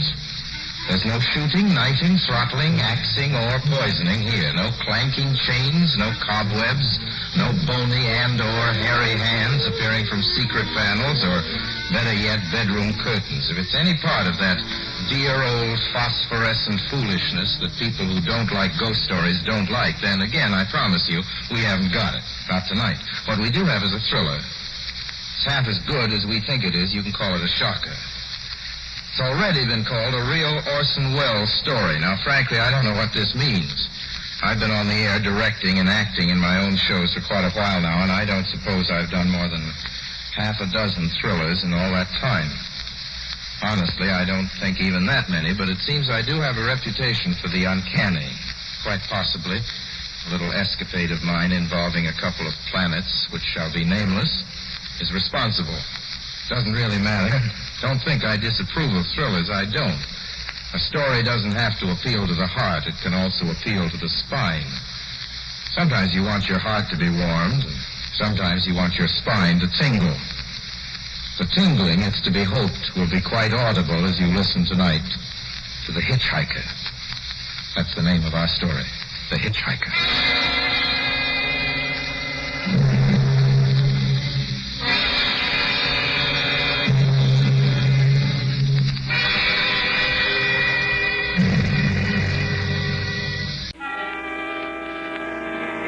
I'm in an auto camp on Route 66, just west of Gallup, New Mexico. If I tell her, perhaps it'll help me. Keep me from going crazy. I've got to tell this quickly. I'm not crazy now. I feel perfectly well, except that I'm running a slight temperature. My name is Ronald Adams. I'm 36 years of age, unmarried, tall, dark, with a black mustache. I drive a 1940 Buick, license number 6Y175189. I was born in Brooklyn. All this I know. I know that I'm at this moment perfectly sane. That it's not me who's gone mad. It's something else. Something utterly beyond my control. I've got to speak quickly. At any minute, the link may break. This may be the last thing I ever tell on Earth. The last night I ever see the stars.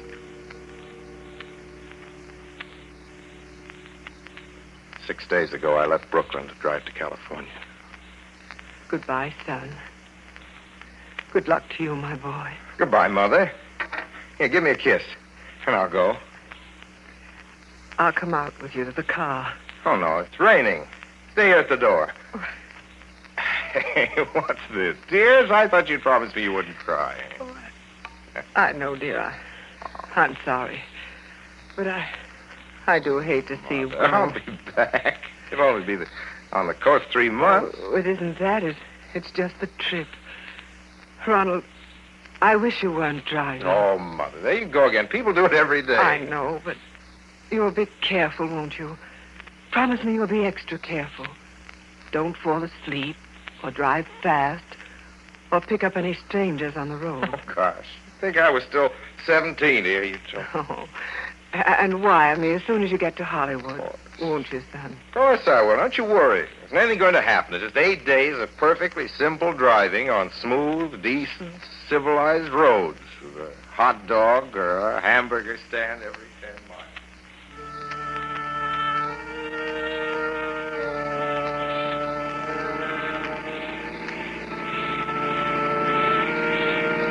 I was in fine spirits. The drive ahead of me, even the loneliness, seemed like a lark. I reckoned without him. Crossing Brooklyn Bridge that morning in the rain, I saw a man leaning against the cables. He seemed to be waiting for a lift. There were spots of fresh rain on his shoulders. He was carrying a cheap overnight bag in one hand. He was thin, nondescript, with a cap pulled down over his eyes. I would have forgotten him completely, except that just an hour later, while crossing the Pulaski Skyway over the Jersey Flats, I saw him again. At least, he looked like the same person. He was standing now with one thumb pointing west. I couldn't figure out how he got there, but I thought probably one of those fast trucks had picked him up, beaten me to the Skyway, and let him off. I didn't stop for him. Then late that night, I saw him again. It's on the new Pennsylvania Turnpike between Harrisburg and Pittsburgh. It's 265 miles long with a very high speed limit. I was just slowing down for one of the tunnels when I saw him, standing under an arc light by the side of the road. I'd seen quite distinctly the bag, the cap, even the spots of fresh rain scattered over his shoulders. He hallooed at me this time. Hello! I stepped on the gas like a shot. That's lonely country through the Alleghenies, and I had no intention of stopping. Besides, the coincidences, or whatever it was, gave me the willies. I stopped at the next gas station.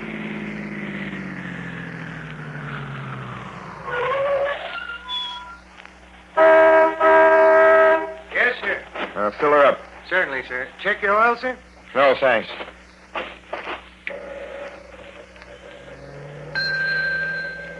Nice night, isn't it? Yes. It hasn't been raining here recently, has it? Not a drop of rain all week. Oh? Oh, I suppose that doesn't done your business any harm. Oh, people drive through here all kinds of weather. Mostly business, you know. There aren't many pleasure cars out on the turnpike this season of the year. I suppose not. What about hitchhikers? Hitchhikers here? What's the matter? Don't you ever see any? Not much. If we did, it'd be a sight for sore eyes. Why? Oh, guy'd be a fool who started out to hitch rides on this road. Look at it. Then, you've never seen anybody? No. Maybe they get the lift before the turnpike starts. I mean, you know, just before the toll house. But then it'd be a mighty long ride. Most cars wouldn't want to pick up a guy for that long a ride. And you know, this is pretty lonesome country here. Mountains and woods. You ain't seen anybody like that, have you? Oh, no. Oh, no, not at all. It's just a technical question. I see. Well, that'll be just $1.49 with the tax.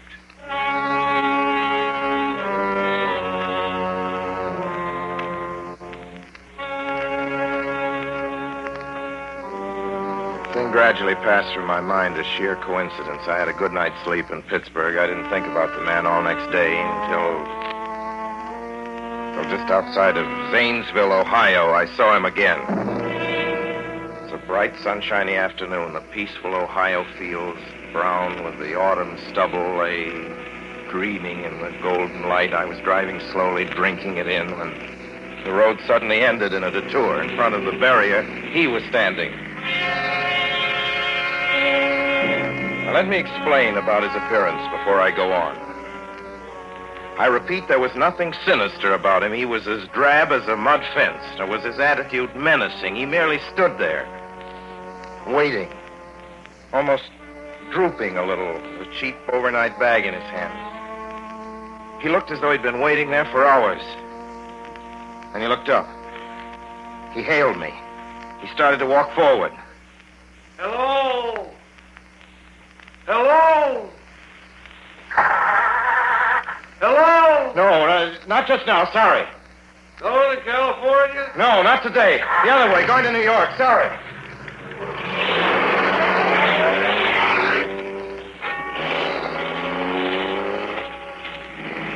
After I got the car back on the road again, I felt like a fool. Yet the thought of picking him up, of having him sit beside me, was somehow unbearable. At the same time, I felt more than ever unspeakably alone.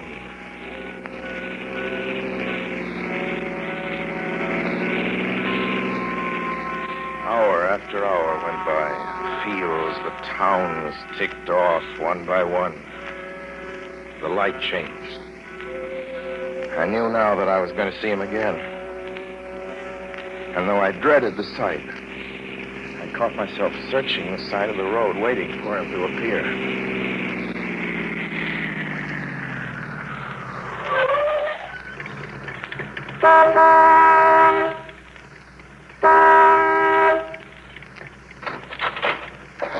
Yeah, what is it? What do you want? Sell sandwiches and pop here, don't you? Yeah, we do in the daytime. But we're closed up now for the I night. know, but I was wondering if you could possibly have a cup of coffee, black coffee, just... No, not this time of night, mister.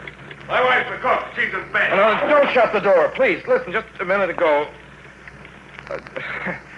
just a minute ago, there was a man standing here right beside the stand, a suspicious-looking man. I don't mean to disturb it. You see, I was driving along when I just happened to look, and there he was. How's he doing?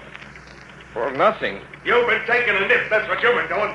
Now, on your way before I call out Sheriff Oates.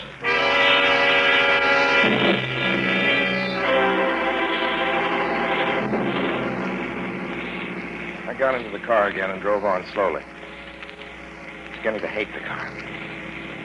If I could have found a place to stop, to rest a little. I was in the Ozark Mountains of Missouri now. Few resort places there were closed, only an occasional log cabin, seemingly deserted. That's all that broke the monotony of the wild, wooded landscape. I had seen him at that roadside stand. I knew I'd see him again.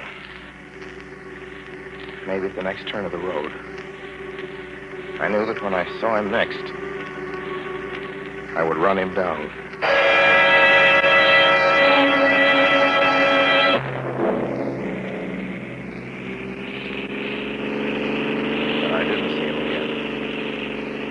I didn't see him until late next afternoon. I stopped the car at a sleepy little junction just across the border into Oklahoma to let a train pass by. When he appeared across the tracks, leaning against a telephone pole. Perfectly airless, dry day. The red clay of Oklahoma was baking under the southwestern sun. Yet there were spots of fresh rain on his shoulders.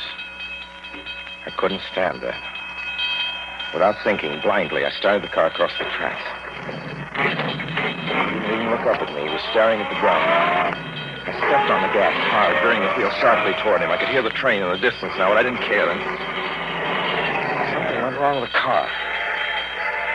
The train was coming closer. I could hear its bell ringing and the cry of its whistle. Still, he stood there. And now I knew that he was beckoning me to my death.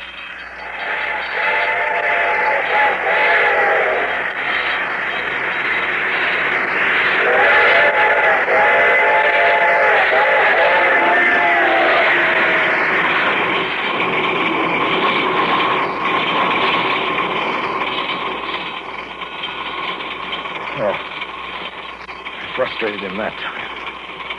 The starter worked at last. I managed to back up. When the train passed, he was gone. I was all alone in the hot, dry afternoon. After that, I knew I had to do something. I didn't know who this man was or what he wanted of me. I only knew that from now on, I mustn't let myself alone on the road for 1 minute.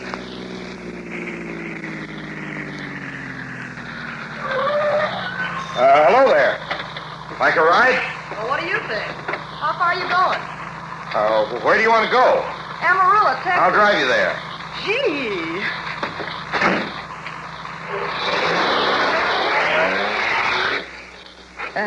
You mind if I take off my shoes? My dogs are killing me. Go right ahead. Oh, gee, what a break You this is. hitchhike much? Sure, only it's tough sometimes in these great open spaces to get the break. I should think it would be, though I'll bet you get a good pickup in a fast car. If you did, you could get places faster than, say, another person in another car, couldn't you? I don't get you. Well, take me, for instance. Suppose I'm driving across the country, say, at a nice, steady clip, about 45 miles an hour. Couldn't a girl like you just standing beside the road waiting for a lift beat me to town, or any town, provided she got picked up every time in a car doing from 65 to 70 miles an hour? I don't know. What difference does it make? Oh, no difference. It's just a crazy idea I had sitting here in the car. Imagine spending your time in a swell car thinking of things like that. What would you do instead? What would I do? If I was a good-looking fellow like yourself, why, I just enjoy myself every minute of the time.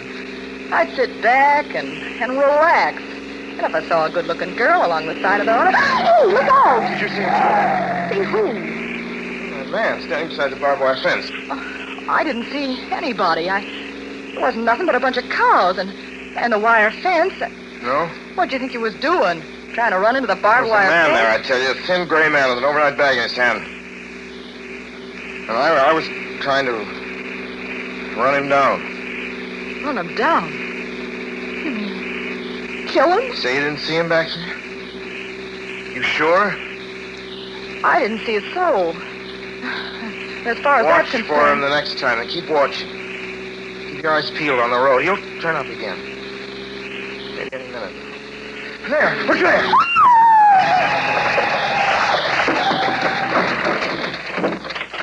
How does this door work? I'm getting out of here. See him that time? No, I didn't see him that time. And personally, mister, I don't expect never to see him. All I want to do is go on living. I don't see how I will very long, driving with you. Oh, I'm sorry. I don't know what came over me, but please don't go. So if you'll excuse me... You can't go. Listen, how would you like to go to California? I'll drive you to California. Seeing pink elephants all the way? No, thanks. Thanks just the same. Listen, please, just 1 minute, please. You know what I think you need, big boy? Not a girlfriend. Just a good dose of sleep. Please. There. I got it now. No, you can't go. Please, come Your back. hands off me. Do you hear me? Your hands off...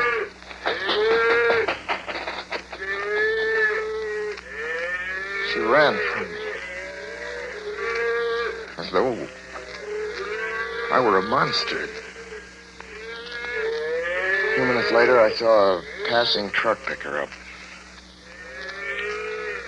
I knew then that I was utterly alone. It was in the heart of the great Texas prairies. There wasn't a car on the road as the truck went by. I tried to figure out what to do, how to get hold of myself. If I could find a place to rest, or even if I could sleep right here in the car for a few hours along the side of the road. I was getting my winter overcoat out of the back seat to use as a blanket when I saw him coming toward me, emerging from the herd of moving steer. Hello?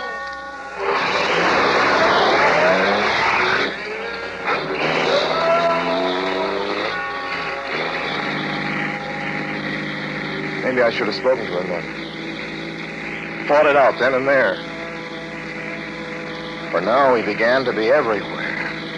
Whenever I stopped, even for a moment, for gas, for oil, for a drink of pop, a cup of coffee, sandwich, he was there.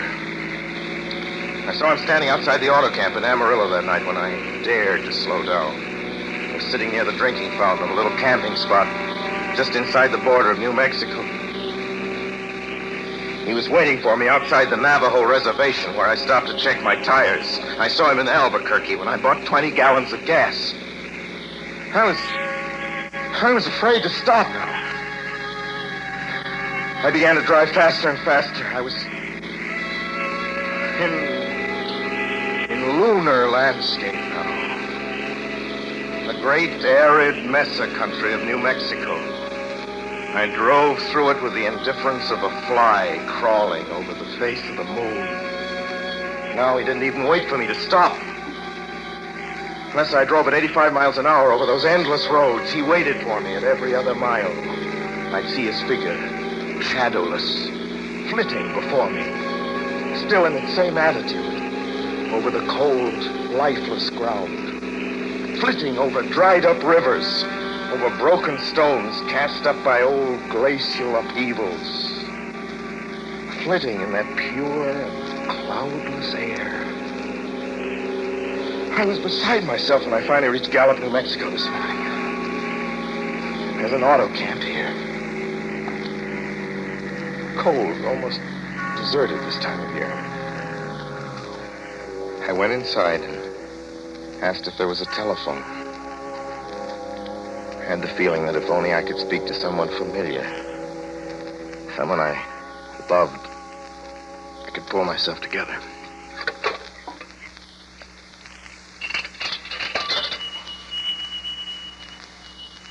Your call, please. Long distance. Long distance, certainly.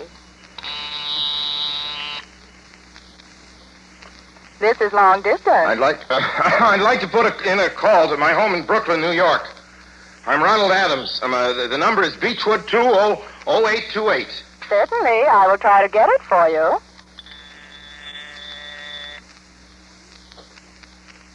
Albuquerque, New York for Gallup. New York. Gallup, New Mexico, calling Beechwood 20828. I'd read somewhere that love could banish demons. It's the middle of the morning. I knew Mother'd be home. I pictured her tall and white-haired in her crisp house dress, going about her tasks. It'd be enough, I thought, just to hear the even calmness of her voice. Will you please deposit $3.85 for the first 3 minutes? When you have deposited $1.50, will you wait until I have collected the money?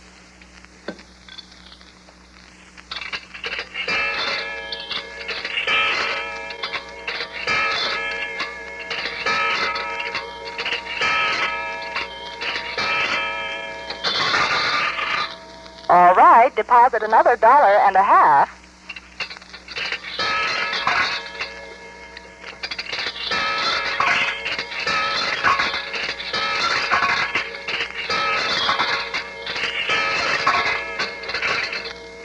Will you please deposit the remaining 85 cents?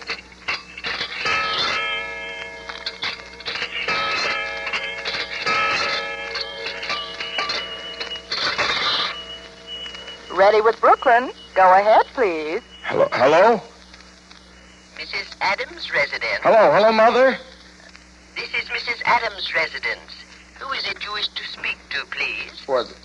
Oh, who's this? This is Mrs. Whinney. Mrs. Whinney? I don't know any Mrs. Whinney. Is this Beechwood 20828? Yes? Where's my mother? Where's Mrs. Adams? Mrs. Adams is not at home. She's still in the hospital. The hospital? Yes. Who is this calling, please? Is it a member of the family? Well, what's she in the hospital for? She's been prostrated for 5 days. Nervous breakdown. But who is this Nervous calling? breakdown? Well, my grandmother never was nervous. It's all taken place since the death of her oldest son, Ronald. Death of her oldest son, Ronald? Hey, what's this? What number is this? This is Beechwood 20828. It's all been very sudden. He was killed just 6 days ago in an automobile accident on the Brooklyn Bridge. Your 3 minutes are up, sir. Your 3 minutes are up, sir.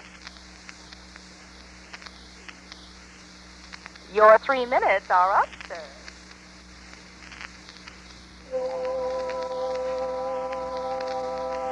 And so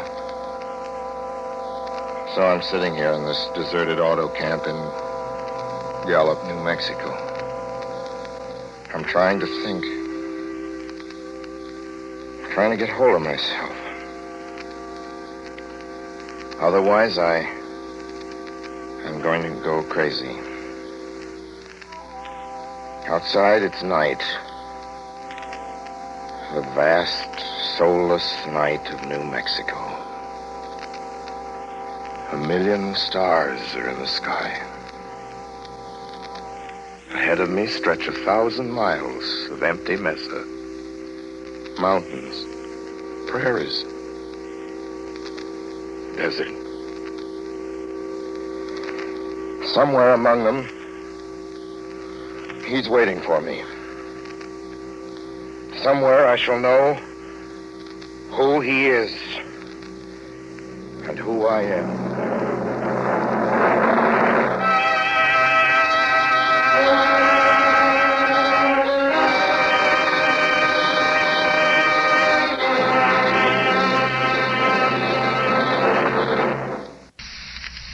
So ends The Hitchhiker, and to Orson Welles our considerable thanks for his playing of the title role. Mr. Welles? Help wanted.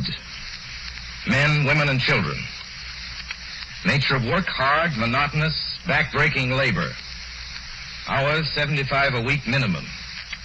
Pay, few cents an hour. Added inducement, 2 meals a day, including several ounces of bad bread and a cup of thin soup. Don't delay. Apply at once. How'd you respond to a want ad like that, Mr. and Mrs. American working man and woman?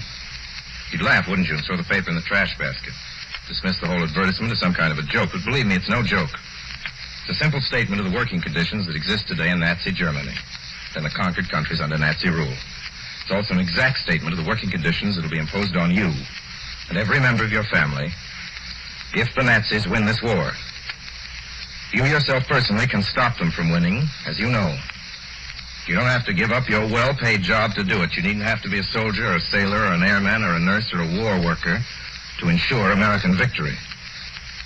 Uncle Sam doesn't ask plain, ordinary, hard-working citizens like you to give him anything. All he asks, all this he does ask very seriously and very urgently, is you loan him 10 cents out of every dollar you make. That's all there is to it. Lend Uncle Sam a dime to win this war, and he'll pay you back with interest when he's won it. The easiest, most convenient way to lend him these dimes is to enroll in the payroll savings plan. Just tell your boss to deduct 10 cents from every dollar he pays you and lend it to Uncle Sam in your name. Sign up for this simple savings plan today, and when victory comes, you'll have war bonds in your pockets instead of Axis bonds on your wrists. Suspense will be heard again 2 weeks from tonight. Next Wednesday night, September 9th, the Columbia Broadcasting System will present over many of these stations at 9:30 p.m. Eastern Wartime an address by W. Averell Harriman, the United States Lend-Lease Administrator in London. Mr. Harriman, as the personal representative of the President of the United States, attended the Moscow conferences between Winston Churchill and Joseph Stalin. Next Wednesday's broadcast will be Mr. Harriman's first public address since his return to this country. Suspense is produced and directed by William Spear. John Dietz was our guest director this evening. Tonight's radio drama was written by Lucille Fletcher. The original score was by Bernard Herrmann.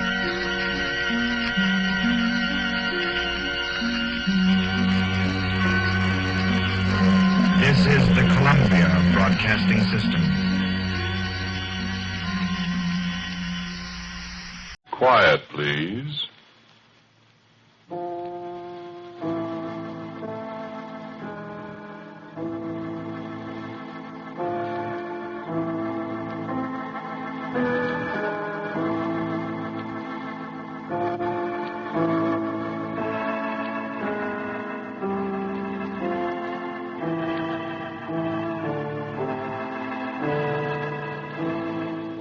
The Mutual Broadcasting System presents Quiet Please, which is written and directed by Willis Cooper and which features Ernest Chappell.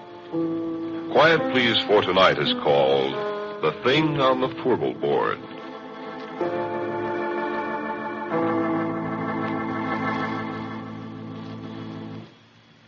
Me, I'm a roughneck. Well, I was a roughneck, 20 years ago. A little too old, too slow now. Besides, I got $1 now. I don't have to be a roughneck, you see. Married, got a nice home. Had to meet my wife. Hey, Mike. Her name's Maxine, but she likes to be called Mike. Mike! I guess she's busy out in the kitchen someplace. Besides, she doesn't hear very well. Shame, too, she's so pretty and everything. Well, you'll meet her. Sit down. I was saying I was a roughneck. Well, no, that doesn't mean exactly what you think it means. A roughneck is an oil field worker, specifically a guy in a drilling crew. Call them roughnecks like you call a section hand on the railroad a gandy dancer, a garage hand a grease monkey. Same time you work around a drilling crew for a while, you're going to be a roughneck in every sense of the word, boy. A derrick floor or a Fourble board's no place for a guy with a bow tie. Because when you have to fool around with drilling holes that go farther down the ground than it is from the top of Pike's Peak down to sea level, sure they do. The time I was a roughneck, we got this one well down to 7,313 feet. That was a record. But last May, Pure Oil brought one in out in the Natrona Valley in Wyoming at 14,309 feet. That, friend, is almost 3 miles. Quite a hole, that, huh?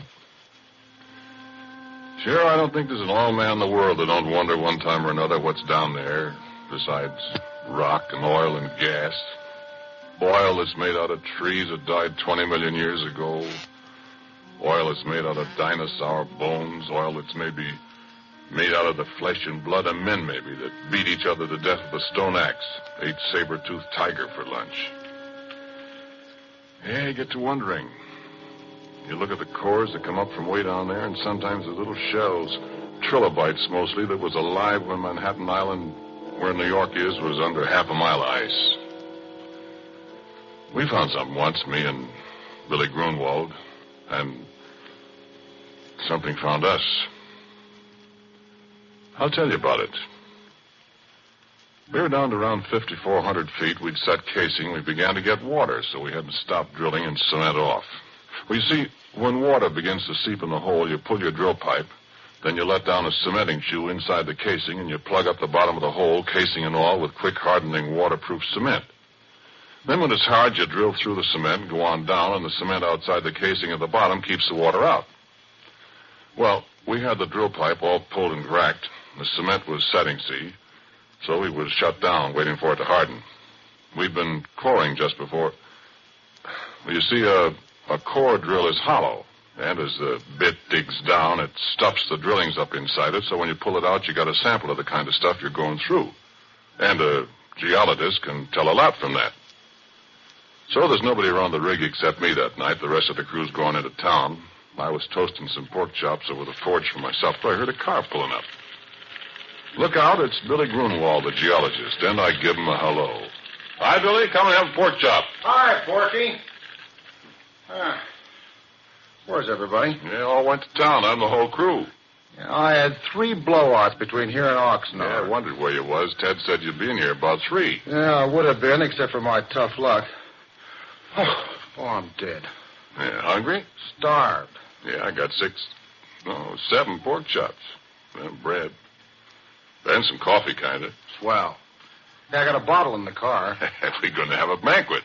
Hey, where's that core? That's what I came up here to look at. Yeah, back there on the bench. Look at it after supper. Hey. What? Didn't you say you were all alone here? I thought I heard somebody talking. I don't see anybody. We'll keep an eye on that pork chop. You won't have any supper. Yeah, I'm watching it. Yeah, let me put the coffee on. Like so. When'd you finish cementing? This morning. Last tower only made about 10 feet of hole, so Ted shut down before we get flooded out of house and home. Funny about that water. How? Oughtn't to be any at that level, according to my figuring. Well, there is. Is it salt? Sure, right out of the bottom of the ocean. That's funny. Well, maybe I'll be able to tell something from the core. Yeah, I hope so. Well, last core I looked at, I'd have sworn we were getting into shale. Ain't seen none yet from the cuttings. That's funny. Here, your pork chop stub. Yeah, take some bread. Yeah, thanks. Oh, man. Good, huh? Yeah, put on another. I had 2 already before you come. Yeah, much obliged. Yeah, you never can tell what's down there.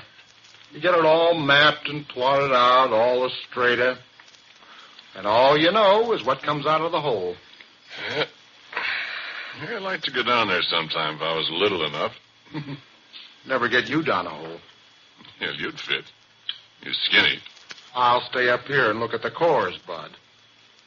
Where is that one? Behind you. Over there. Oh. Well, I'll have a look at it. Well, why don't you wait till you finish your supper? I'm just going to look at it. Put on another pork chop for me. Okay. Well, I wish those screech owls would keep...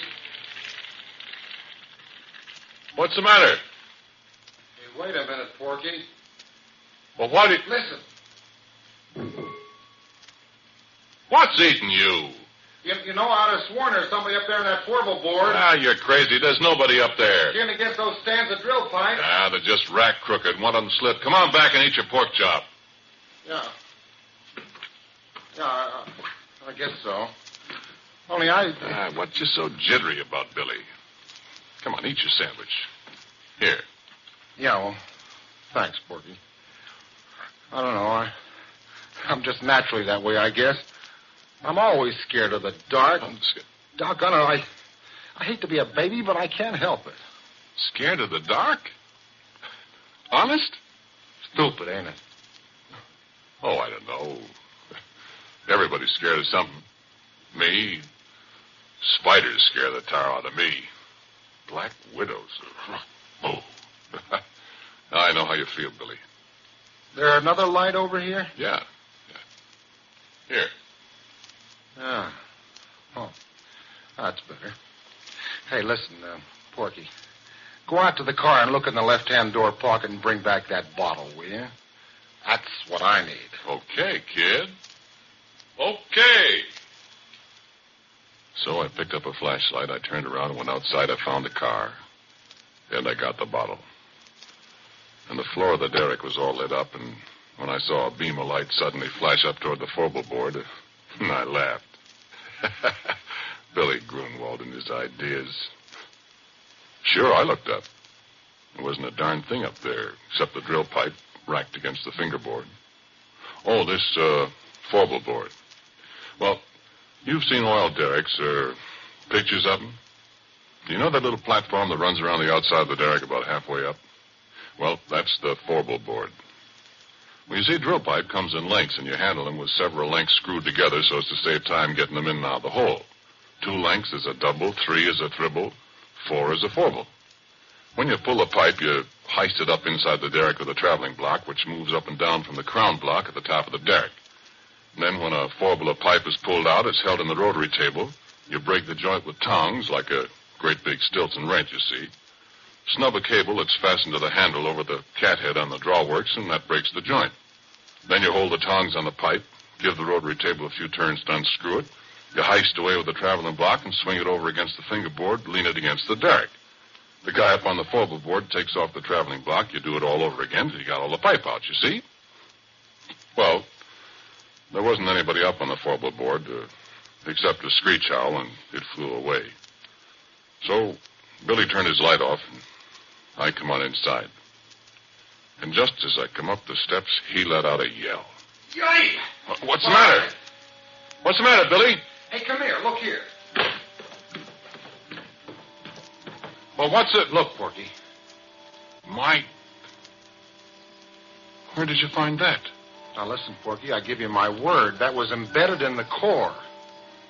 Why, it couldn't be. I tell you it was. Look where I dug it out. You know what? That rock there comes from a mile underground. And it's been a mile underground for 1,000,000 years. And look at this. And I did look. And what he was holding was a gold ring. And it was all carved and filigreed just like jewelry. And there wasn't any kidding about it. It was real.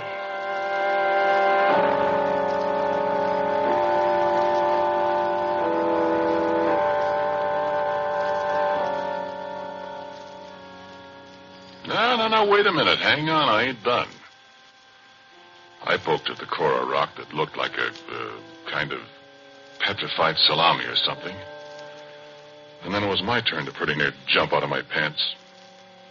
Because right alongside the place where Billy dug out the ring, there was a mud-covered, but very unmistakable finger. I picked it up, and it was cold, and it was heavy, and it was solid rock. At least it felt like solid rock. And I looked at Billy, and Billy looked at me. He started to rub the mud off this here stone finger. And as he rubbed it, it begun to disappear. No, he could still feel it, he said, but when the mud was gone, neither one of us could see it. And he dropped it to the derrick floor. It went clunk, and we couldn't find it any place. So you know what we done? Well, we took that bottle and we took and finished it, Billy and me. We finished it in one slug apiece, and it was a full pint of bathtub gin. It tasted just like so much well water to me.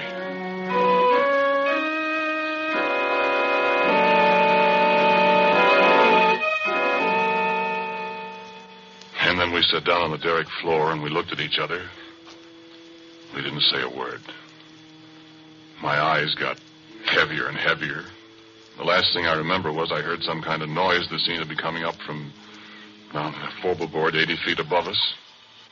I shut my eyes a minute. I guess I went to sleep.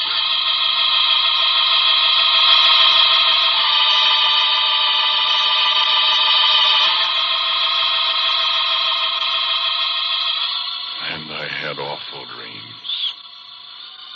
Black Widow.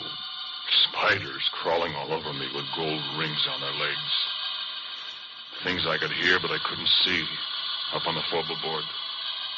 Billy Grunwald climbing up the ladder outside the derrick in the moonlight. Faces looking at me, and I couldn't figure out who they were. Then I was waked up by a horrible scream. A crash alongside me that shook the whole derrick. I opened my eyes to see Billy Grunwald lying on the floor 2 feet away with a broken neck.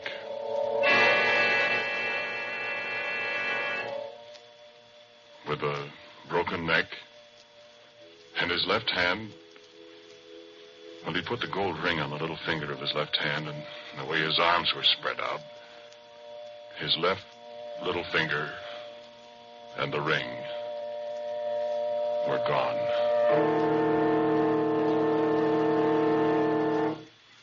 Well, friend, I got out of there. I run down to where Billy had left his car, and I got in. I stepped on the starter. And I couldn't get it to go, and then I remembered after I pretty near run down the battery that Billy had taken the key. I wasn't going up there and go through a dead man's clothes to get it. So I sat there in the car and shivered all by myself till daylight.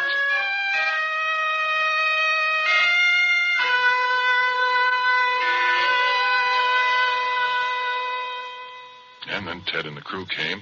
Afterwards, a state cop, and everybody in the world was asking me questions. Did you and Billy have a fight, Porky? I told you we didn't, Ted.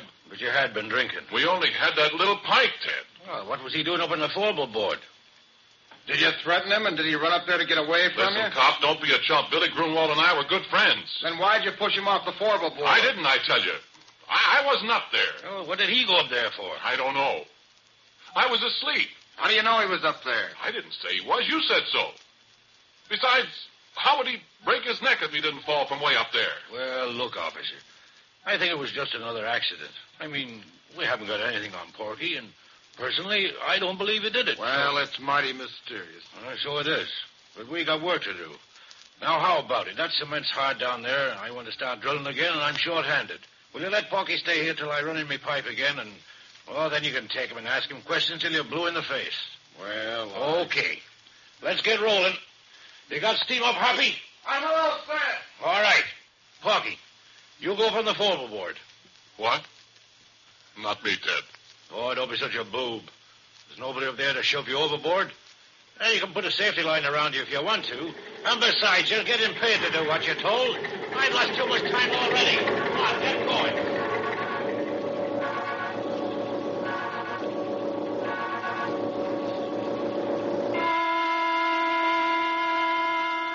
So, okay, I go up on the Fourble board. And you can bet I took a good gander around before I did anything else. Now I couldn't see a thing. So I signaled to the driller to let down the traveling block, and he did. Came sailing down from up above. I was just reaching for it to pick up the first Fourble of drill pipe. Gave a big jerk, and the cable broke. It dropped and nearly pulled me off the Fourble board. And it landed right on top of Ted. And if you have any idea what a guy looks like after 2 tons of metal land on him from 80 feet up, yeah, you keep your ideas to yourself.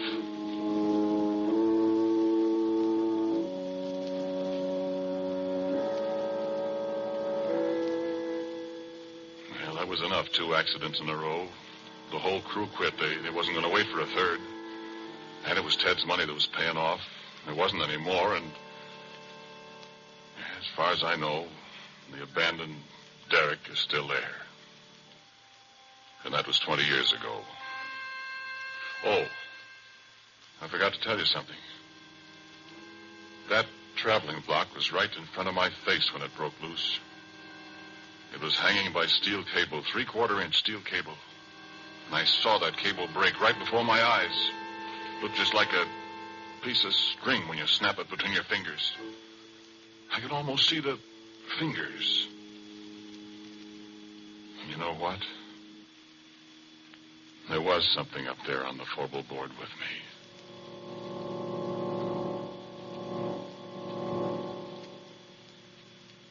And so a couple of days later I came back. I don't know if there's anything in the world as desolate, as dismal, as dead-looking as an abandoned oil well rig. There it stands like a skeleton off on a deserted side road in the bare yellow hills surrounding it, and it's the deadest thing you ever saw. I sat in my car for a long time looking at it. Everything was just the way we'd left it. I looked in at the floor. The smashed traveling block was there alongside the rotary table. There was a little mutter of steam from the boiler. That was all. Then I heard a tinkle of something as it hit the ground alongside me. I looked around. There wasn't a soul in sight. But at my feet was the gold ring that Billy Grunwald and I had found in a core of rock that came from a mile underground and from 1,000,000 years ago in time.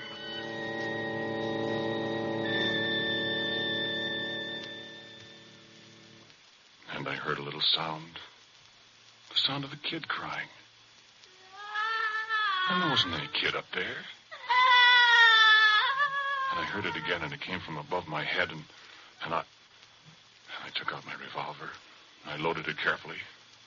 I started up the ladder to the Fourble board. Well, there wasn't anything up there, nothing I could see. But there was a voice crying. The voice of a little kid. And then there was a movement behind the rack of drill pipes, and I saw the pipe move, and I yelled, "Come out of there, whoever you are! Come out or I'll start shooting!" And the stand of pipe shivered, and I thought, what can it be that can handle that heavy pipe like jack straws? And then there was a crash.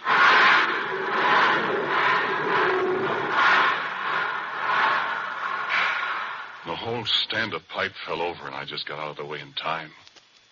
And I was alone on the Fourble board with the thing. But I couldn't see it. I felt the platform tremble under my feet again as something moved toward me. I fired 2 or 3 shots. And nothing happened. I started backwards. I knew it was following me because I could hear it meowing like a cat. My feet tripped over something. I saw it was a big can of red lead that somebody had left up there. Without thinking, I picked it up and I threw it at the sound, and it splashed. And there it was. And I wish the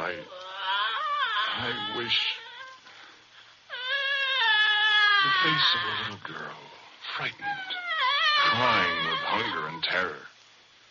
Hands like a human being, and a finger missing from the left hand. And the body. Well, I'll tell you about that. I told you how I'm scared of spiders. But I knew where it came from. It had come from the bowels of the earth, come riding up on the drill pipe as we yanked it out of the well. Come to an alien world and was lost. It stood there dripping with red paint, blood red from head to foot like some horrible dream. And it put its hand on my arm. Its hand was stone. Living, moving stone. And it looked into my eyes and mewed like a lost kitten.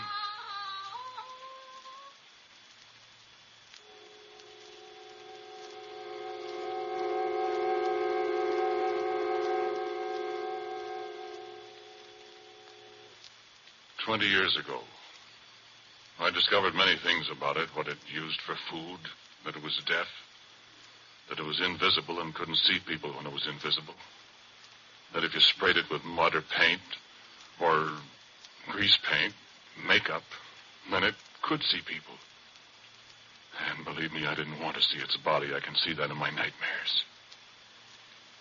But its face, I can't help wanting to see that pathetic little girl face.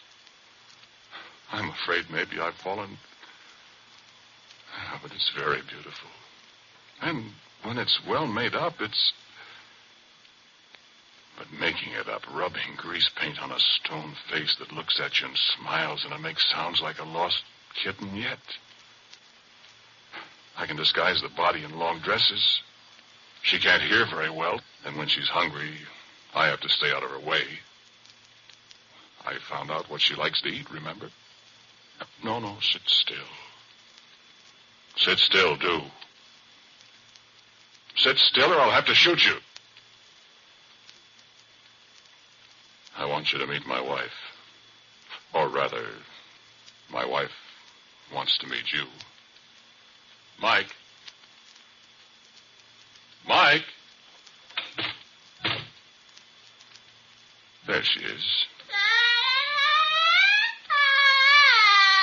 Come on in, dear.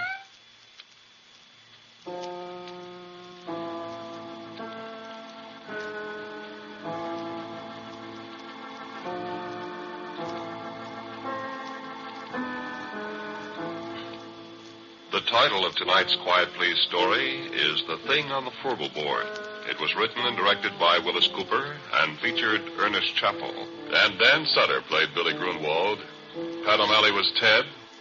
And Cecil Roy was also a member of the cast.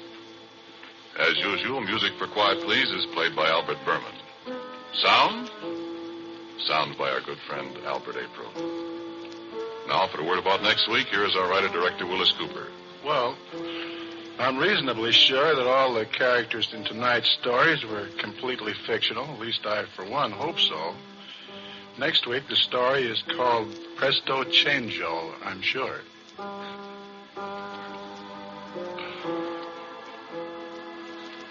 And so, until next week at the same time, I am quietly yours, Ernest Chappell.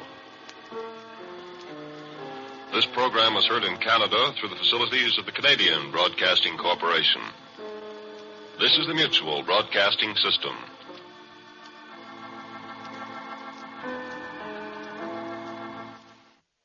Quiet, please.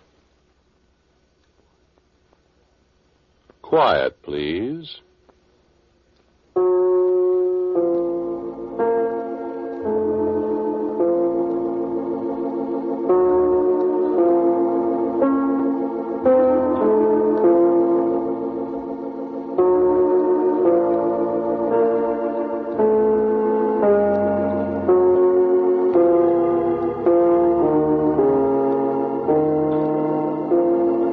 Mutual Broadcasting System presents Quiet, Please, which is written and directed by Willis Cooper and which features Ernest Chappell. Quiet, Please for tonight is called Whence Came You?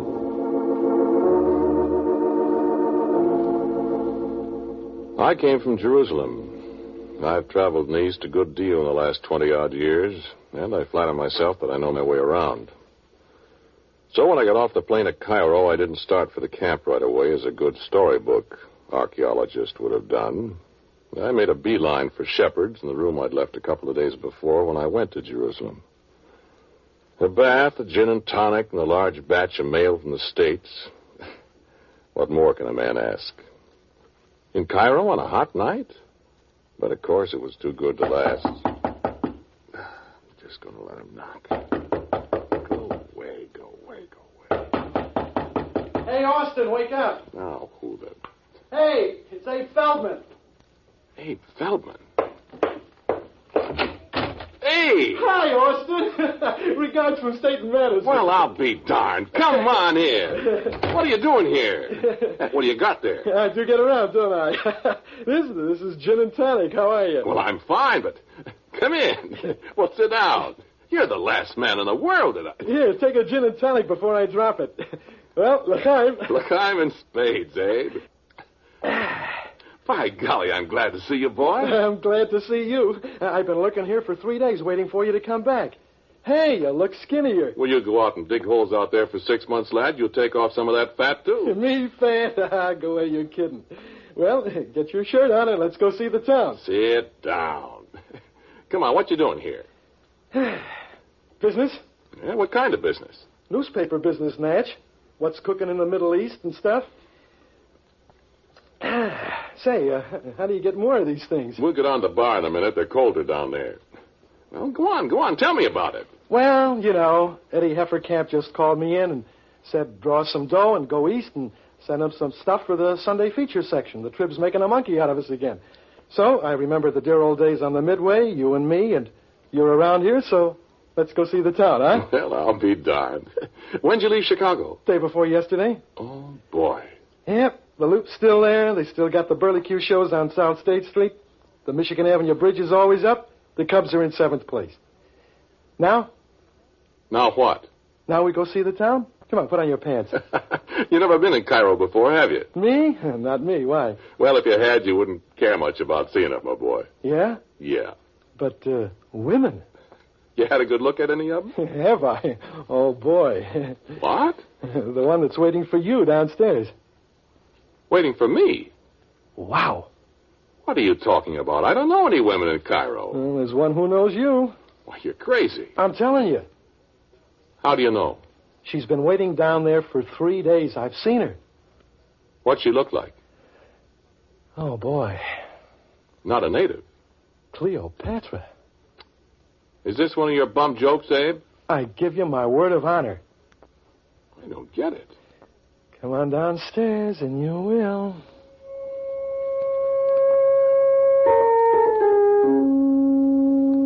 So we went downstairs. British colonels, American traveling salesmen, Egyptian army officers, a thief or two, a bevy of the ugliest women in the world. And I don't see any woman waiting for me. There, by the door to the bar. And I looked.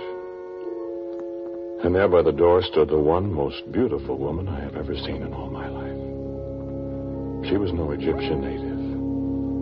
She might have descended from one of the marvelously lifelike paintings of a queen of the Hathor dynasty that I've seen on the walls of tombs 2,000 years old.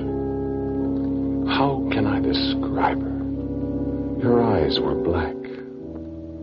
Her hair was black and cut in the manner of the days of the shepherd kings that ruled the valley of the Nile 1,000 years before the pyramids were built. Red lips that smiled at me slowly. I felt my knees tremble as she looked into my eyes. Come on, let's go ask her if she's got a friend. And when I looked back at her, where'd she go?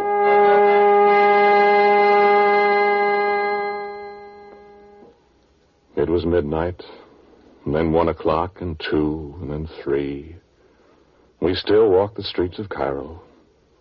And the waning moon was rising in the northeast behind our shoulders as we turned our steps back to the hotel.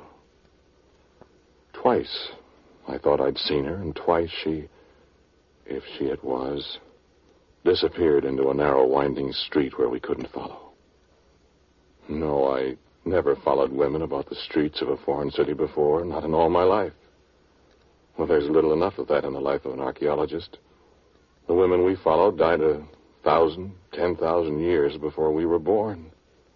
We know them only by their portraits painted on the walls of a musty tomb. By what we find in great hermetically sealed stone caskets, wrapped in rust-colored linen and smelling of the ghost of cinnamon and myrrh and spikenard. I don't know why I did this. I know. She wanted you to come after her. That's ridiculous, Abe. I heard her ask for you. Well, what would she want of me? What does a pretty gal usually want of a guy? Drinks, something to eat, a good time? She could have had that from anybody. Yeah, me, for instance. But she wanted you, Austin. Well, why? Maybe she's a spy or something. A spy? Maybe she wanted to sell you something. You know, you grave robbers. Maybe she knows where some old pharaoh or somebody is planted. Yeah, that could be, I suppose. Yeah, well, I'm for bed. I got to get out to the diggings early. Fine night we had. Yeah, forget it. You got a room, huh? Yeah, right down the hall. Well, knock on my door when you get up. All right. Good night. Night. Say, they have this incense all the time around this place, huh? What do you mean? Don't you smell it? Smells like a funeral. I don't. Oh. Yeah, I suppose. Night. Night, Austin.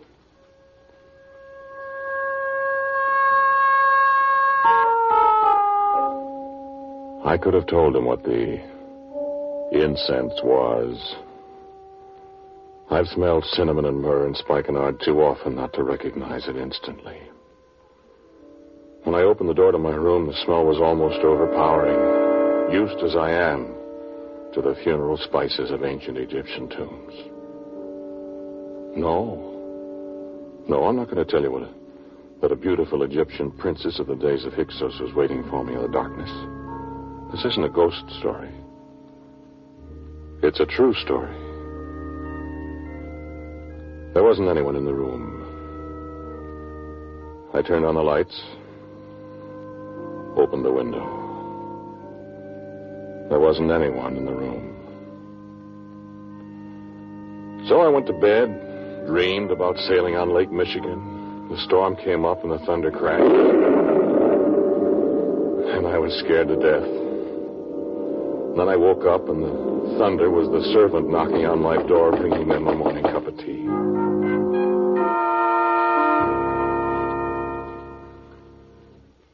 Abe and I got in my Jeep and rode out to the excavation. It's quite a distance from Cairo. But never mind just where it is, because that's my business. And the university's. That right rear tire went flat just as I'd been expecting. I forgot to put air in the spare, so we took quite a while getting it pumped up. It was late afternoon when we got there. Abe had never seen anything of this sort. You see, Abe, these places are built one on top of another. Almost every village and town in the east is. Different periods of time, huh? Yeah, that's right. There may be any number of cities built above the ruins of another. All we do is dig out the top one, you see, recover everything we can that's of historical importance, then go on carefully down to the next. What do you do with the stuff that's on top? It has to be destroyed, naturally. Oh, gee, that's too bad, ain't it? Well, we make careful records, photographs. And then you just peel off the stuff and go on to the next. That's right. This is the fourth city from the top we're working on now. See that big pile of rubble over there? Yeah. That's the remains of the other three cities. Gee, that seems a shame.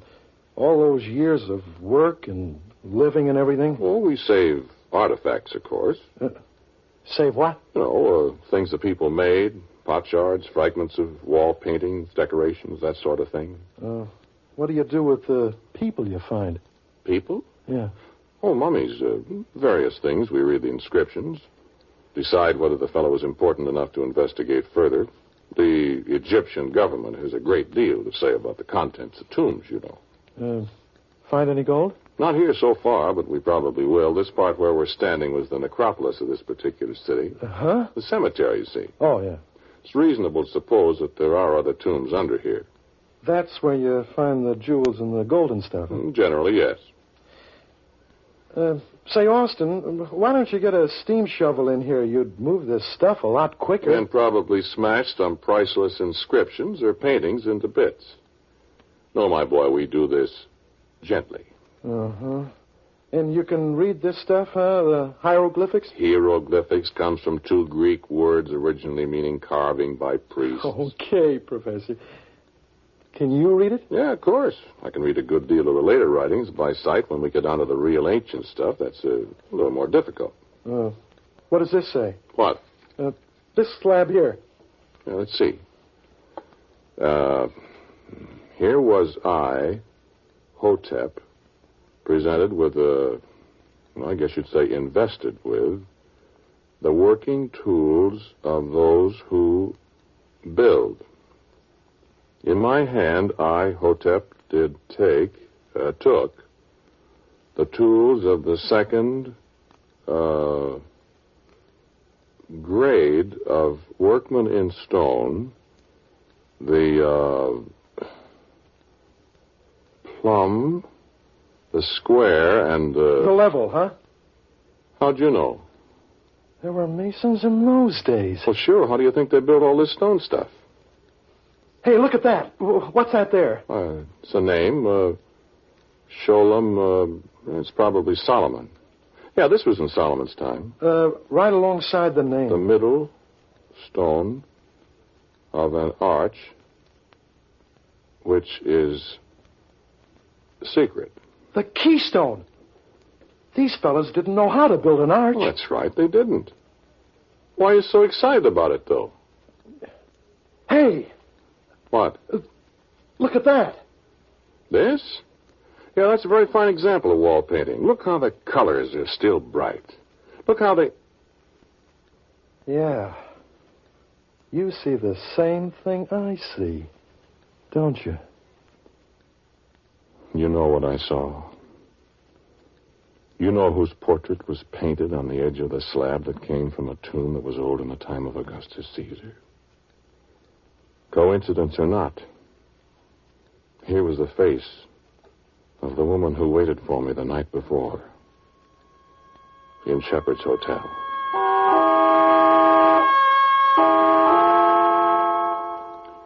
It's amazing how racial characteristics persist through centuries in Egypt. I have seen Egyptian men who might have been Tutankhamun's own brother. I've seen women, but you wouldn't blame me for feeling my hackles rise a little at this uncanny resemblance to the woman who disappeared. I kept smelling myrrh and spikenard and cinnamon.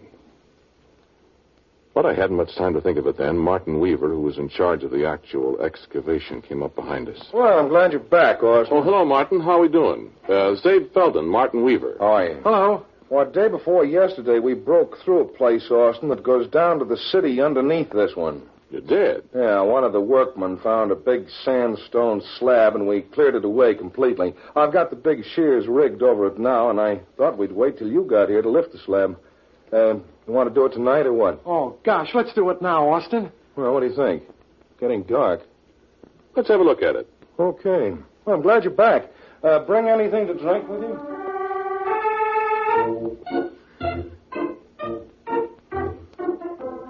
We walked half a mile. There was a little clearing at one corner of the necropolis, and the beams of the shears stood stark against the darkening sky. There was something elemental, something deathly about them. It's not an archaeologist's job to be sentimental or superstitious. None of us would stay on the job very long if we were. But the half-inch steel cable was attached to a block of stone was the only thing that separated us from something that happened perhaps 40 centuries ago. And, well, there are times when a man's entitled to shiver a little in the wind that rises over the desert at sunset. Abe was beside himself with excitement. Let's pull it up, Austin. Go on, let's pull it up, huh? Go ahead, Martin. Okay. Glad we got the engine. That slab weighs about 70 tons. Go ahead.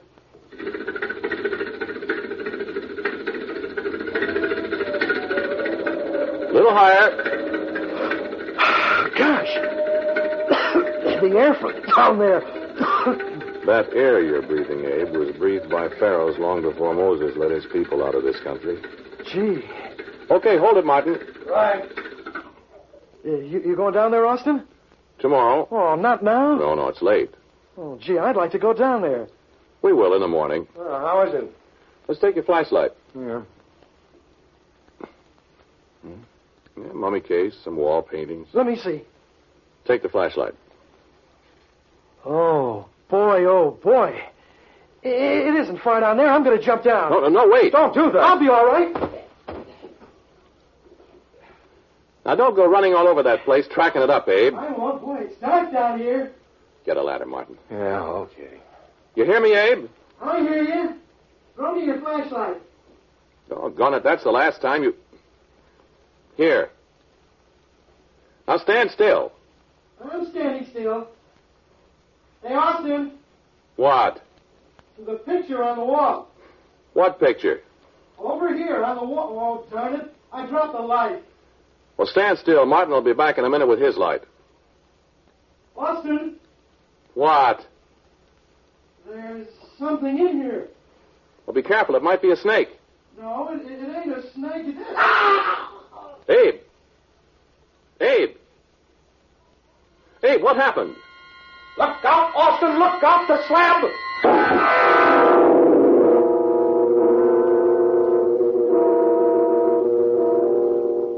We worked all night long, Martin and I, splicing that steel cable and raising the heavy slab that had imprisoned Abe in that place of the dead.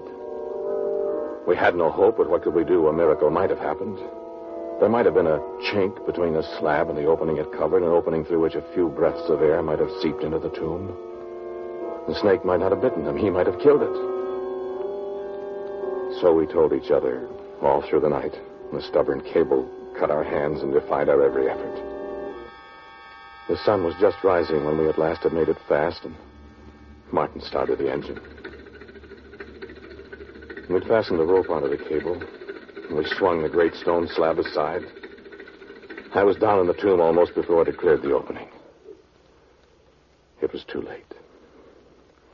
I nearly sickened as I called to Martin. He jumped down, too. Oh, my good... Oh. What happened to him? I thought it was a snake. No snake did that. No. I saw a pigeon once that a hawk had been at. We'd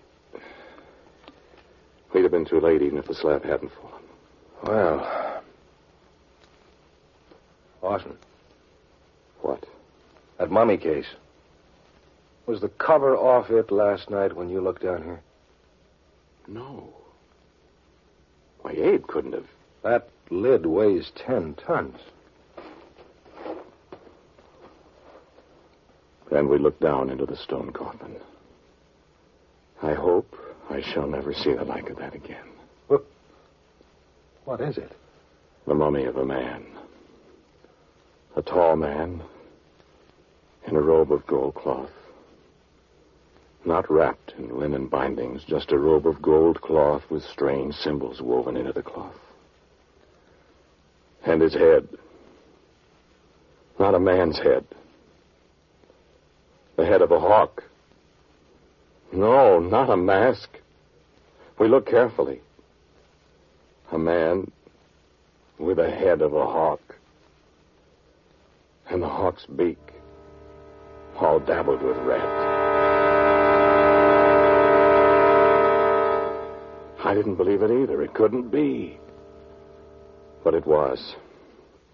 It was the father of all the Egyptian gods, Osiris. Osiris, the brother husband of Isis, the founder of the world's first empire.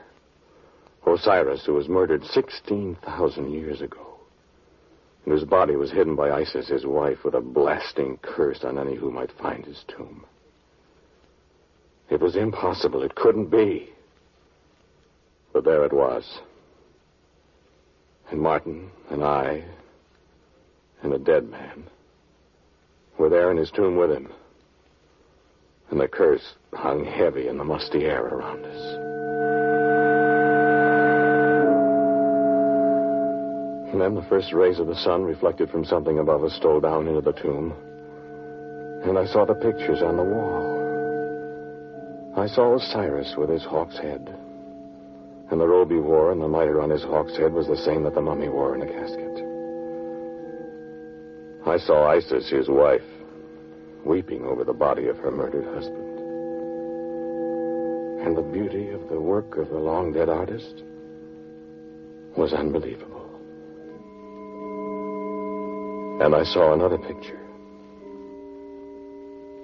There was the daughter of Isis and Osiris. Yes, of course I could read the inscriptions. Yes, of course I could recognize her face. I'd seen it before, in the lobby of Shepherd's Hotel.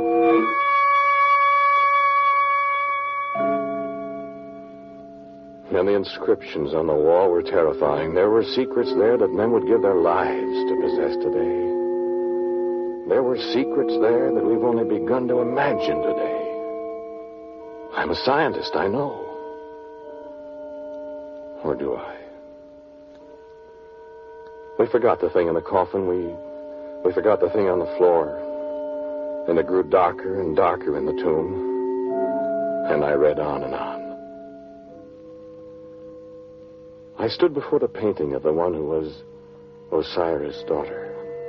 Long black hair. Red lips that smiled at me. And my heart stopped at the inscription under the portrait. I read it over again. Be not afraid. 𝒆𝒆𝒔. Carved into the living rock in the ancient hieratic characters uncounted centuries ago. Not by the hand of the artist. I knew who had carved my name there. Be not afraid, Austin. And I wasn't afraid at all when I discovered that the thing that was making it dark down there was a great slab of sandstone, slowly swinging around and down to imprison us all in the tomb that the wife of Osiris had cursed.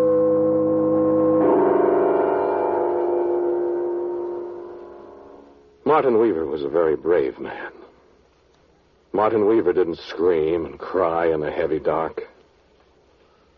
Martin Weaver talked to me quietly. It'll be all right, Austin. The workmen will be here before long, and they'll see the slab, and Ibrahim knows how to run the engine. I hope so, Martin. I hope they'll be in time. They'll be in time. He'll start the engine and pull the thing off. All right. I hope so, Martin. Sure. They'll know that something's wrong. Where are you? Right here. Well, stand still. I am standing still. I thought I heard you move. No. You afraid, Austin? Are you? Not particularly. But I... Yes.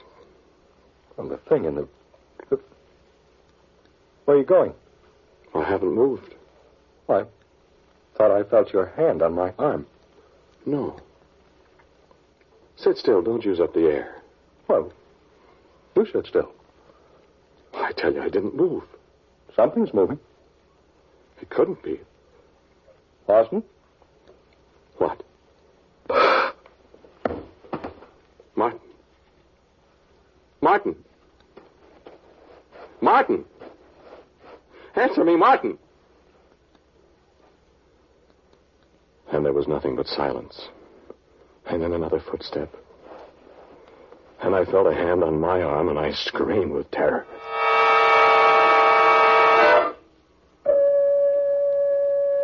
But it was a gentle hand, and it led me gently away from where I stood in the dark.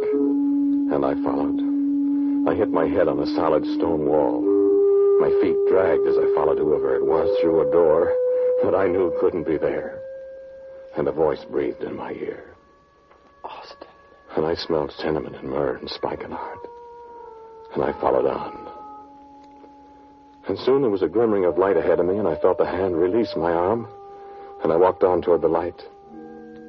Then, in a little while, another little room hewn out of the solid rock, and a light burning.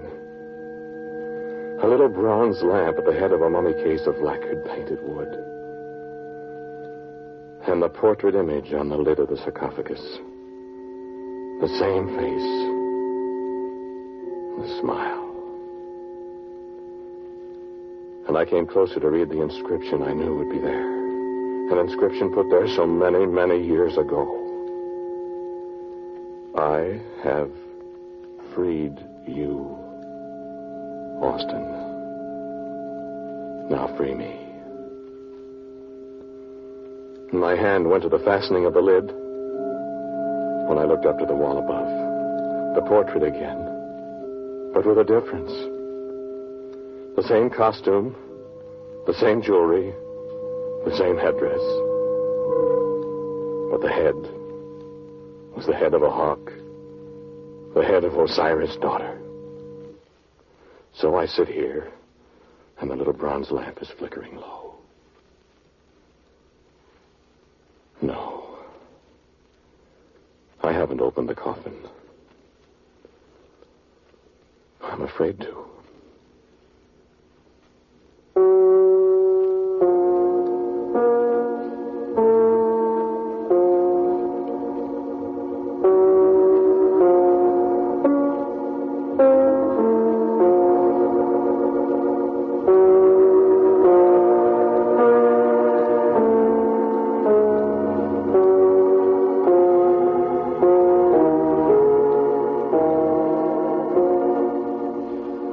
Listen to Quiet, Please, which is written and directed by Willis Cooper. The man who spoke to you was Ernest Chappell. And Murray Forbes played Abe Feldman. Martin Weaver was Don Briggs. As usual, the original music for Quiet, Please is composed and played by Albert Berman. Now for a word about next week's Quiet, Please. Here is my good friend, our writer-director, Willis Cooper. I've got a story for you next week called Put on the Dead Man's Coat. It's about a man who had an idea that wasn't good for him. Put on the Dead Man's Coat. The title of next week's Quiet, Please. And so until next week at this time, I am quietly yours, Ernest Chappell.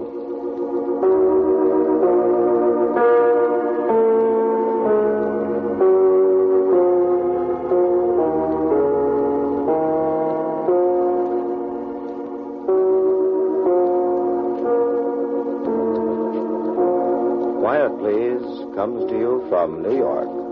This is the Mutual Broadcasting System.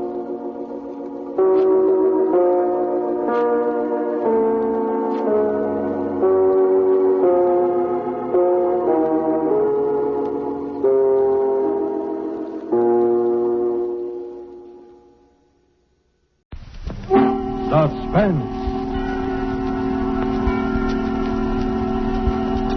Tonight, Roma Wines bring you Robert Taylor in The House in Cypress Canyon, a suspense play produced, edited, and directed for Roma Wines by William Spear. Suspense, radio's outstanding theater of thrills, is presented for your enjoyment by Roma Wines. That's R-O-M-A, Roma Wines. Those better-tasting California wines enjoyed by more Americans than any other wine. Yes, right now, a glassful would be very pleasant, as Roma Wines bring you Robert Taylor in a remarkable tale of suspense.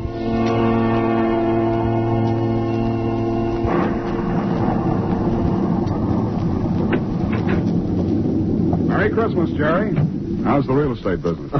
Kind of early with your greeting, aren't you, Sam? Well, I got to get them in sometime. I may not see you again until next Christmas. If this real estate racket gets any crazy, I'll be dead by next Christmas. I'm glad you could get up here, though, Sam. What's on your mind, Jerry? You'll probably shoot me when you hear it, Sam, because I'm probably nuts. But doggone it, you're a detective and you're my pal, and I just had to tell somebody. Oh, you sound like it's serious. That's just it. I don't know what it is, Sam, but... Now, listen, you know we're agents for a group of houses up in Cypress Canyon. Mm-hmm. Those places that were started before the war never got finished. Oh, yeah. All they got in were the foundations, just concrete and a couple of beams. Well, they've been finished now. In fact, I'm putting up the for rent on the last of them today. Well, what do you want? Police protection from the mob? Listen, Sam, this house that I'm talking about, it's got a number now, 2256. But before, when the men went back to work on it about 3 months ago, well, they just started when the foreman on the job brought me a shoebox that he'd found up on a beam. And this box had what do you call it, a manuscript in it, a story kind of, all written out. Yeah. Well, he gave me the thing. I read it. I didn't think much about it. I put it in my desk. But the other day, and I happened to drive by there, I saw the number on the house and what the house looked like. I thought of this manuscript. Well, I don't like it. That's all. There's something funny about it. What's funny about it? Well, mind you, this thing was found in an unfinished house in Cypress Canyon. House was only just started building. All right. Well, listen, Sam, I want to read it to you if you got the time, and you'll see what I mean. All right, shoot. Now, here's how it begins.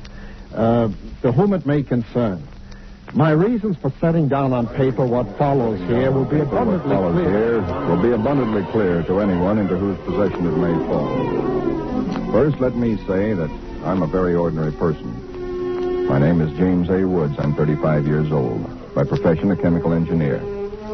My wife, Ellen, was a school teacher when I met and married her in Indiana 7 years ago.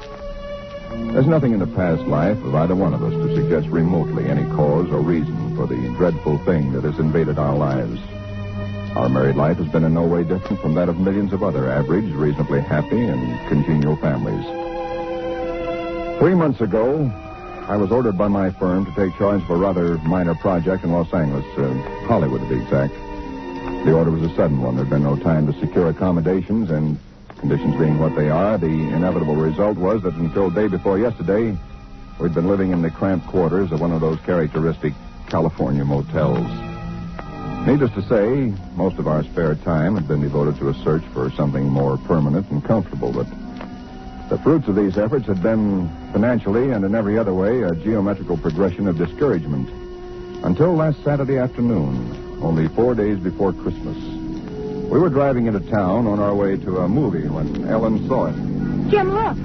What? That sign in front of that real estate office. Oh, yeah. But don't you see what it says? For rent, furnished, 2-bedroom house, close in, immediate occupancy. Yeah, Aren't you going to stop? Oh, Ellen, you know a sign like that. It mean right out in plain sight in front of a real estate office. Oh, yeah, but Jim... Either they want $600 a month... We'll never know until we ask. If it's any good at all, there are probably 50 people fighting for it right back there now. Well, honey, there's no harm in trying now, is there? You really want to go back? Oh, it's probably foolish, but what can we lose?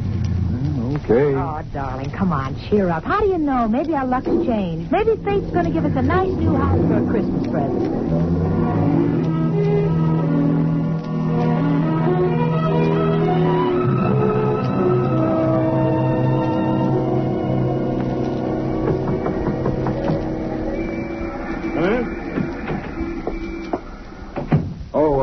We're sorry to bother you, but we just happened to see that for rent sign outside. Oh, yeah. I hung it outside just this minute. Is the house available? Why, sure it is. Let me introduce myself. My name is James A. Woods, and this is my wife, Ellen. How do you do? Wow. Looks like it's fixing to rain. Yes, so it does, doesn't it?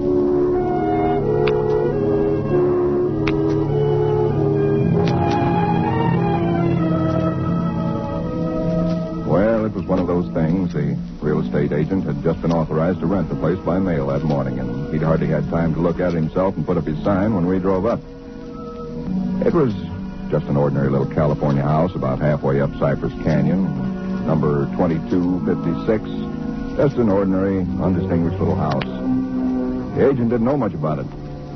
Construction on it had been stopped by the war, and it had just been completed and furnished lately. Been vacant while somebody's estate was being settled, and now it was owned by a bank in Sacramento. Of course, we didn't care about it. Key in the mail along with the authorization to rent. Only one there is, because you can have duplicates made. It seems to stick a little. Oh, no, there it is. doesn't sound as though that door had ever been opened. Well, a little oil on the hinges will fix that, all right. Oh, sure. Now, here's your living room. Furniture's a little dusty, of course. You got to expect that. It's good furniture, though, you see? Benson Brothers. Yes, Now, over here's a little den. Panel, you see?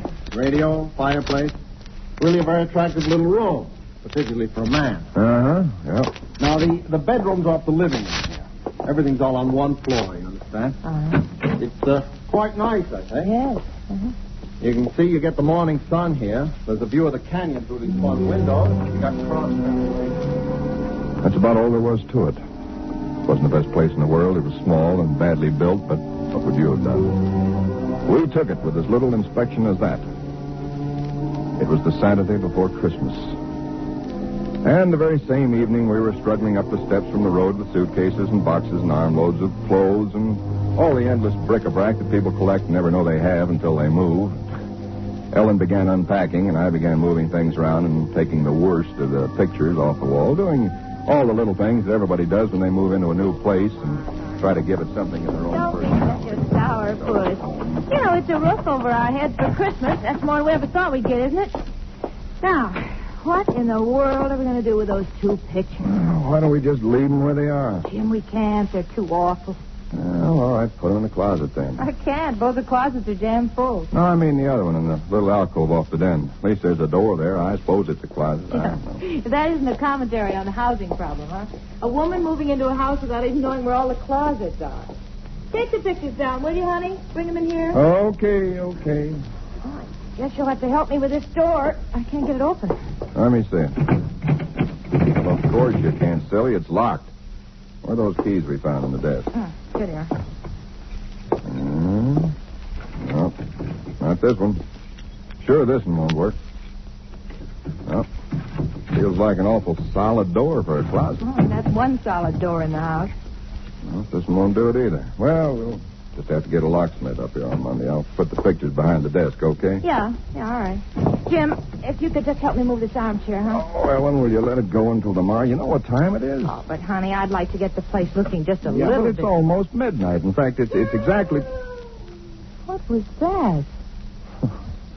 Tomcat, I guess, out in the brush somewhere. Sounded near. Hope that doesn't go on all night. Well, there's much we can do about it. Come on, Ellen. I'm dead tired. All right, Jim. Where'd you put the toothpaste, honey? Right in the medicine cabinet. Oh, yeah. Jim, we ought to get some firewood tomorrow. You know, a fire in that living room would make all the difference in the world. Dad, Sunday. Well, Monday then. Jim, I think red curtains are what we need, don't you? Mm-hmm. You know, just at least for the living room. Anyway, the ones in there now have just got to come down. Yeah, I suppose they do. What do you think of red? Well, I guess it's all... Jim. It's some tomcat. Jim, it sounded in the house. Oh, now, how could it be in the house, Ellen? We've been over every inch of the house. Except that closet. Now, how could a cat or anything else be in the closet that's been locked up for over a year?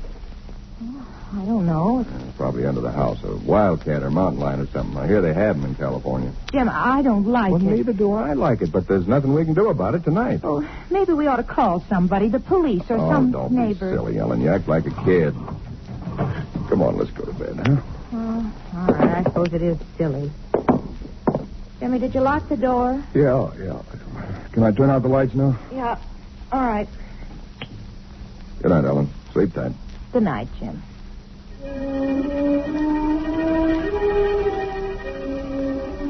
I don't know what time it was. Perhaps an hour, perhaps only a half hour later. My mind was in that hazy borderland between sleep and a dream that's still part of consciousness. Then I was awake. Ellen, are you all right? Yes. Did you nightmare or something? No. I heard it, too.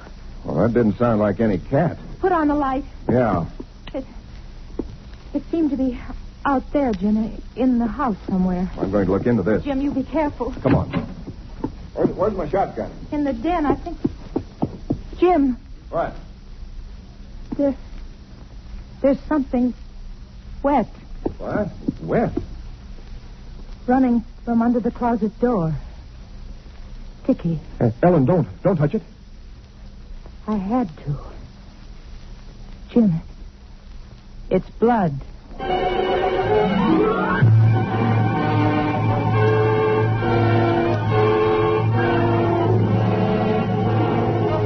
For Suspense, Roma Wines are bringing you Robert Taylor in The House in Cypress Canyon. Roma Wines' presentation tonight in radio's outstanding theater of thrills, Suspense.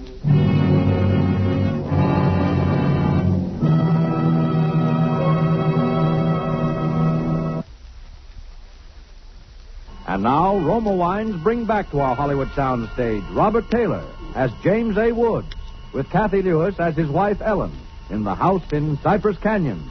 A tale well calculated to keep you in suspense.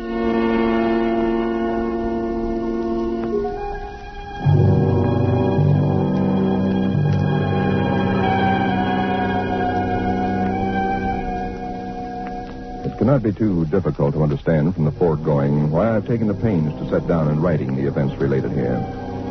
To find in one's newly rented house a closet which cannot be opened is in itself certainly no great cause for alarm. But to be awakened in the stillness of the night by unearthly cries within that house, to find oozing from under that closet door something that is unquestionably blood, that's another matter. Perhaps others might have been braver than we. Suffice it only to say that we got out of the house in something very close to a panic, and only returned when we had the moral support of two stalwart Los Angeles policemen. You just moved in here, you say? That's right, officer. You can see we're still unpacking. And the place has been empty right along before that? Yeah, I don't know much about that part of it. You could check all that with the real estate agent, though. Well, where is this closet? Oh, it's right in here, officer. And the blood is... Where? Where's the blood? Jim? Officer, I swear to you, there was blood on the floor less than an hour ago. I saw it. Uh-huh. It was running out from under that door. We heard that noise, and we got up, and then we saw it. The door was locked. Locked, huh? Oh, no. Well, it seems to be all right now. Hey, you folks aren't trying to be funny, are you? Isn't there anything in it? No, ma'am, there is not. Look, officer, we're reputable people. You can call my firm. They'll tell you all about me. There's nothing wrong with this closet. Walls are solid. No trapdoors. If you think I'm lying... I didn't say that, mister. Oh, you probably did hear some sort of noise, and you got a little panicky. What about the blood? It got on my hand. Isn't there now, is it? Yes. Where? I feel it. Now, you folks just take it easy. You're liable to hear all kinds of noises up in these canyons at night. You're from the east, you say? Yeah. I'm sorry, officer. Ah, that's all right. That's all right. If you have any real trouble, call on us anytime. All right. Well, good night. Good night. Good night. Hey, you ought to have this door fixed. That's enough to scare you. Yeah, we're going to have it fixed.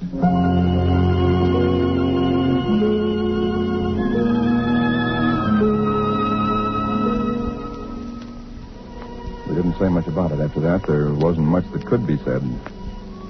The next day, I went down to a lot and bought a little Christmas tree and some trimmings, and we tried to pretend we were cheerful, but there was an uneasiness between us that had never been there before. Ellen seemed tired and listless. Several times during the day, I noticed her washing her hands with a brush, scrubbing the one that had touched the blood. That night, we each took a sleeping pill and went to bed.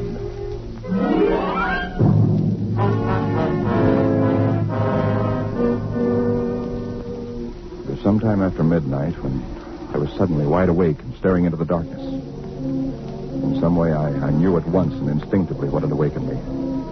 Ellen was not in her bed nor in the room. The nameless thing I feared gripped at my heart until I could scarcely breathe. I opened the bedroom door and started through the house, putting on every light that I could find. There was not much to search, but I searched thoroughly. The living room, the kitchen, bathroom, den, even the garage. And all the time, the dread of looking where I knew at last I must look. For I think I knew from the very first time where I'd find her. It must have been a full minute that I stood before that closet door. Then, I opened it. She stood there rigid, her arms at her sides, her fingers extended like claws. Her hair was over her face, her eyes stared out of it. Her lips were drawn back in a grin like an animal at bay. For a moment, I was frozen with the horror of it. I stretched out my hand. Very deliberately, she turned her head and sunk her teeth until they met into the flesh of my forearm.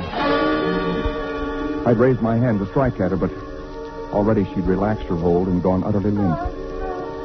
She would have fallen unless I'd caught her. I carried her into the bedroom and laid her on the bed. Strangely, at that moment, my only thought was how I might revive her. Until I saw that it was not a faint, but a sleep that she'd fallen into. Sleep as deep and heavy as though she'd been drugged. And so I left her. But for me, that night, there was no sleep.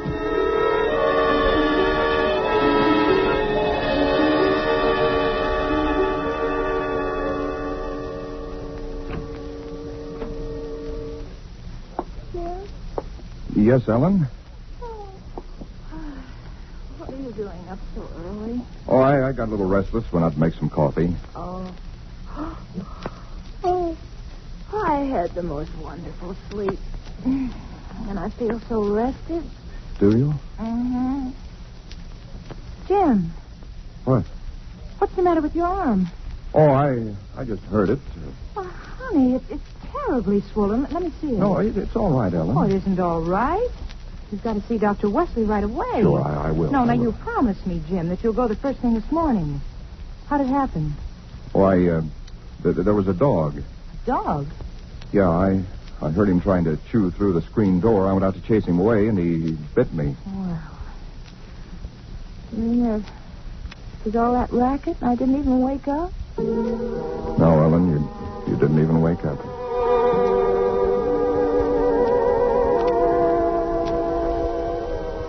It was clear to me that Ellen knew nothing of what had transpired the night before.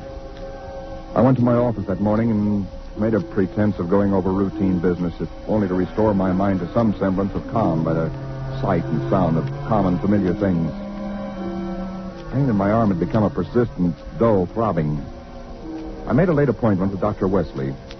He treated my arm with something of an arched eyebrow, and he said, Well, I've never seen anything quite like it before. That is, such a rapid onset of infection.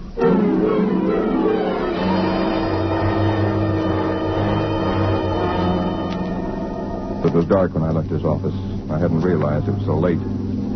Driving home, my car seemed sluggish until I saw the needle on the dashboard and realized that I was pushing it to the utmost of its speed. I was racing home to prevent something before it was too late, before the darkness conspired against me.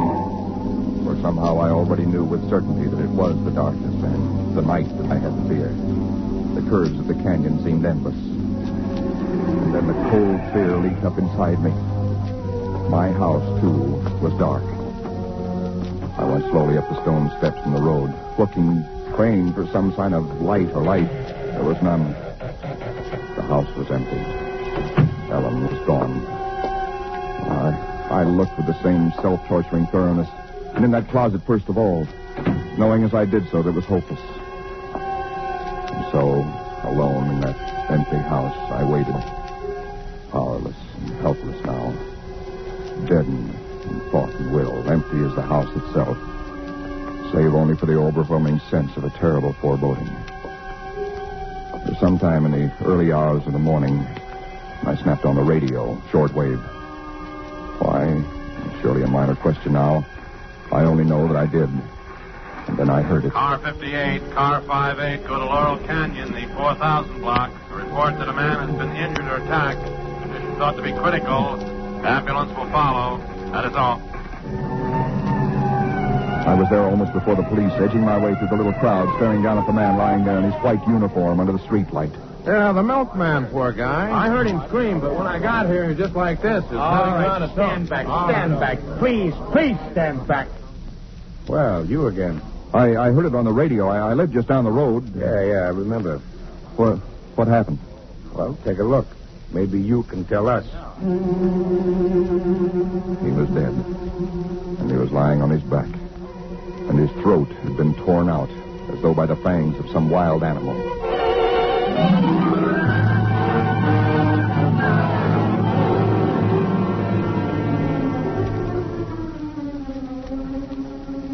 It is now Christmas Eve. Or rather, Christmas morning, for it's a little after midnight. I've been waiting here in the stillness of this empty house for nearly 24 hours, waiting for the end. Already once tonight I've heard that dreadful wailing cry somewhere in the hills. I've nailed up the closet door, but that I know is childish, useless. My arm is horribly swollen and turning black, but that's nothing. It's another end that I foresee, as surely as other men foresee the rising of the sun. I hear the cry again. It's nearer now. I shall leave these notes in a sealed envelope and put it in a shoebox, in the hope that someone will give credence to these dark and terrible events, if indeed such nameless horrors can ever yield to mortal understanding. As for myself, I feel no longer any fear or even sorrow. Only a desire that the end and the thing that I must do may come soon. And it will be soon, I know. Yes. For there is someone at the door.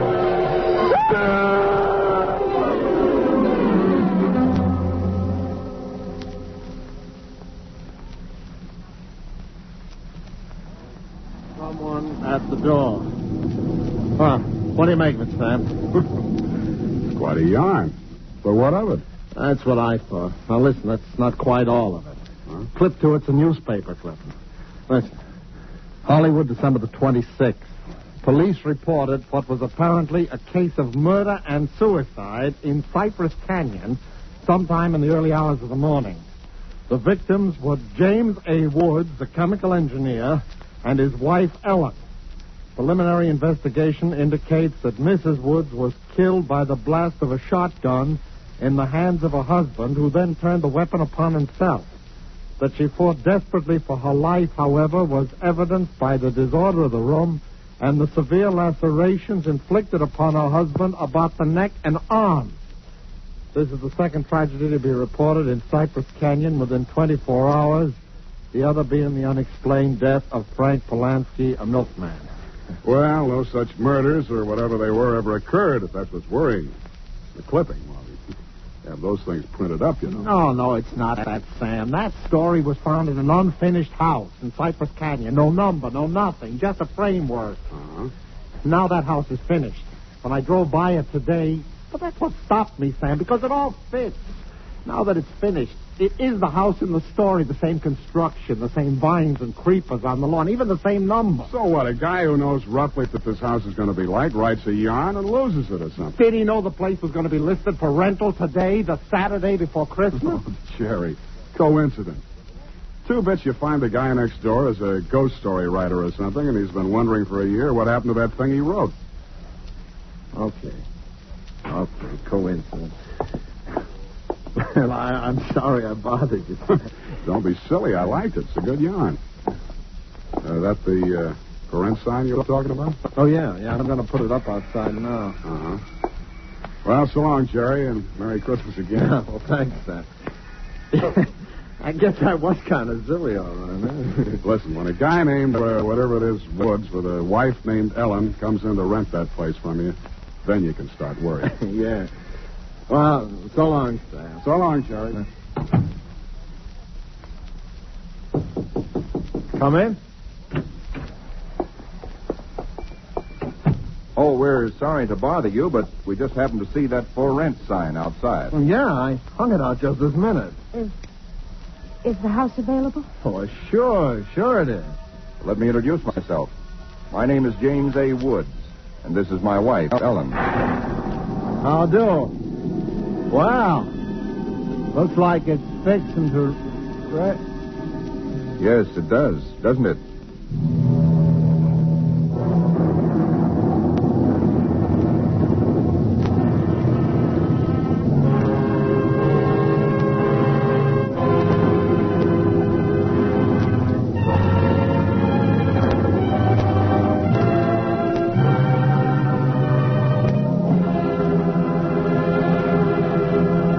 Suspense. Presented by Roma Wines, R-O-M-A, Roma Wines, selected for your pleasure from the world's greatest reserves of fine wine. Suspense. This is CBS, the Columbia Broadcasting System.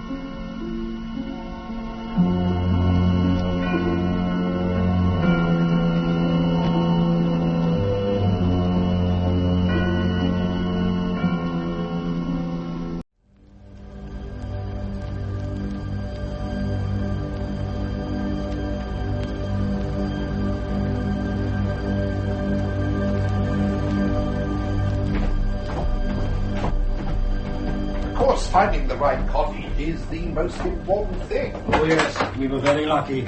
Did someone put you onto it? No. Came across it purely by chance. Oh, how sickening.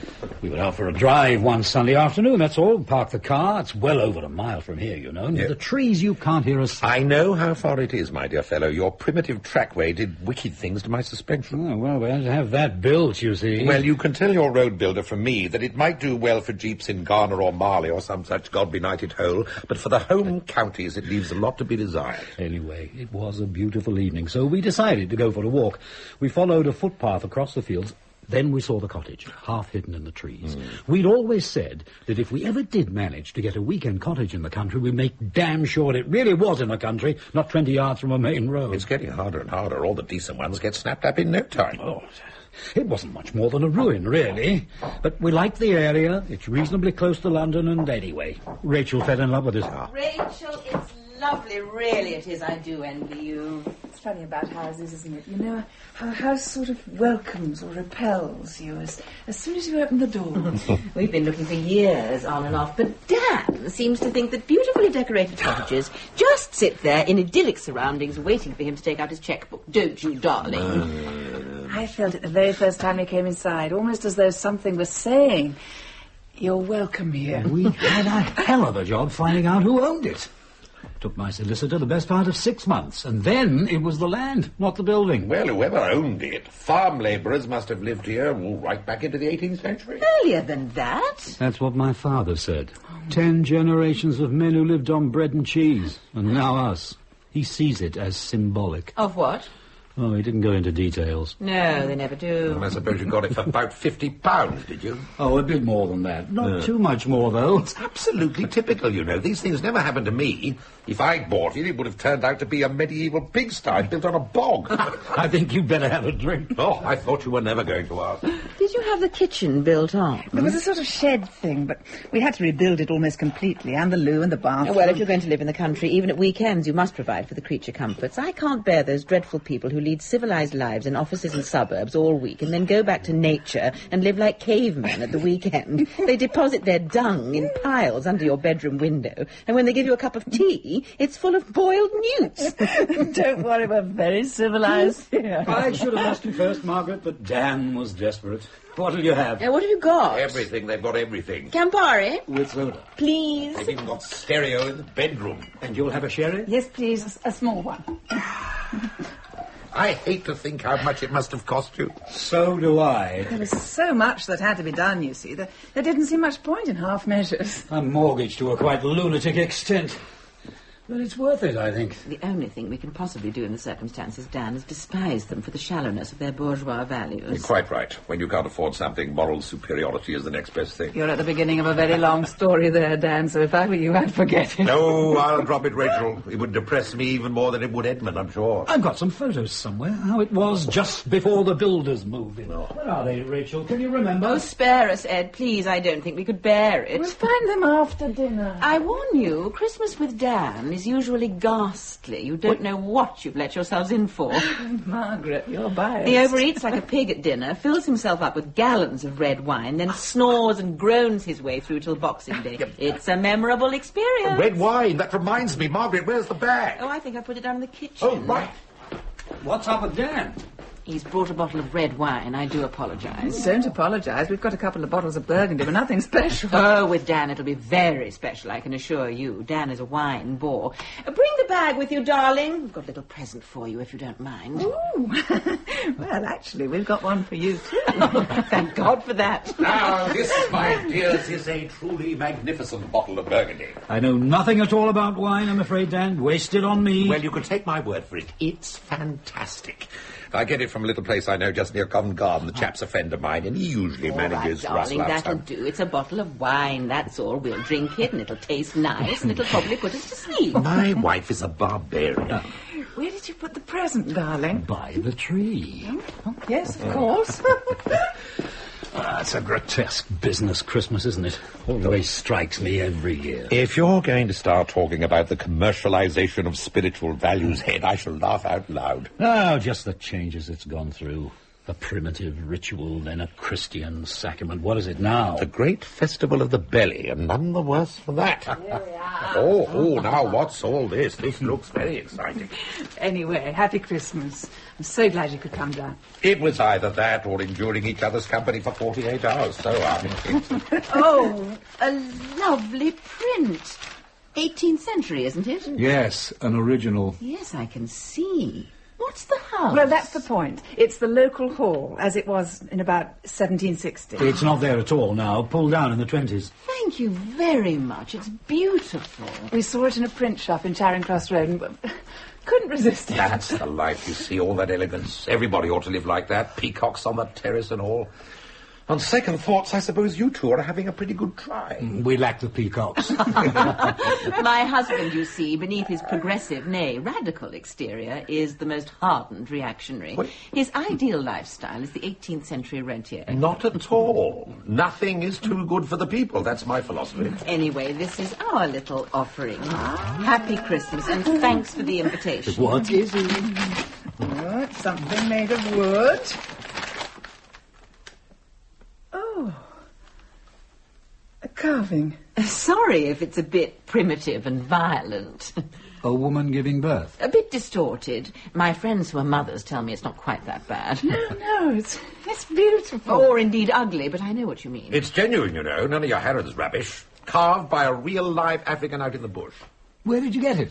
There's a shop just behind Knightsbridge. Specialises in genuine tribal stuff. They're ritual objects, really, aren't they, these things? Well, fertility, I suppose, yes. Probably for rain. But don't they make them specially for the tourists? I'm sure they do, but not this one. This was carved by someone sitting in front of a hut after a day in the fields. Probably in a time of drought or something like that. It's beautiful. Thanks a lot. It's the psychology that fascinates me. You want something to happen to the weather, so you make an object which symbolises your wishes. You use your imagination to create a fact. All artists do that. When you imagine a thing, it becomes true. Well, not only artists, either. Well, if you'll excuse me now, it's time I was seeing to the dinner, if we're ever to eat. Oh, good, I'm starving. I'll give you a hand. What she really means is they'll have a good old gossip behind our backs.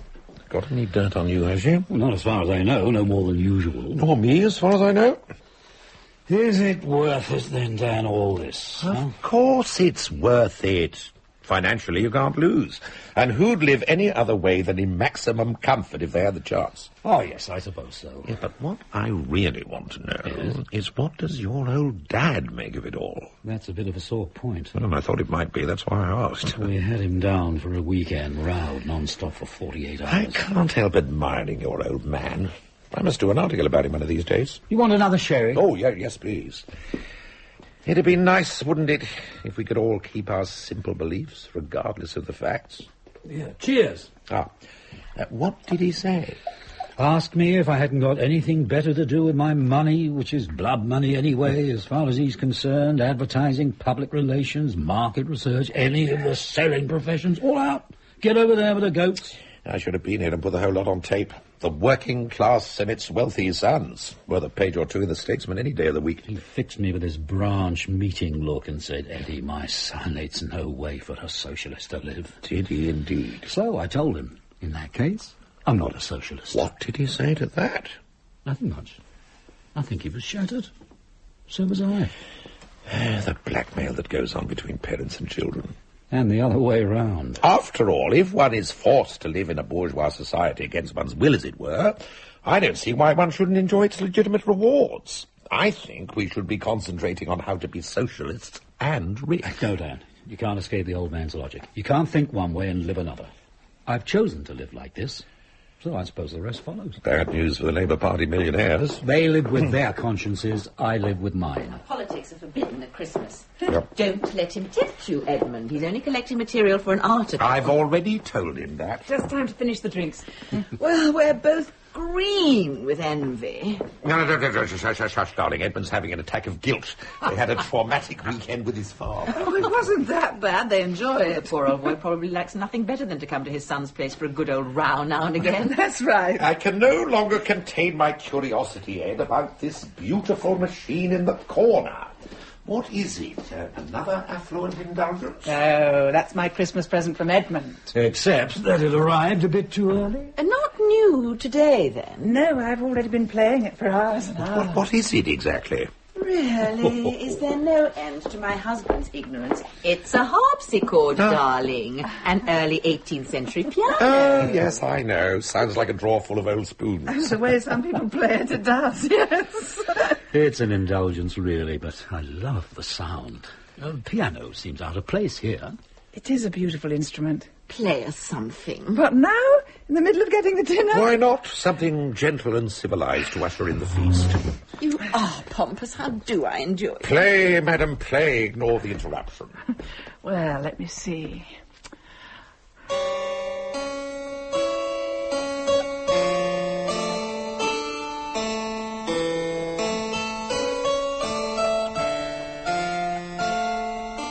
Oh, what a beautiful sound. Just right for the cottage. Small scale, intense. Lovely.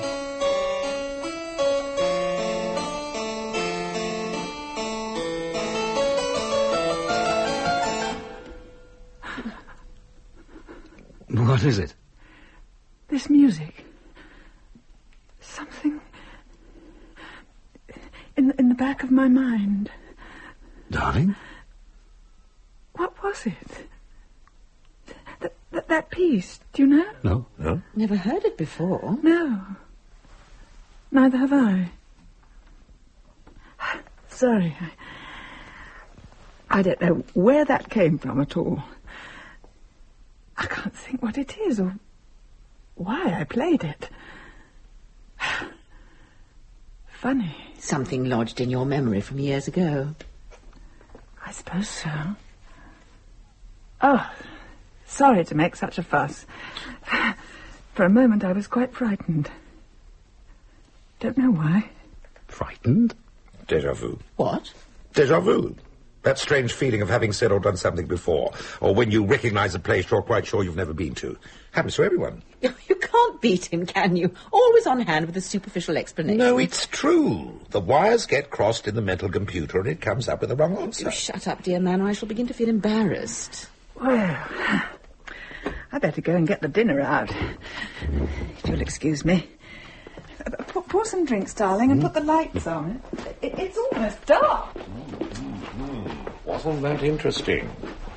I don't know, was it? Oh, yes. The slightest nudge of the irrational elbowing its way into our ordered lives. Oh, you are a journalist, you know. You're a journalist from your bootlaces to the centre of your tawdry little soul. Why the hell I should go to bed with you, I can't imagine. Now, what have I done to provoke such a brutal outburst? The irrational, indeed. Well, what else do you call it? It was something that happened to Rachel that she didn't understand. She's not really like that at all, usually. I mean, she doesn't go in for, well, you know. Otherness, not the world we live in, the world that lives in us. Oh, that's all rubbish, Dan. Just an easy way out for people like you who can't be bothered to think things through. All right, then what really happened to Rachel at the harpsichord? She forgot the title of a piece of music. But why did it frighten her? That's right. We haven't a clue what went on in Rachel's mind there, except that something did and it caused fear. You won't find anyone who can give you a convincing explanation of it. But that doesn't mean it can't be explained, does it? Don't deprive him of his thrilling little mystery, Ed, or he'll have to fall back on his own intellect. No, I'm sorry, my dears. There's masses and masses of evidence that the mind possesses other powers beyond the rational ones. What powers do you mean? Oh, transference, survival, all kinds of things. Showbiz, darling, pure showbiz. Not at all. There are countless authenticated stories. For instance, of people being separated by thousands of miles being aware of the death of someone close to them. If mind can be projected through space like that, why not through time? Haven't you ever stood on a battlefield and felt the presence of the dead? Just imagination. You see a bleak field, and because you happen to know a lot of men died there, you people it with ghosts. There's more to it than that, Margaret, isn't there? It's amply proved, for instance, that the mind can have a positive physical effect. I mean, hysterical paralysis, things like that. But you're proving my point, not his. The whole point about hysterical reactions is that they do have rational explanations. The point is, my sweetheart, that reason alone can't be trusted. It can look at the facts, and because of its own preconceptions, it can come up with the wrong answers. That may be true, but it in doesn't fact, mean... it's particularly noticeable in your case. In spite of all this pretense of rationality, I've never known anyone colour facts to suit preconceptions quite so shamelessly as you do. Why is it that with you, Dan, sensible discussion always ends up with frivolous personal abuse? I lack intellectual fibre, that's all. Thank God for it, too, or life would be unlivable. Oh, it's like being married to Coco the Clown. Ask him a sensible question, he pours whitewash down your trousers. Listen, do you remember that dreadful party game, Nelson's Eye? It always frightened me to death. No, I couldn't bear little girls' parties. I wouldn't have thought that was your scene at all. Very middle class. Oh, well, we rough children were occasionally pulled in to make up the numbers, you know. What's it all about? You're blindfolded, and then you have to touch certain objects and guess what they are. At the end, they plunge your finger into a raw egg and tell you you're poking it into Nelson's blind eye. Still makes me shiver when I think of it. It's a perfect example of what I was saying. And while we're on the subject, I've just thought of an even better one. Sit still, darling, and close your eyes. What? Oh, what are you up to now? Are they closed? Yes? No, I don't think I trust you. A blindfold will be better. Oh, what? Oh, Dan, what's going on? One of the uses of a neck scarf. Now, stay there for a moment. What's he doing? I don't know. Oh, the trouble with Dan is he got to the age of 30 and then started going backwards. God help me when he's 15. Eyes still closed? Yes. Right. Keep them closed. And Edmund, you say nothing. Just watch. Dan, what are you doing? I have in my hand an open razor. What? An old-fashioned cutthroat razor. It's very, very sharp. You'd never believe what some married people get up to. Quiet, concentrate. I'm coming very close to you, and with this open razor, I'm going to cut open your cheek. Oh, are you? Charming. I'm getting closer. The razor's wide open. It's so sharp I daren't even feel the edge. It would lay open my finger at the slightest touch. So my husband's quite mad. Still, concentrate. Make the most of the last few seconds before the pain. I'm very close now. The blade is about 2 inches from your cheek. Can you feel how near it is? Dan, what is this? I told you, with this razor, I'm going to cut your cheek open. There! An ice cube melting, no damage done. My God, that did frighten me. Point proved, I think. It was the coldness and then the wetness on my cheek. You can kill a man with a drop of water on the back of his neck if you tell him it's a guillotine. What was all that noise? Oh, don't worry, darling. A little practical psychology from Dan. My husband frightening the life out of me. Quite normal. Party games, darling. No need to get alarmed. Well, dinner's ready now, so if you'd like to carry the turkey through, Ed, Margaret will help me with the vegetables and things. Oh, Dan, light the candles for me, would you? Oh, yes, I'm all for that kind of thing, Rachel. There's a certain ritual about eating I should be very loath to lose. I admit it's difficult to feel very close to the Great Spirit, opening cans of luncheon meat and fruit salad in a kitchen full of washing up. But when it's turkey with all the trimmings, the candles are absolutely essential. Here we are, then. Oh, good God, that's not a turkey. It's an ostrich. Isn't it Ah, please, darling. Would you like to sit here, Margaret? Dan, you here? You've gone much too far, Rachel. Really, you have. I warn you, I'm a terrible pig. I shan't leave any of this. I've already made your excuses. My dear, have you noticed the carving light neatly on the dish? A little idea of the architect. You can't be a socialist with a spotlight over your carving dish, lad.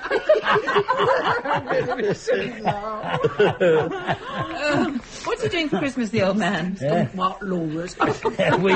we did ask him here, but... The fact is, he'll be much better off there. He'll enjoy himself much more. Good God, I've forgotten the wine. Oh, you talk too much, that's why. They won't have had time to breathe. We're going to drink it, darling, not strangle it.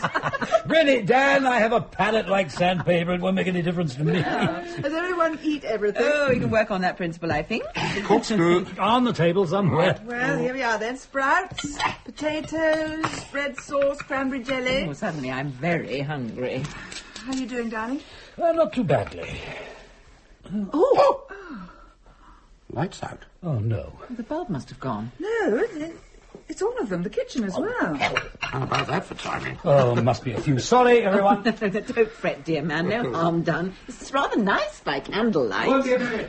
My dear fellow, we'll all wait for you, and I shall save you the first glass of wine. Oh, I'm sorry about this. Don't apologise, Rachel, please. Just as we were about to eat. The whole thing is so beautifully prepared. A few seconds' delay is only going to put a finer edge on our appetite. Would you mind carving down? Oh, well, if Ed wouldn't mind her spotlights and that. Then we can begin as soon as he's changed the fuse. Oh, you're not going to inflict the Master Carver Act on us, are you? No, I don't have any fetishes of that kind. I don't care if they tear it off in lumps. So I see. Actually, the cottage looks rather nice, candlelit. With just the fire. It looks nice any old how, Rachel, when you live in the dump we live in. Oh, Christ. Wait a minute. We could never do it, you know, Margaret, not even if we had the money. Stereo. We have a talent for creating shambles and discomfort wherever we go. Every house we live in ends up looking like a bourgeois refugee camp. All dead. Magazines, dirty underclothes, and half-full cups of last week's coffee. It's all horribly true. Try the phone. We had a candlelit evening here a week ago. I played to Ed for an hour, and then we read and sat talking. It was lovely. I bet. Oh, no, this is too much. Is everything all right? No, it isn't. What's wrong? Looks like we've got a disaster on our hands. Disaster? That bloody electrician. What is it, darling? What's wrong? Just about bloody everything.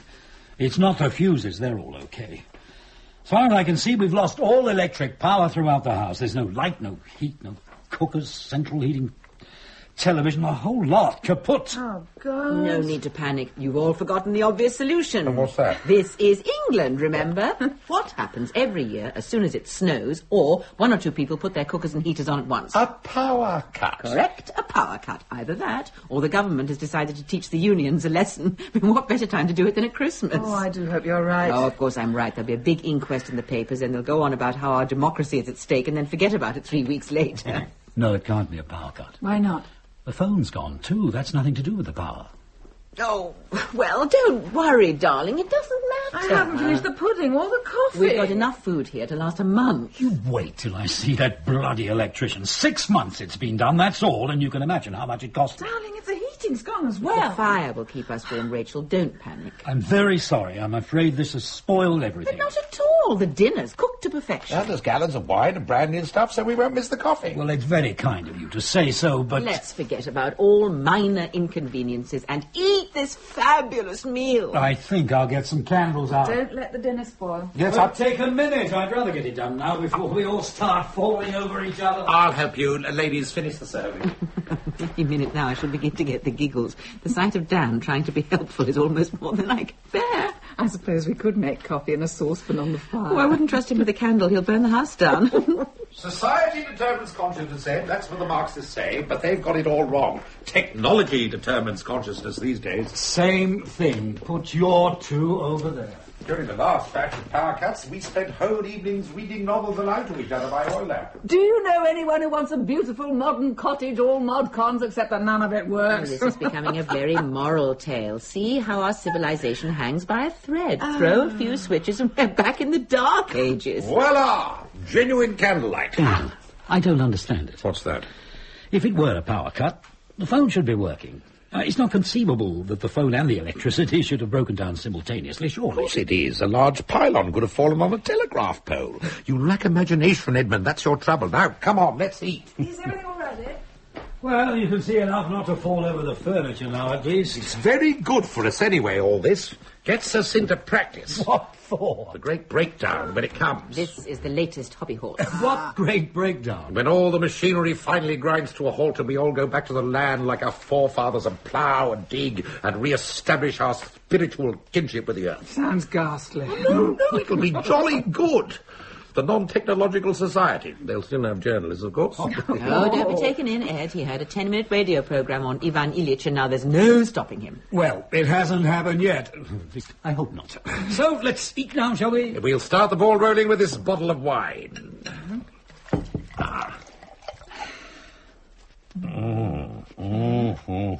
Very, very nice. You try that besides, Edmund. Well, cheers, everybody.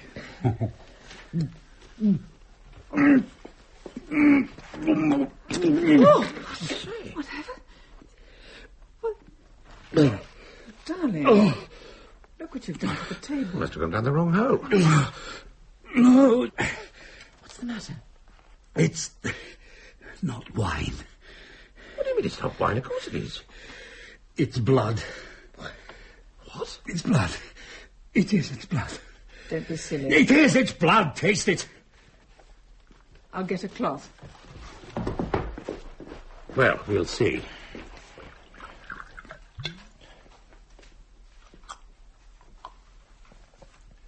It's Burgundy.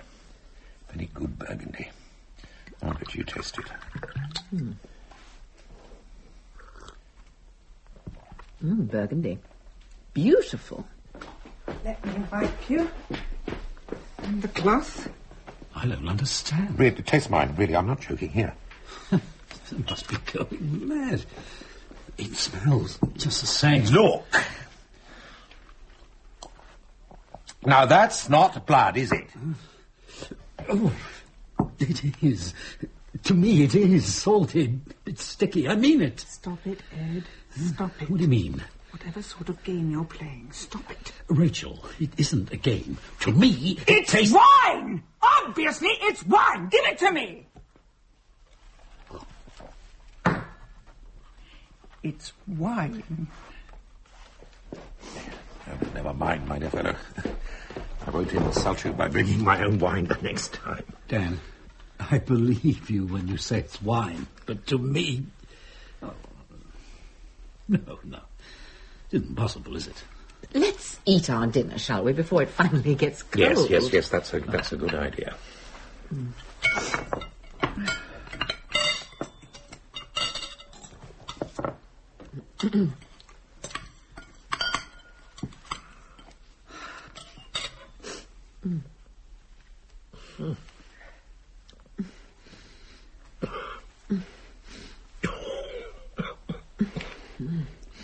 Oh, God.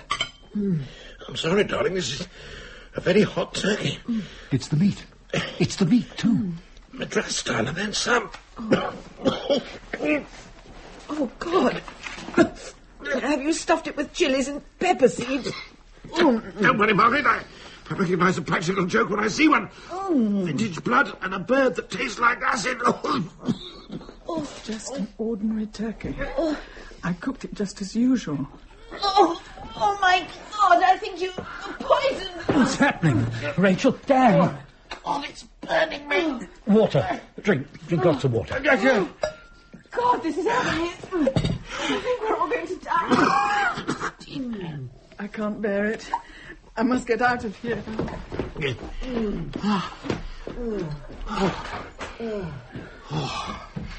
It's going off. Oh, that's better. Oh, yes. Me too. Oh. Oh, thank God for that. Take deep breaths. That helps. Listen. Can you hear music? I can hear it. Yes, I can hear it too. It can't be. Where's it coming from? Rachel, upstairs, she's turned the radio on. She can't. It's a mains radio, not a battery. Listen to it. What? Don't you recognize it? No? Wait a minute. It's the music Rachel played. That's right. Where's it coming from? The air? Where did the pains come from? With me, it's almost completely gone. So suddenly. Yes. With me, too. It was very strong. How I imagined taking poison. Was it like that with you? Burning as I swallowed the meat. Now it's gone. So is the music. Listen. Nothing at all. Silence. Rachel's coming back downstairs. Darling? Did you hear it? Or am I going mad? We heard music. Rachel, are you all right? Upstairs, on our bed, there is the skeleton of a child. I presume it's a child. It's only about 3 feet long, and the head bones are rather fragile. What? That's why I asked if you heard the music. Of course, you don't believe me. But it wasn't just my eyes. I touched it, too. Come with me, Dan, will you? For confirmation or support? Both.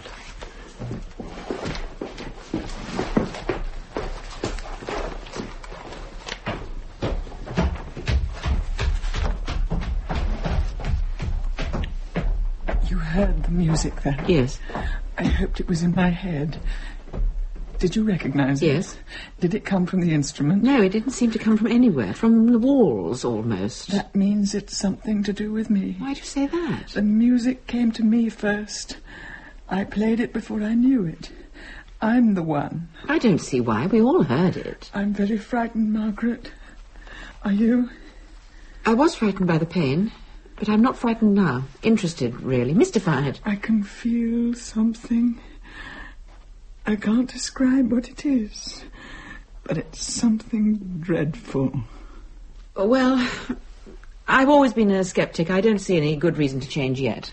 You will. See, when you think about it, it's a bit like a sideshow at a fair. All those cheap tricks and stunts catch your imagination easily enough, but if you go round the back and see the wires and pulleys that make them work... This isn't like that, believe me. It's a black hole beginning to open inside me. I can't control it. Well, I don't feel at all like that, and it's no use pretending that I do. Whatever it is, I'll be convinced when I understand it, not before. Rachel? Yes? Rachel, there's nothing in the bedroom. Nothing? Nothing at all. Everything's just as usual. There's been nothing on the bedspread. It's quite smooth. We even put our hands on it, to be sure. My eyes saw it, and my hands touched it. It still had some milk teeth, with the new ones growing underneath. What's going on, Dad? Margaret? Something very strange. I feel quite all right now, though. Yes, so do I. Not hungry anymore. No. No trace of the pain? No, none. It went. So suddenly. Yes, that happened to all of us. But none of us tasted blood except Edmund. No. And now this upstairs. I didn't imagine it. I looked for quite a long time, and then I touched it to make sure. It was a child's skeleton, about 3 feet long, with bits of clothing lying on the bedspread. I really did see it. No one has suggested you didn't. Equally, though, we didn't see it. But we've all felt or seen something, haven't we? Edmund, the blood, the rest of us, the food, the pain that just disappeared, and the music, and now Rachel, this. And all of us, the house. What do you mean? We've all experienced the failure of all the machinery in the house. But that's perfectly straightforward, simple mechanics. Is it? What are you implying? That the whole thing, the power failure included, is some kind of mass hallucination? Can you suggest anything better? The clocks are still dead and so are the lights. If it's mass hysteria, something our four minds are creating between us, we're still under its spell. Nothing's been right since the lights went up. Before that, the music. Be some kind of rational explanation. I don't need any explanation. I just want it to stop. If it's a form of mass hysteria... How can it be? Look, we're four sane and mature people. We know what we're saying and doing. Do we, though? We think all the lights have failed, but maybe they're on all the time. Maybe they're blazing across the fields for miles. If you tasted blood and Rachel saw a dead child on the bed, that's just as possible. So that we've lost all distinction between what's really happening and what's imagination. Well, how else can you explain what's happened in the last 15 minutes? And these delusions have come from somewhere. And if not from our own minds, then where? Listen, if what you say is true, then what we need to do to reassert reality is to get out of here. And if necessary, separate. Break whatever mental chain is binding the four of us together. So I suggest we get into our cars and drive away to some nice crowded hotel where there's dancing and an MC and they're all playing silly and innocent Christmas games. So that we dissipate whatever it is that's been deranging our perceptions here. I think that's a good idea. Dad. What? The car was opposite this window, wasn't it? Quite close. Yes, why? I can't see it. I can't see any dark shapes where the hedges and trees are either, or even the grass under the window, but I can't see anything at all. Let me see. It's never absolutely dark, is it? There's no such thing as absolute darkness. There's light coming from this room, from the candles. It ought to reflect on the bonnet and the headlights. There's nothing. It's like a black curtain. Dan, give me a hand with the front door. Right.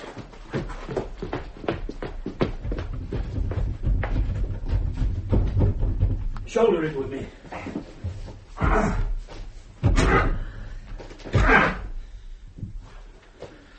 It's not going to open, is it? No, it's not. This window's the same as the bottom of the sea. We're caught in here. I know it.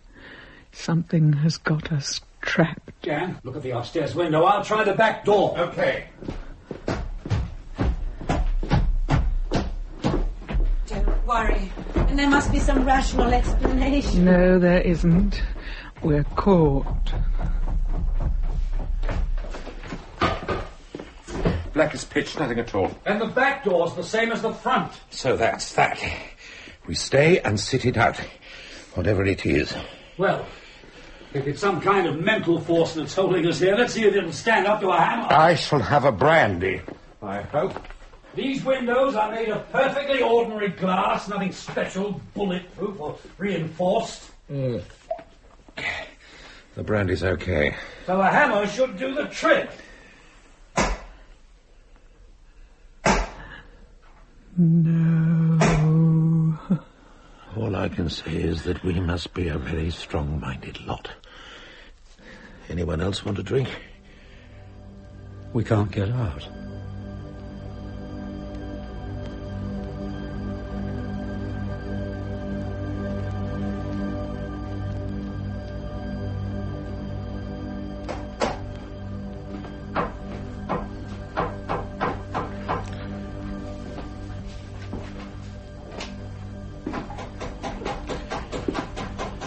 Is he doing? Trying to see if it's possible to knock a house down from the inside and failing. Of course he's failing. And logic should have told him that without all that noise. It is a little bit low on logic at the moment. Panic might be a better word. Well, it's only for you to be so superior. You're as scared as he is. Oh, I'm sure we're all terrified, but we do take it rather differently, don't we? You stand there mouthing nonsense about logic, whereas I, being a fatalist, withdraw into a stoical calm. Edmund tries to smash his way out with a cold chisel and a hammer, and Rachel walks up and down. No, you talk superficially and incessantly and guzzle other people's brandy. It's a bit like the Titanic, isn't it? Ed runs screaming to the captain and pleads for a lifeboat, while I lean on the rail like an old coward, dropping witticisms into the rising waves. Is that what you call them? I wish he'd stop banging. It won't make any difference. Well, he's had a go at smashing out all the window frames, violently assaulted the chimney breast, tried to take all the doors off their hinges, and hammered himself silly at the ceiling in a vain attempt to get out onto the roof. Any minute now, exhaustion should set in. And what will it take to shut you up? Oh, don't get scratchy, darling. Keep your cool. Spare us, then, for 5 minutes, please. You don't mind me chattering on, do you, Rachel? Yes. There is something. Now the banging's stopped. What? Something. A noise. I can't quite hear it yet. Can you hear a noise? No.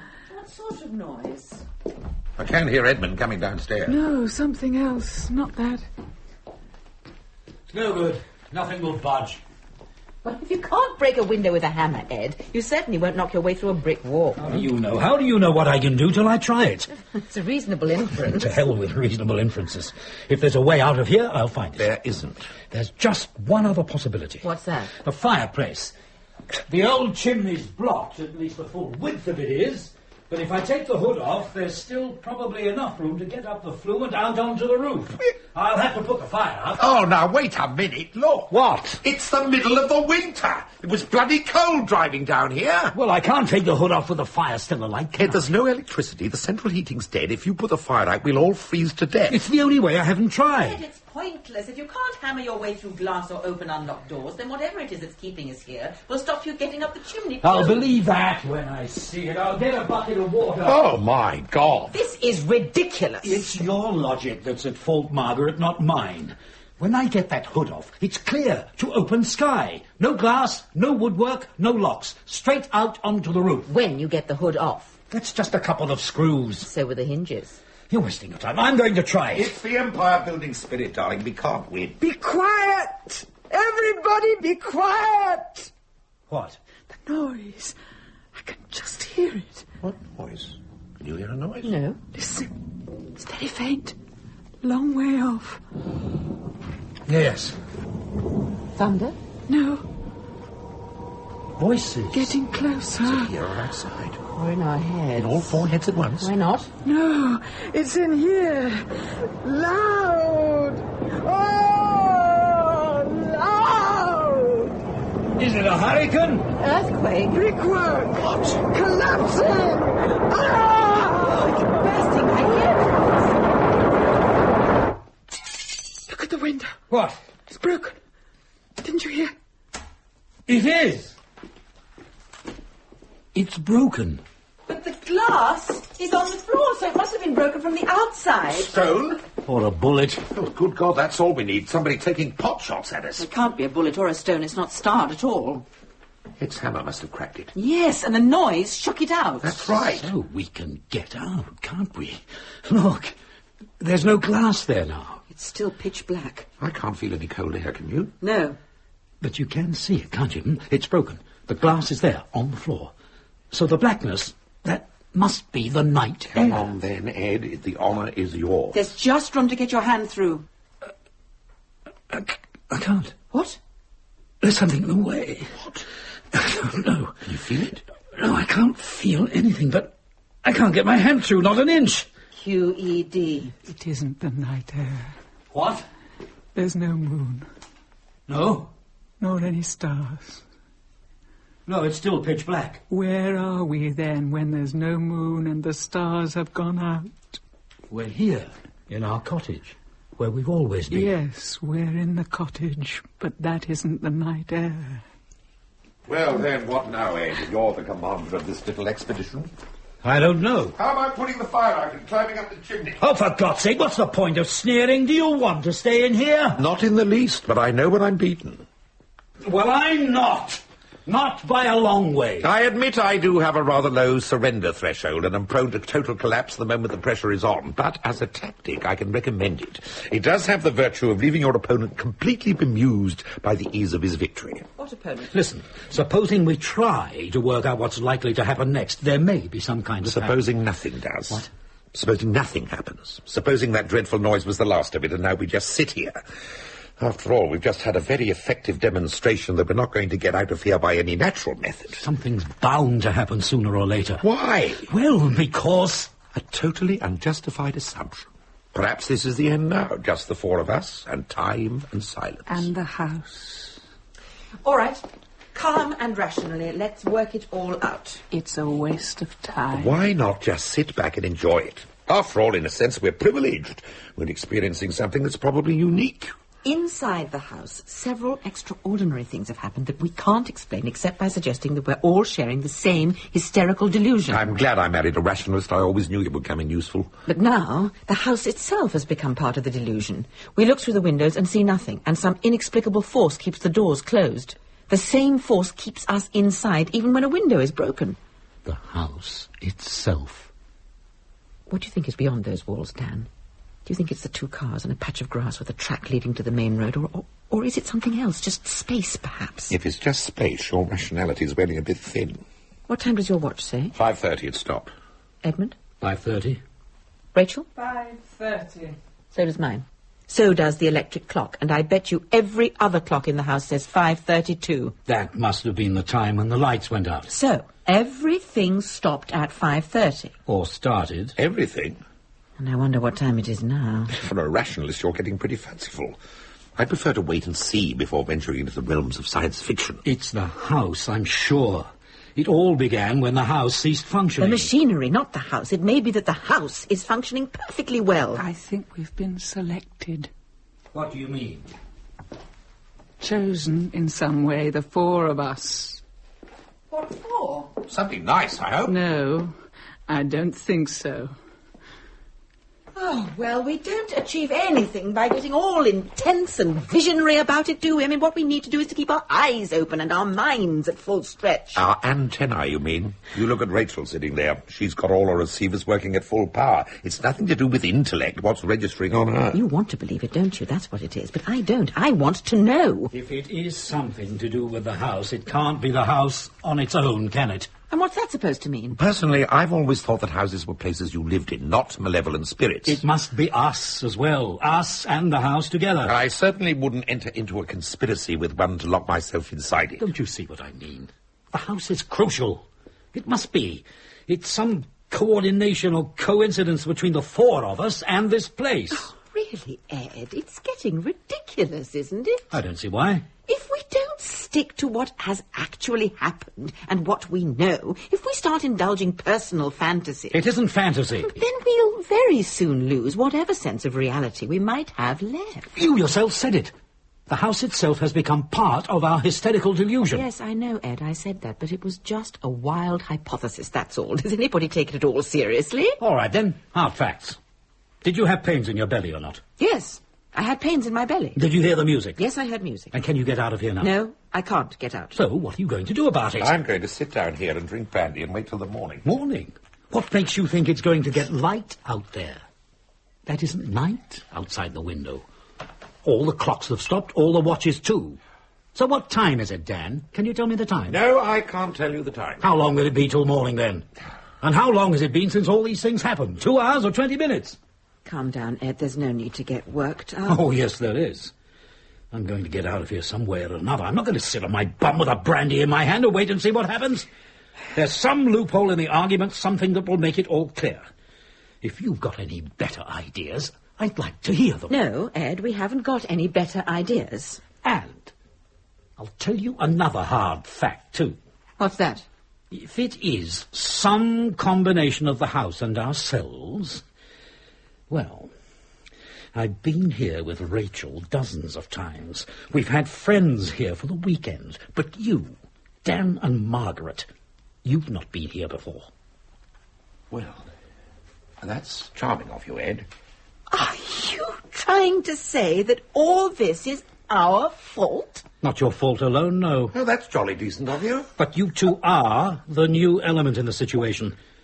So it could be something about you and us together. And if we want to get out here, I think we better sit down and examine ourselves and the situation between us rather honestly. Well, I was briefly a member of the Communist Party, Ed, when I was at college. It's probably that.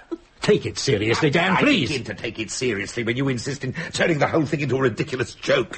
What do you want us to do? Sit down and drag out all our little peccadillos and misdemeanors till a sepulchral voice booms out, "He's the one!" and drags one of us down to hell like Don Giovanni? No, of course I don't mean that. Retribution went out a long time ago. If there's one thing we've learned this century, it's that the biggest crooks usually get away with it. I didn't say that. You know I didn't. Why must it turn everything into a joke? It's a hopeless task, Ed. Even if it were feasible, the number of possibilities is enormous. No. It's a simple answer, I'm sure. Something logical we haven't spotted. Why be so arrogant as to assume an answer?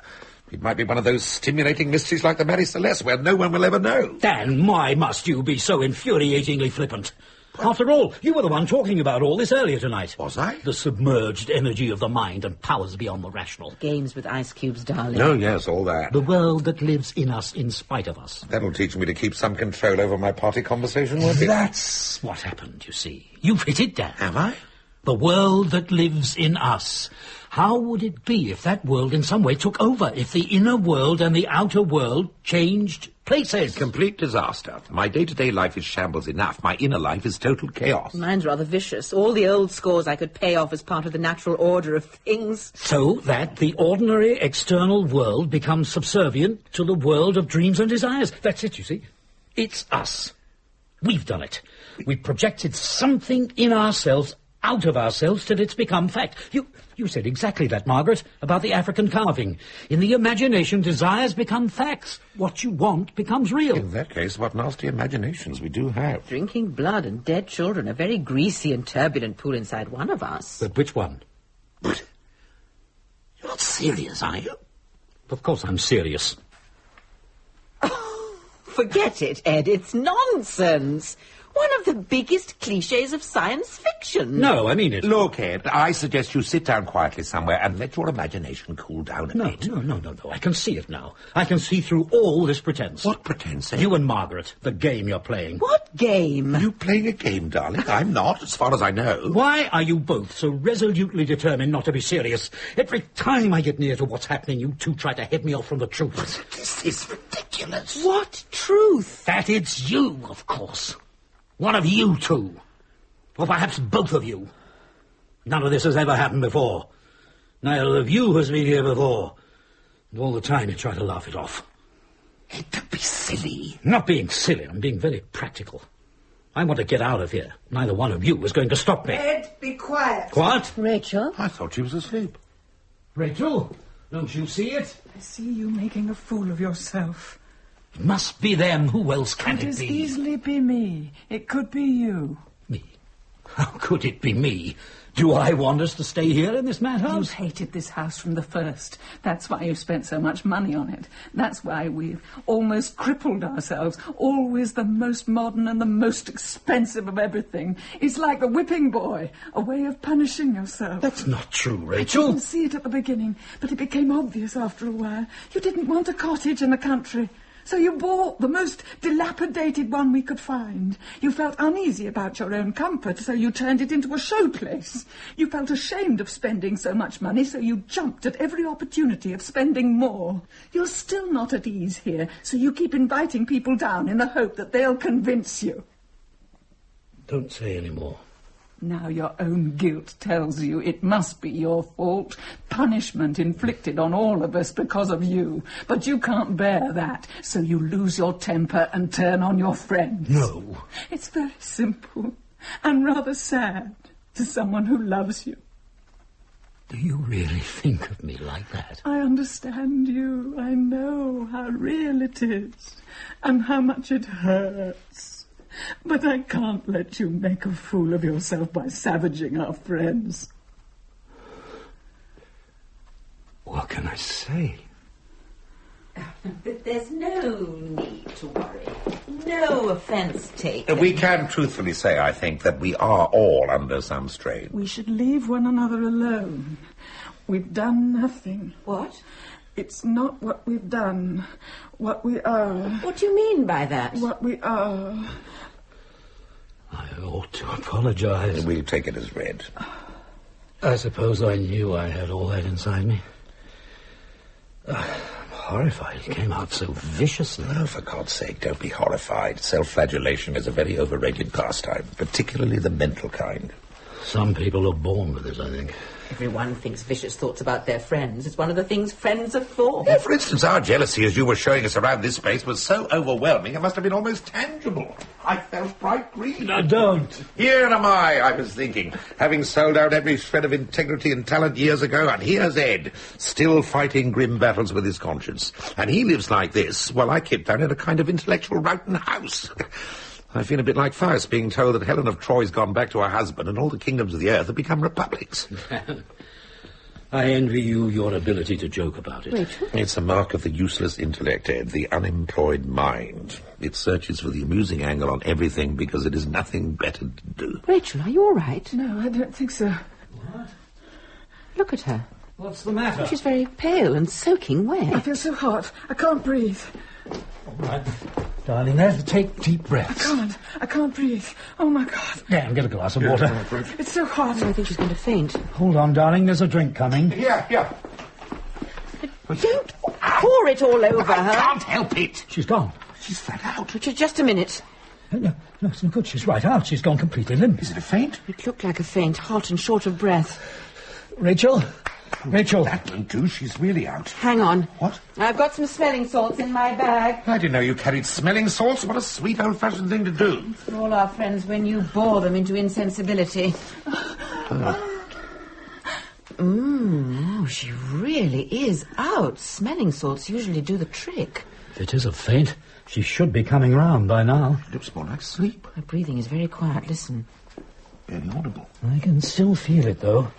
Not deep, but regular. Do you think she's all right? I don't know. It's very odd. Oh, my God, I think she's dying. Dying? Breathing. It feels very faint now. Lay her down quickly. Lay her flat. Rachel! Don't panic. Just get her as comfortable as possible. What on earth can have happened to her? Could it be a heart attack, a stroke? I don't think so. She didn't say anything about pain, and her colour was all wrong for a heart attack. She's breathing perfectly well now. You get close and listen. It's faint, but perfectly regular. Yes. So is her pulse, too. Feel. Oh, my God, what's happened to her? I don't think she's ill. Look at her. She's fast asleep, that's all. Flat out to the world. It must be a nervous reaction of some kind. She looks perfectly peaceful now. Except... What? None of these things are natural, are they? Well, I don't know about that. Oh, come on, Margaret. You've been tying your mind in knots trying to think of a rational way out when it gets clearer and clearer that there isn't one. And if it's not rational, what then? Then this is a part of it, too. Perhaps it's the beginning. The beginning of what? Which of us will feel short of breath next and then go unconscious all in a few seconds? Who will be the third one?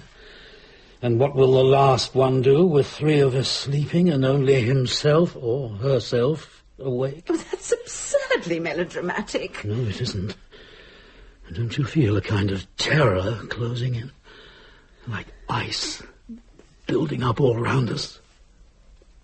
Ed, you have a talent for histrionics that has lain dormant all these years. It's perfectly plain what has happened.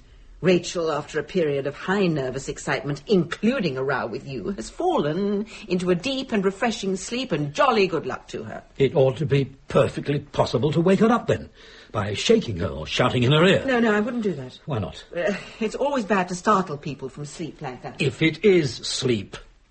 Well, I think we're all becoming victims of Ed's obsessions. When I said that, you laughed at me. I don't mean supernaturally, Ed. Nothing could be more prosaic. Fathers and sons. All those inherited burdens we carry to the graveside, then pass on to our children with a wicked little smile. I don't know what you're talking about. I think you've got your old man shut up in a cupboard somewhere, and he's putting the evil eye on us till you let him out. Is it me, then? All this? Have I done it? No, you haven't, my dear man, and that's the point. Margaret and myself, you see, being of the most crystalline and unclouded conscience, we tend to assume the best, not the worst, which is why I suggest you stop lacerating yourself and just let things happen for a bit. Regard them with appreciation or amazement, but don't necessarily assume they're directed personally at you. And now I have a quite revolutionary suggestion to make. What? Let's all go to bed. Then when we wake up, it'll be Boxing Day morning, and we can all have a huge breakfast, because by then we'll be starving. Dan, that is a very good idea. It's like marital rows or worries about your career. When they happen in the middle of the night, ignore them, because it all looks quite different in the morning. So, where shall we sleep? You can, if you like. I'll stay here with Rachel. Well, I certainly don't intend to sleep upstairs, Ed. Because of the room? What? Where Rachel saw the child. Oh, no, I'd forgotten that. No, it'll be freezing cold up there without the central heating. It's getting cold enough down here. We'll make up a marital couch by the fire, shall we, darling? It'll be like returning to my earliest youth. I had my first meaningful experiences on hearthrugs. Not with me, you didn't. You were still at school. So was I, come to that. Where are the blankets, Ed? They're in the room, too. There's a built-in blanket cupboard opposite the bed. Well, if you don't mind me pinching a candle, I'll go up and get them. Shall I come with you? No, if I want any help, I'll call you. To carry the blankets, I mean. Margaret's as tough as old boots, you know. That's why I adore her. Rachel still asleep? Exactly the same. Strange, but very sensible in the circumstances. I wonder if she's dreaming. It'd have to be pretty exotic to cap this. You're right about me, Dan. And Rachel, of course. Right about what? The legacy I get from my father. Not only you. It's a bit much to be loaded with a Puritan conscience when you're not a Puritan. Oh, my dear man, half the population could say the same thing. They all proclaim their intellectual freedom and moral liberty. And just behind their shoulder comes this grim-faced chap with a black hat and white collar. Where's yours, then? In my case, he's shriveled. You need to preserve some moral sense, or the poor bugger starves to death. I don't believe you. Look, don't deceive yourself into thinking that I'm very good-hearted under this glittering exterior. I tried to comfort myself with that thought till I was nearly 30. I was preserving my real and worthwhile self to blossom in middle age. Now I'm on the verge of middle age, I find there's nothing left to blossom with. The bud has gone rotten, and the whole tree is dying from the root. That's just self-dramatization. Maybe. But she knows me.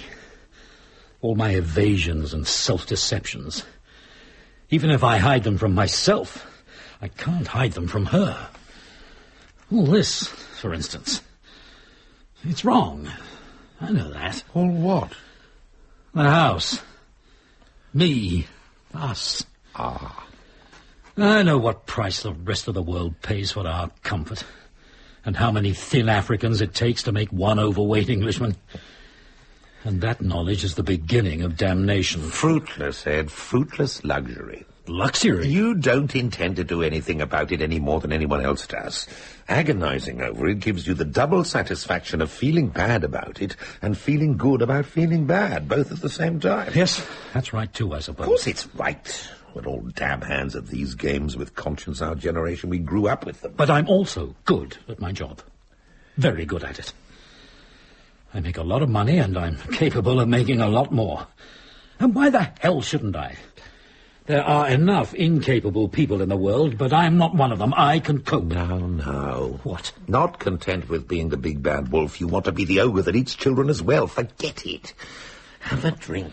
Yes, I think I will. The brandy is very reliable, smooth and strong and uncompromised, like me. Are you frightened, Anne? Terrified, my dear. I'm keeping my aplomb, that's all. Every now and then I get a great surge of feeling that everything must be all right. The doors are open and we imagined it all. Standing here talking to you, it's very hard to believe any of it happened. Try the red wine. No, I can't do that. Then we'd better assume everything did. What will happen to us? I don't choose to think about that. I'm a slave to experience, Ed, a creature of the present moment. It's the only way life can be made endurable. Otherwise, it consists of nothing but regrets over the past and apprehensions about the future. Who wants to live like that? No one. That's right. No one. When I won my scholarship, my dad said to me, "Eddie, my son, your father was born and brought up in a slum street in the East End, and he's wasted his life in dirty factories making other people rich. And now you're going to Oxford. Through you, son, and others like you, the working class will come to power." Yeah. Even at 18, I didn't know where to look. Yeah. Sounds like she made it. Hello, darling, all well? Yes, all well. How's Rachel? Just the same. Here, take these. My arms are breaking. Good God, your hands. What? They're freezing like ice. Yes, of course they are. It's cold up there. You're shaking like a leaf. All right, then I'm shaking. What happened? Nothing happened. I got cold. I think something did. All right. I was scared out of my wits. Are you satisfied? But nothing happened. I saw nothing. I touched nothing. Nothing happened. But you were scared. That was my own fault. My imagination running riot, that's all. And why the hell can't we be adding machines? Just get the facts and store them, and that's that. Why the hell do we have to dramatize everything? Tell me, darling. It was nothing. I was alone. In the dark. There were shadows and noises, and I was scared. Noises? What noises? Breathing. Breathing noises. And it was me, obviously. I was listening to my own breathing, and it frightened me. Tell us what happened. I just went upstairs to get the blankets. The candle didn't throw much light, but I could see. I found the cupboard and I opened it. The bed was behind me. And then? I felt I wasn't alone. There was someone else, other people in the room, and that's when I heard the breathing coming from the bed behind me. What sort of breathing? Difficult. Laboured. It couldn't have been you, then? I turned round, and of course there was nothing. I stood there and said to myself, "All right, Margaret, this is fascinating. You're going to stare this one out, whatever it is." So I stood there with the blankets and the candle. But then... What? I had to leave. I had to get out of that room. Dear God, rather you than me. And it was my imagination, Dan. It was my imagination. What else could it be? I think that's a question we don't ask anymore. Look at Rachel. Oh, good God. She's asleep or awake. She's sitting up trying to say something. She's in agony. Oh, she's dreaming. She must be dreaming. Dreaming what, for heaven's sake, to make her look like that? Hello. I must have fallen asleep. Rachel? Oh, I'm a bit dizzy. Do you feel all right? Of course I feel all right. Not awake yet. You fell asleep very suddenly. Did I? I don't remember. Did you dream anything? No, I don't think so. How do you feel? Not ill or anything? No. What's wrong? Why do you keep asking me questions? I feel just as I felt before, except a bit colder. Have a blanket. Blanket? Oh, we thought we might go to sleep too. It doesn't seem such a good idea now, though. Nothing's changed, has it? No, nothing's changed. No. It still feels the same.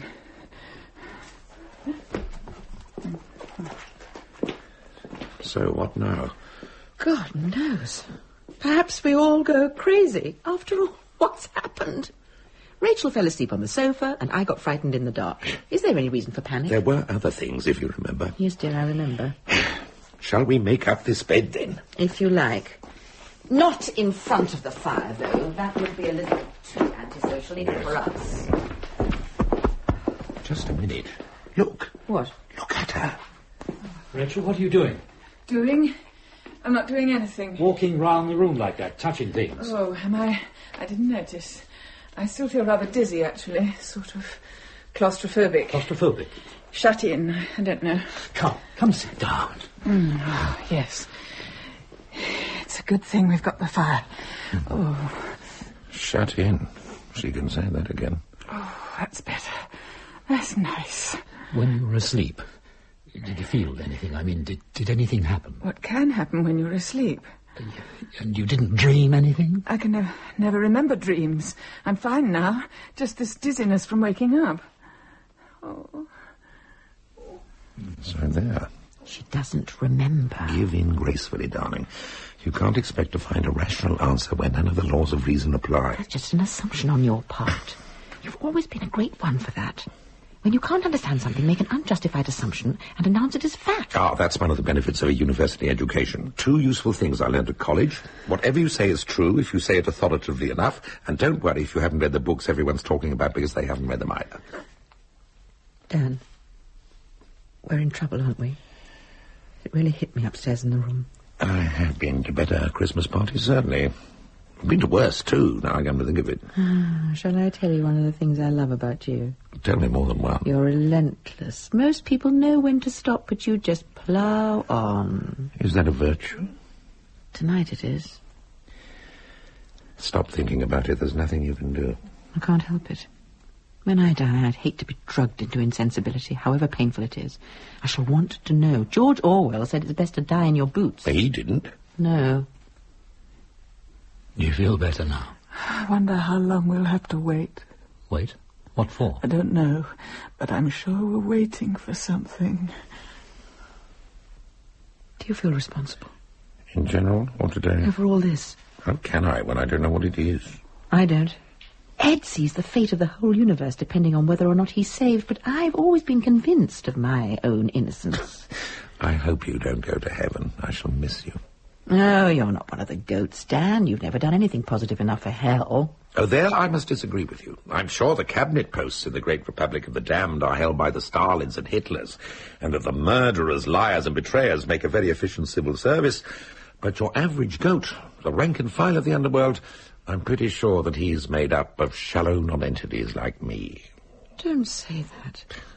People say that self-knowledge is the greatest virtue, but they always assume that when you make a thorough search of yourself, you're bound to come up with something interesting. Great wickedness or sanctity or talent.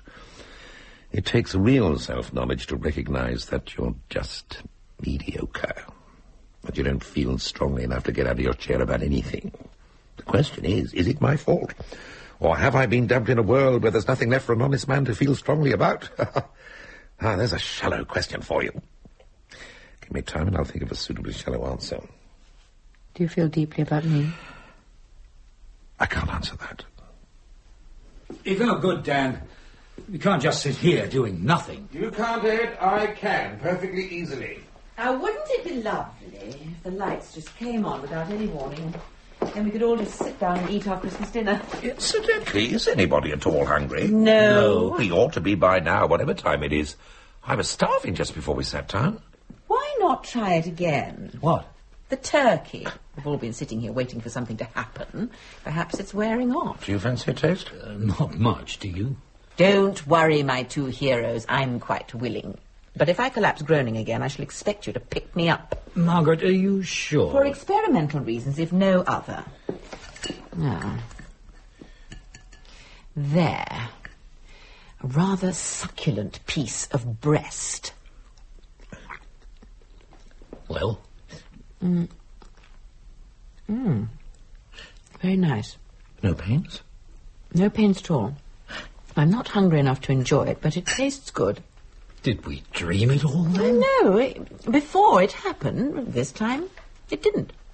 What does it mean? It might mean that whatever was happening isn't happening anymore. And that we can get out? What are you waiting for? Do you want me to try all the doors and windows too? Come on, back door first. Margaret. Come here. Come here. What's the matter? I don't know what's happening to me. At one moment I feel myself and then... What? I can't say what it is, but it's something other. I feel it in my body. Something's coming. What do you mean, something coming? Something's coming here. All right, then, let's try upstairs. I don't think so, Edmund. It frightens me. I can't control it.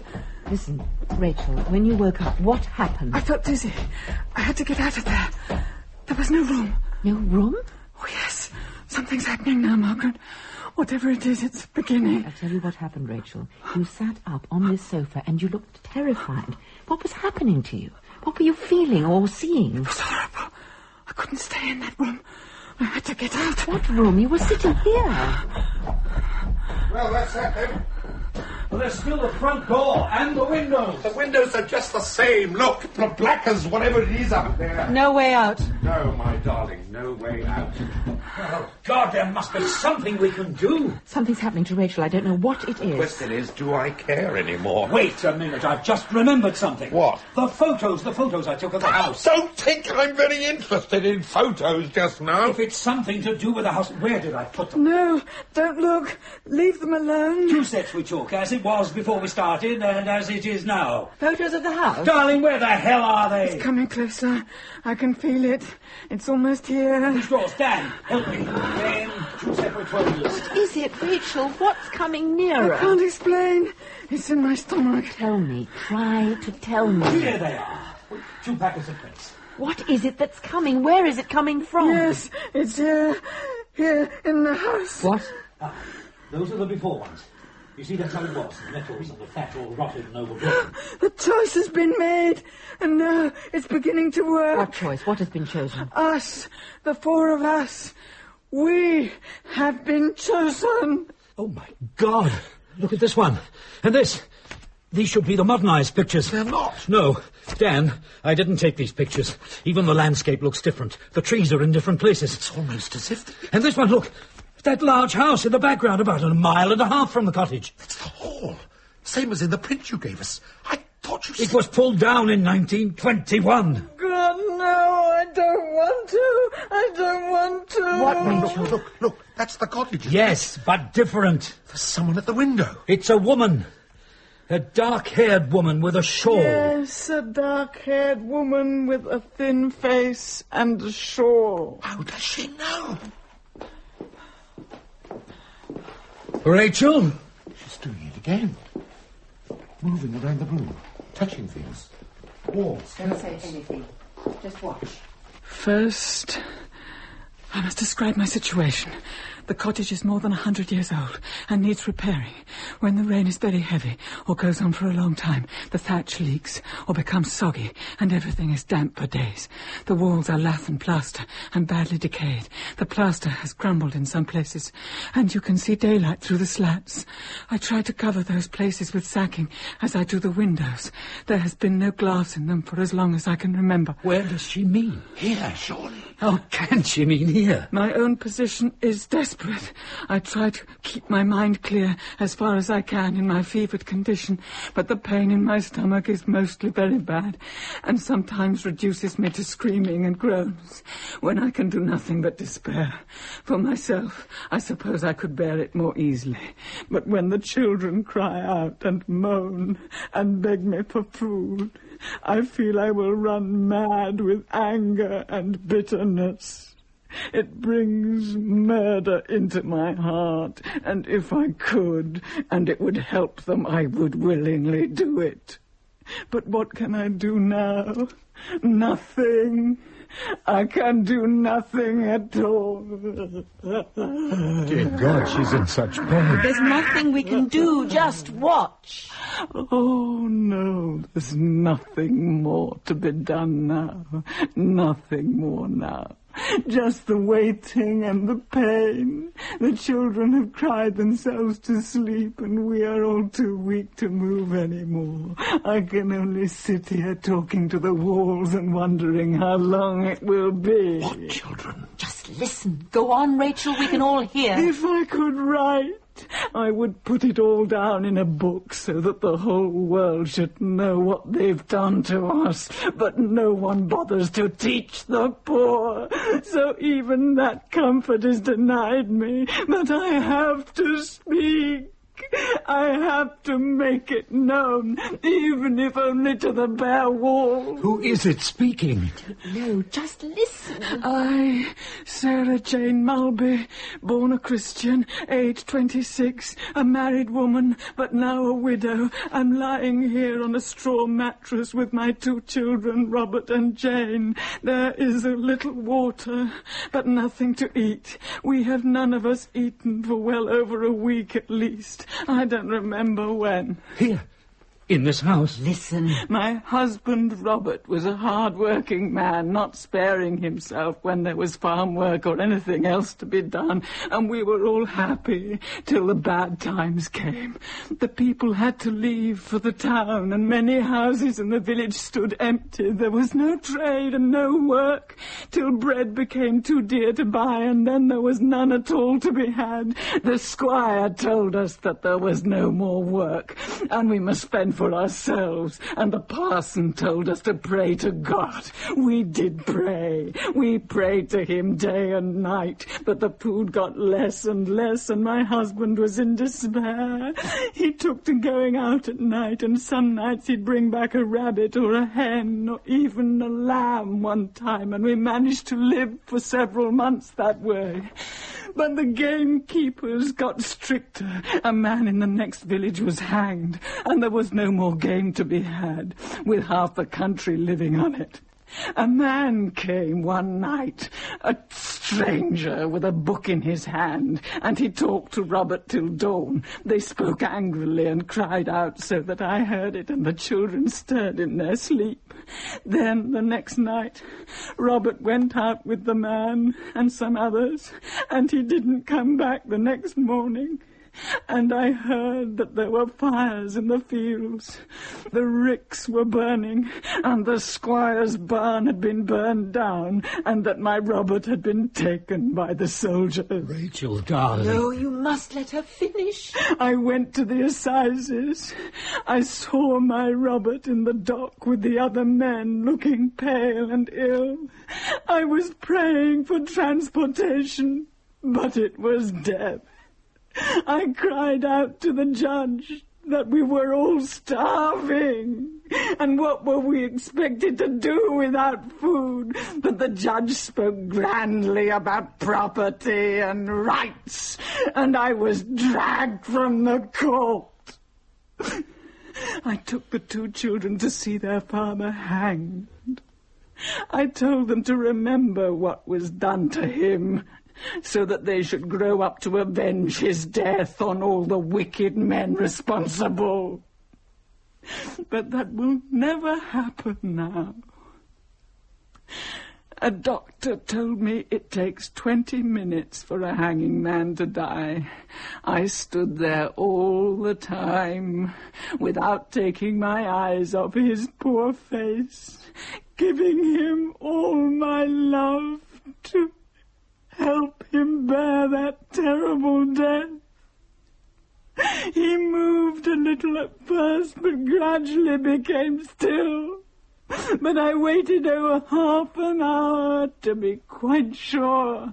None of us cried, not even the children. Barbarians. Barbarians. That evening I tried to see the squire, but they chased me away and said my husband was a criminal.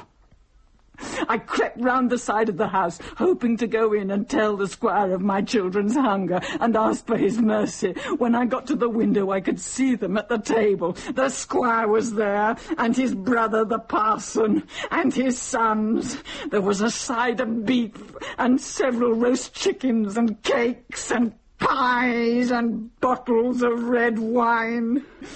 And in the corner, the squire's daughter was playing music, a sweet, melancholy tune, while my husband lay dead, and my children were crying for food.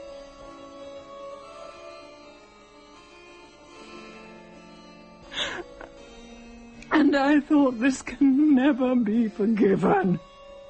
No circumstances, no degree of self-interest, not even ignorance, can ever excuse this feasting and dancing while on the same planet, in the same village, people are starving. And I knew then that I was beaten. That where there was no conscience, there was no hope. That there was nothing to be done. That this wickedness and injustice was too great a monster for me to grapple with. I came home and closed the door, and since that day no one has bothered to open it again to see who may be inside. Here she means. She means here. I used to believe in God, but this world is men's work. I recognize it by the bloodstains. If God still sees us, he sees us with despair. Like Pilate, he shakes his head and washes his hands, unable to save us. I know we will soon be dead now. The worst pain is over, and my bodily weakness is almost comforting, like the beginning of sleep. I have no forgiveness for the selfishness and greed which has destroyed my family. The hardest thing of my dying is to know that our murderers will go unpunished. Someone surely must pay for our unjust deaths and all the other deaths like ours, for I know we are not unique. If no ear can hear my accusations, nor no eye ever read them, let my words burn themselves into the fabric of these walls, so that brickwork and plaster and beams should remember the agony and injustice of those dying under this roof. How can this ground ever be easy, while there is no atonement for crimes like these? The soil is bitter with my children's blood. I can't say any more. Just this cry against injustice from the dark centuries. Jane is dead now, and Robert is in a deep sleep from which he will never wake.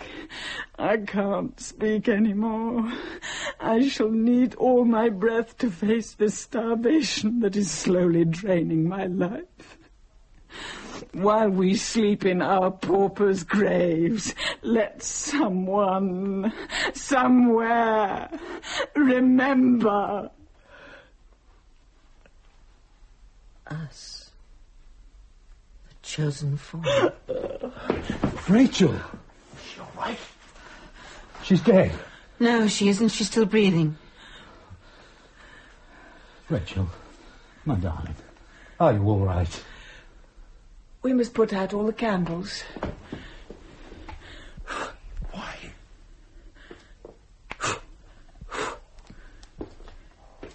Put out all the candles and go upstairs. Why upstairs, Rachel? Because she's there, lying on a straw mattress with her 2 children, where our bed used to be, under the cracked walls and the leaking roof, with mice running between her feet. The children are stiff and still, with their fragile bones protruding, and their skin like paper. She's half sitting up against the wall. She wouldn't die on her back. Her eyes are open, and the expression on her face is not an expression of peace. Follow me. Shall we go? I don't think we have any choice. Hold my hand, Dan. I'm frightened. Don't be afraid. I told you we were privileged. Yes, and I understand it now. Now, I understand it.